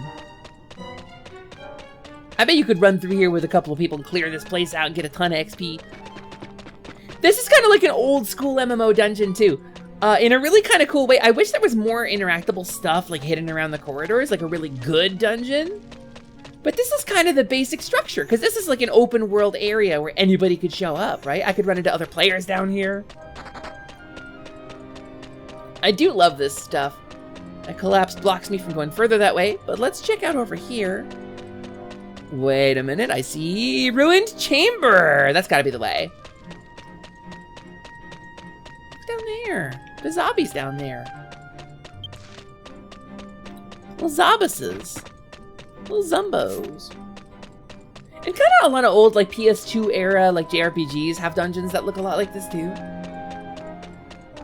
But the concept of like a dungeon just thematically. The pact, the geesh, the pax and fair makes the demand, has been lifted, has been satisfied.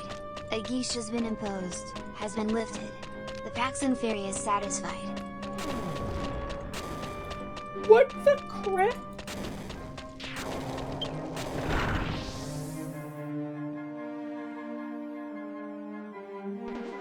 I am the very model of a pax and very nominal. I'm schooled in contact Sealy and something abominable. I quote in rhyming couplets all the stagnant mortal lives I've changed out with many cheerful tunes about the teeth that I have rearranged. I went a little pitchy there. Teeth that I have rearranged. That's the key. It's me, Hesper 3! Clickflint, that's really well done. Ooh. Okay, so not this way. No,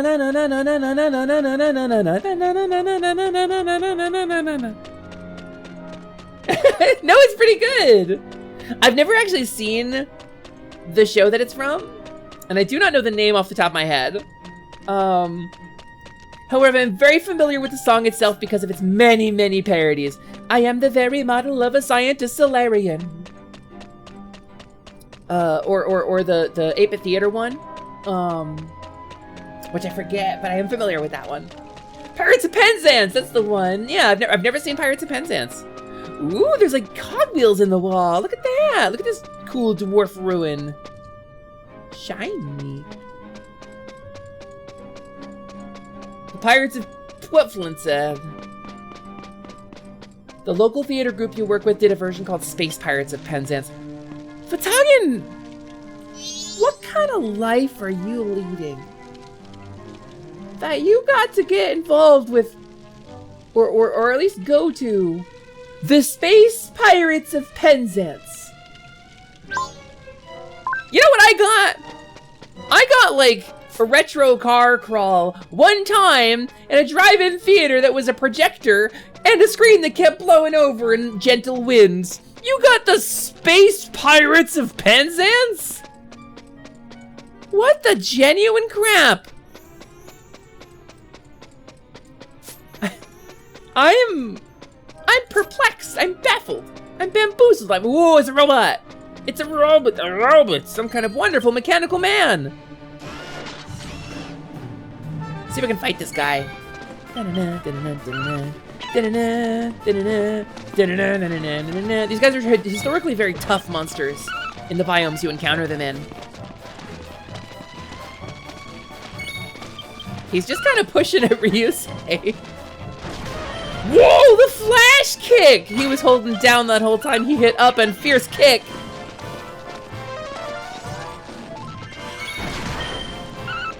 Not really doing any damage to him. What? Well, that's the thing. All you got to do was be Hippie Oberon in the 70s inspired take on A Midsummer Night's Dream. You know, I've never read it. Like, I'm Faye. Never read A Midsummer Night's Dream. Never did. Read a little bit of it. I was all busy reading Othello in high school. Bam! I don't know if it was banned in my high school or if it was just taken off the curriculum for weird reasons. That's probably kind of what happened, though. You're so jealous of a play a friend of yours got to act in based on a book by Terry Pratchett called The Monstrous Regiment. I'm familiar. In the book, the main character was a woman pretending to be a man to join the army. Funny thing is, every gender was played by someone of the opposite gender, so the man pretending to be a woman pretending to be a man. Yeah, you love to see it. You love to see it. Very Piers Anthony coded moment there. You were very nearly named after A Midsummer Night's Dream, but you never have read it either. Yeah, that's crazy, Dan. Cool stuff, cool stuff. I was named after a character in Hellsing. And she's a cop. But I don't use that name anymore, so... Here we go, here we go. I think this is probably where I need to be. I think I need to go down here and then northwest. Doop, doop, doop, doop. Okay, they're running from me. They can't hold a candle. They can't touch me. I'm untouchable. I'm basically gods. She said, turning into a goldfish. Oh, a chest! Wait a minute! Random chest laying around on the ground. A whole mini medal just on the ground. How exciting. Get out of here, Boobo. You know a bank where the wild thyme grows, where the oxlips and the nodding violet blows, quite o'er-canopied with luscious woodbine, sweet musk roses, and with eglantine. There sleeps Titania some time of the night, lulled in these flowers with dances and delight. I would have no idea. Beautiful, though. You took psychic damage from Keyleth flashback. Better than falling damage, Pix. Better than falling damage. Is that a goodie bag? That's a whole regular ass goodie bag. Is this like a rare spawn, or is it just a monster that happens to be here? If I beat this guy up, do I get lots of treasure? Wait, I think it might be like a for reals rare goodie bag. In the Dragon Quest games, they show up in certain areas and they're worth like a ton of money and items. Monsters are stirring on servers 9 and 10. The Metal Rookie Corps invades in 10 minutes. Nicey, nice. Yep. Ow! Wowie! Owie! That was 100 damage to me. Don't mind me, I'm just gonna heal myself before I get full-bodied. That was dangerous. That sure is big.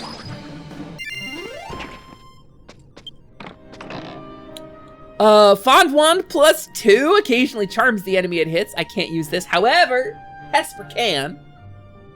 Attack +2 and Sap Attack 2%. And a single file to restore MP. Okay, so noted that was actually a rare encounter. That rules. That genuinely rules. That was amazing. A monster! You know better than to discuss names with an earshot of a fake creature. As long as you're not giving me your name, that's fine. Listen, my knowing your name only makes you vulnerable. It doesn't give me control or power over you unless you give it to me.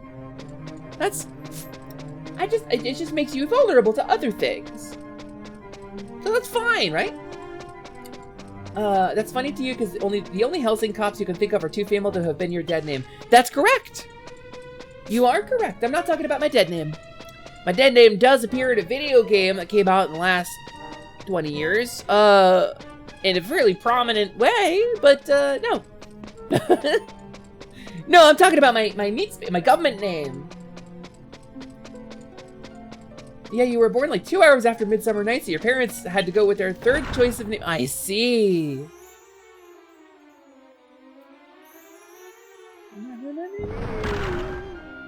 You have a name so common, you hear it in the context of people making up names for NPCs on stream, like John Twitch. So this is clearly not where I need to be. This is not it.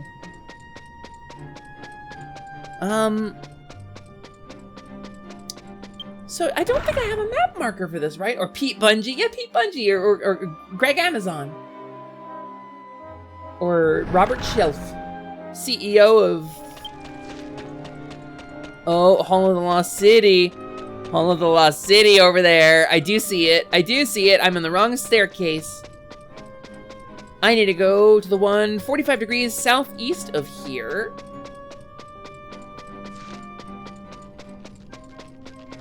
Oh, which is like way the heck back down where I was the first time. All right.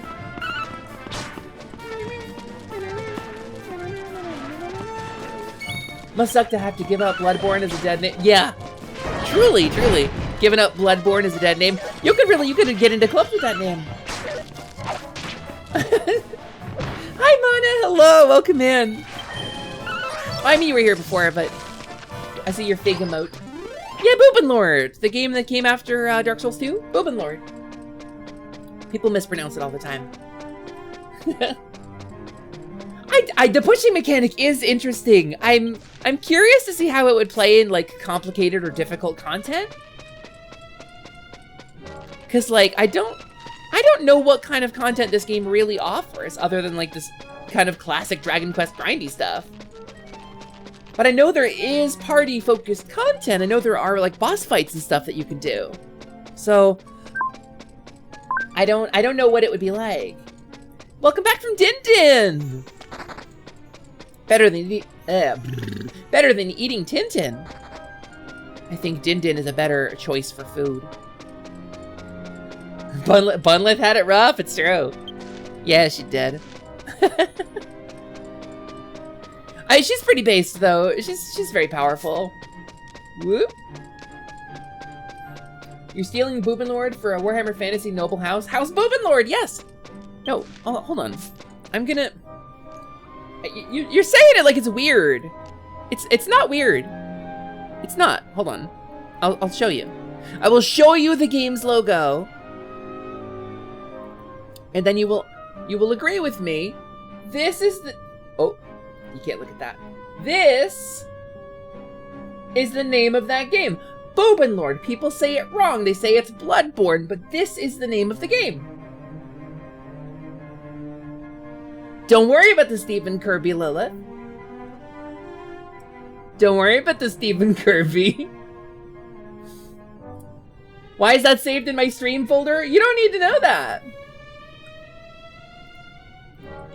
House Boobin Lord, enemies of the von Damenplatz and the Toppenheimers. Yeah, well, I mean, if you want to be a Toppenheimer, like, live your life, you know? It's not for everyone. It takes a certain kind of energy. You're still hoping with your silly little heart that they'll localize this. They won't, but you're wishing anyway. Honestly and truly, I would pay $60 and a monthly sub if they localize this game. I would give them at least 6 months sub in advance. Just to say I would support it, you know? Just to definitely make sure they knew they had my support. Can I just get on my stupid noisy thing? I can.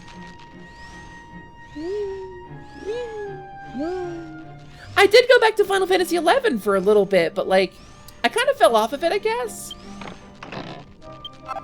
What I really want to do in Final Fantasy XI is get like a grindy group together and have us all grind together and like do some dungeon stuff or like some farming stuff and have like a full party, right?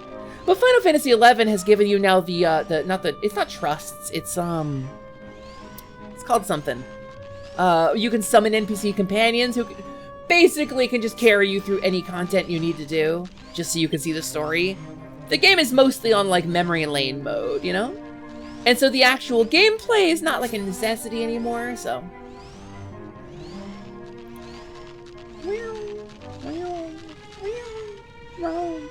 So I don't know, I kind of fell off of it because I wasn't getting what I wanted out of it. I think we would need at minimum like 4 people playing to get what I wanted out of it. I think it would be a good stream though. I think it would be a good casual like podcast style chatting stream. Hall of the Lost City. Ooh, look at that. That's pretty. So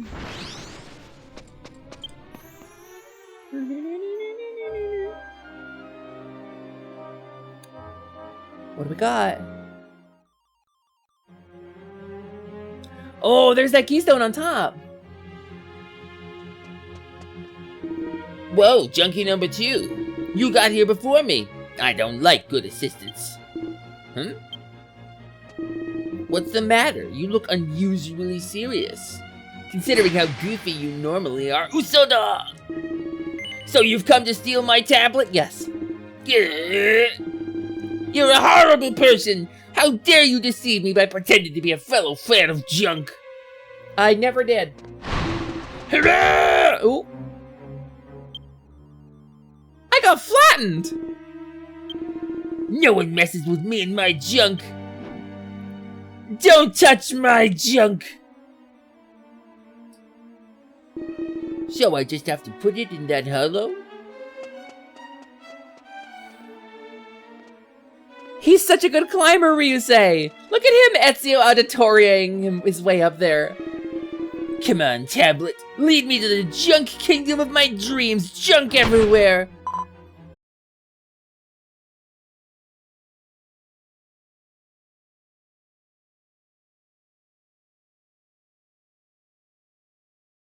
Oh boy.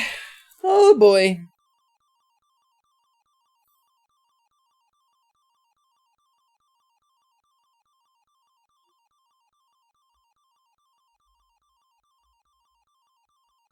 Well, router restarted.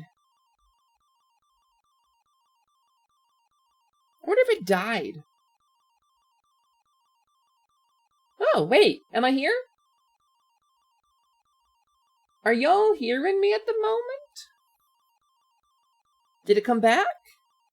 Hey, okay. Good stuff. My router turned off completely. Even things like my tracker disconnected. And appear to still be disconnected. I think my router shut down. All of your programs are showing. Yeah, that's fair. I don't think I have anything unshowable on here, but I do not want to accidentally show my lurker names, so let's turn that off. Let's see if I can get my tracker to turn back on. I think I gotta restart Vignon. I was worried I got banned very briefly. Let's hit this, now that the internet's back. I heard my wife come in the room behind me. Let's start Vignon. Clap, clap.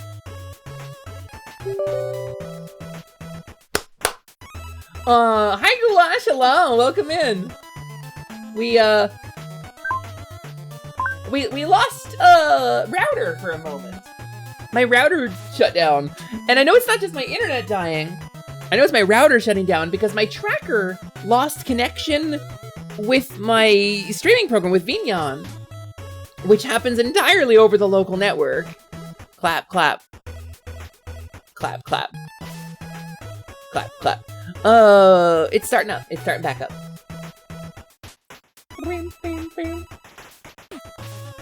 Wild that Twitch didn't drop the stream entirely, that it let me keep going. Oh, am I gonna have to restart everything? Interesting. Yep, okay.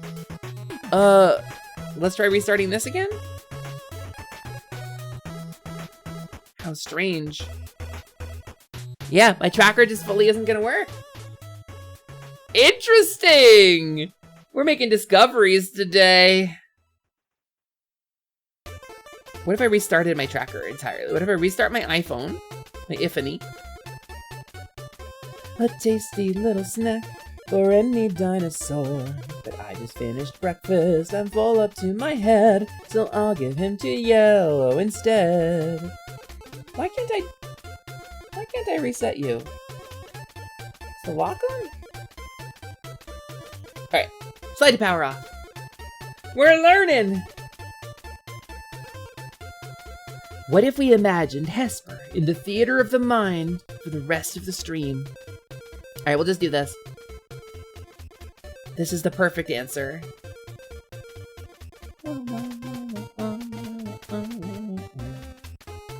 This one.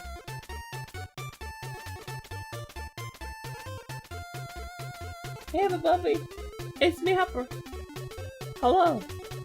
I'm Twitch streamer. I'm streaming on Twitch. It's nice to meet you.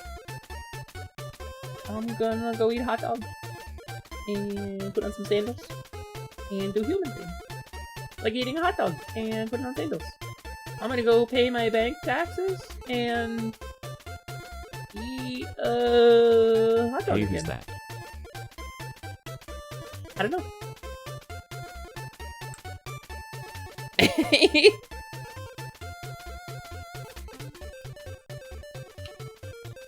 Ha ba ba.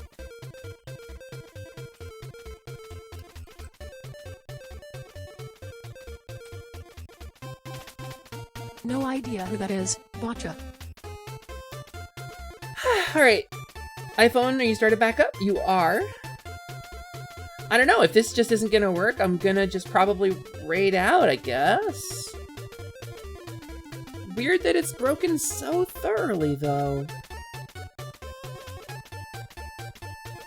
Alright, let's try.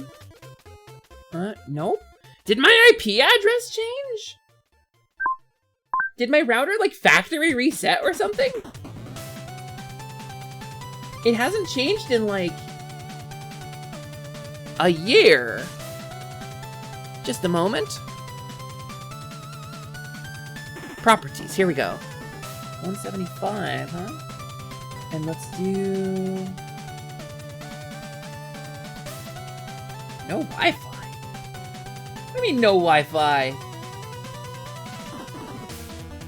You're telling me no Wi-Fi on my iPhone. I'm looking at it. It's not connected. There's Cobble Cave. We are connected to Cobble Cave. Why would you not? That's so bizarre. Okay, last try. Does this work? It's gone. I said 176, right? I think I said 176.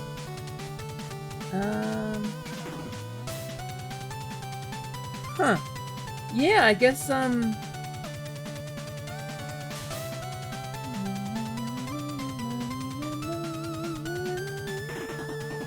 Alright, gamers, I guess we're raiding out. Sorry about it. I guess we're raiding out. I'm gonna have to spend some more time actually fixing this. Let's find who's live right now we can carry on this fun bus with.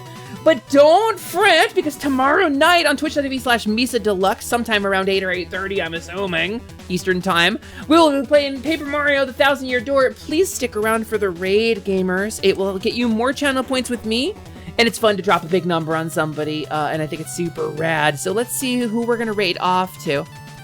And then Saturday, come on around for our first Scaly Saturday in months! Since I stopped being a kobold. I have something really cool to show you, and I'm gonna shout out some really cool stuff that Glottal made. Let me double check a possibility here. No, we're not going that way. That's, let's go.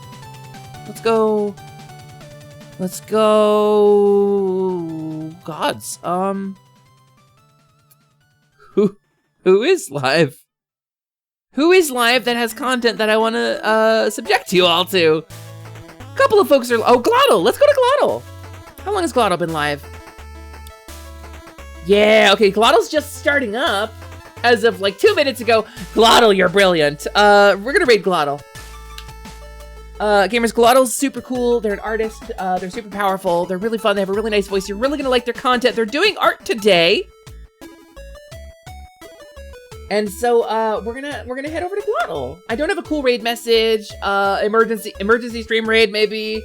Something like I don't actually have the ability to throw regular emotes in here. Yeah, I think the emergency raid sounds pretty good to me. And I will see you all maybe next time. I hope to see you tomorrow on Misa's channel. I hope to see you here on Saturday for Scaly Saturday. And I love y'all very much. Stick around, make sure to say something in Glottal's chat so it checks you in as a viewer. They are just on their loading screen right now, so you should be free to be like, yo, Glottal, what up? Have sent me. I think you're super rad. I'm gonna do you my coolest dance right now, and do your coolest dance for Glottal. I love y'all so much. I'll see you tomorrow. Goodbye.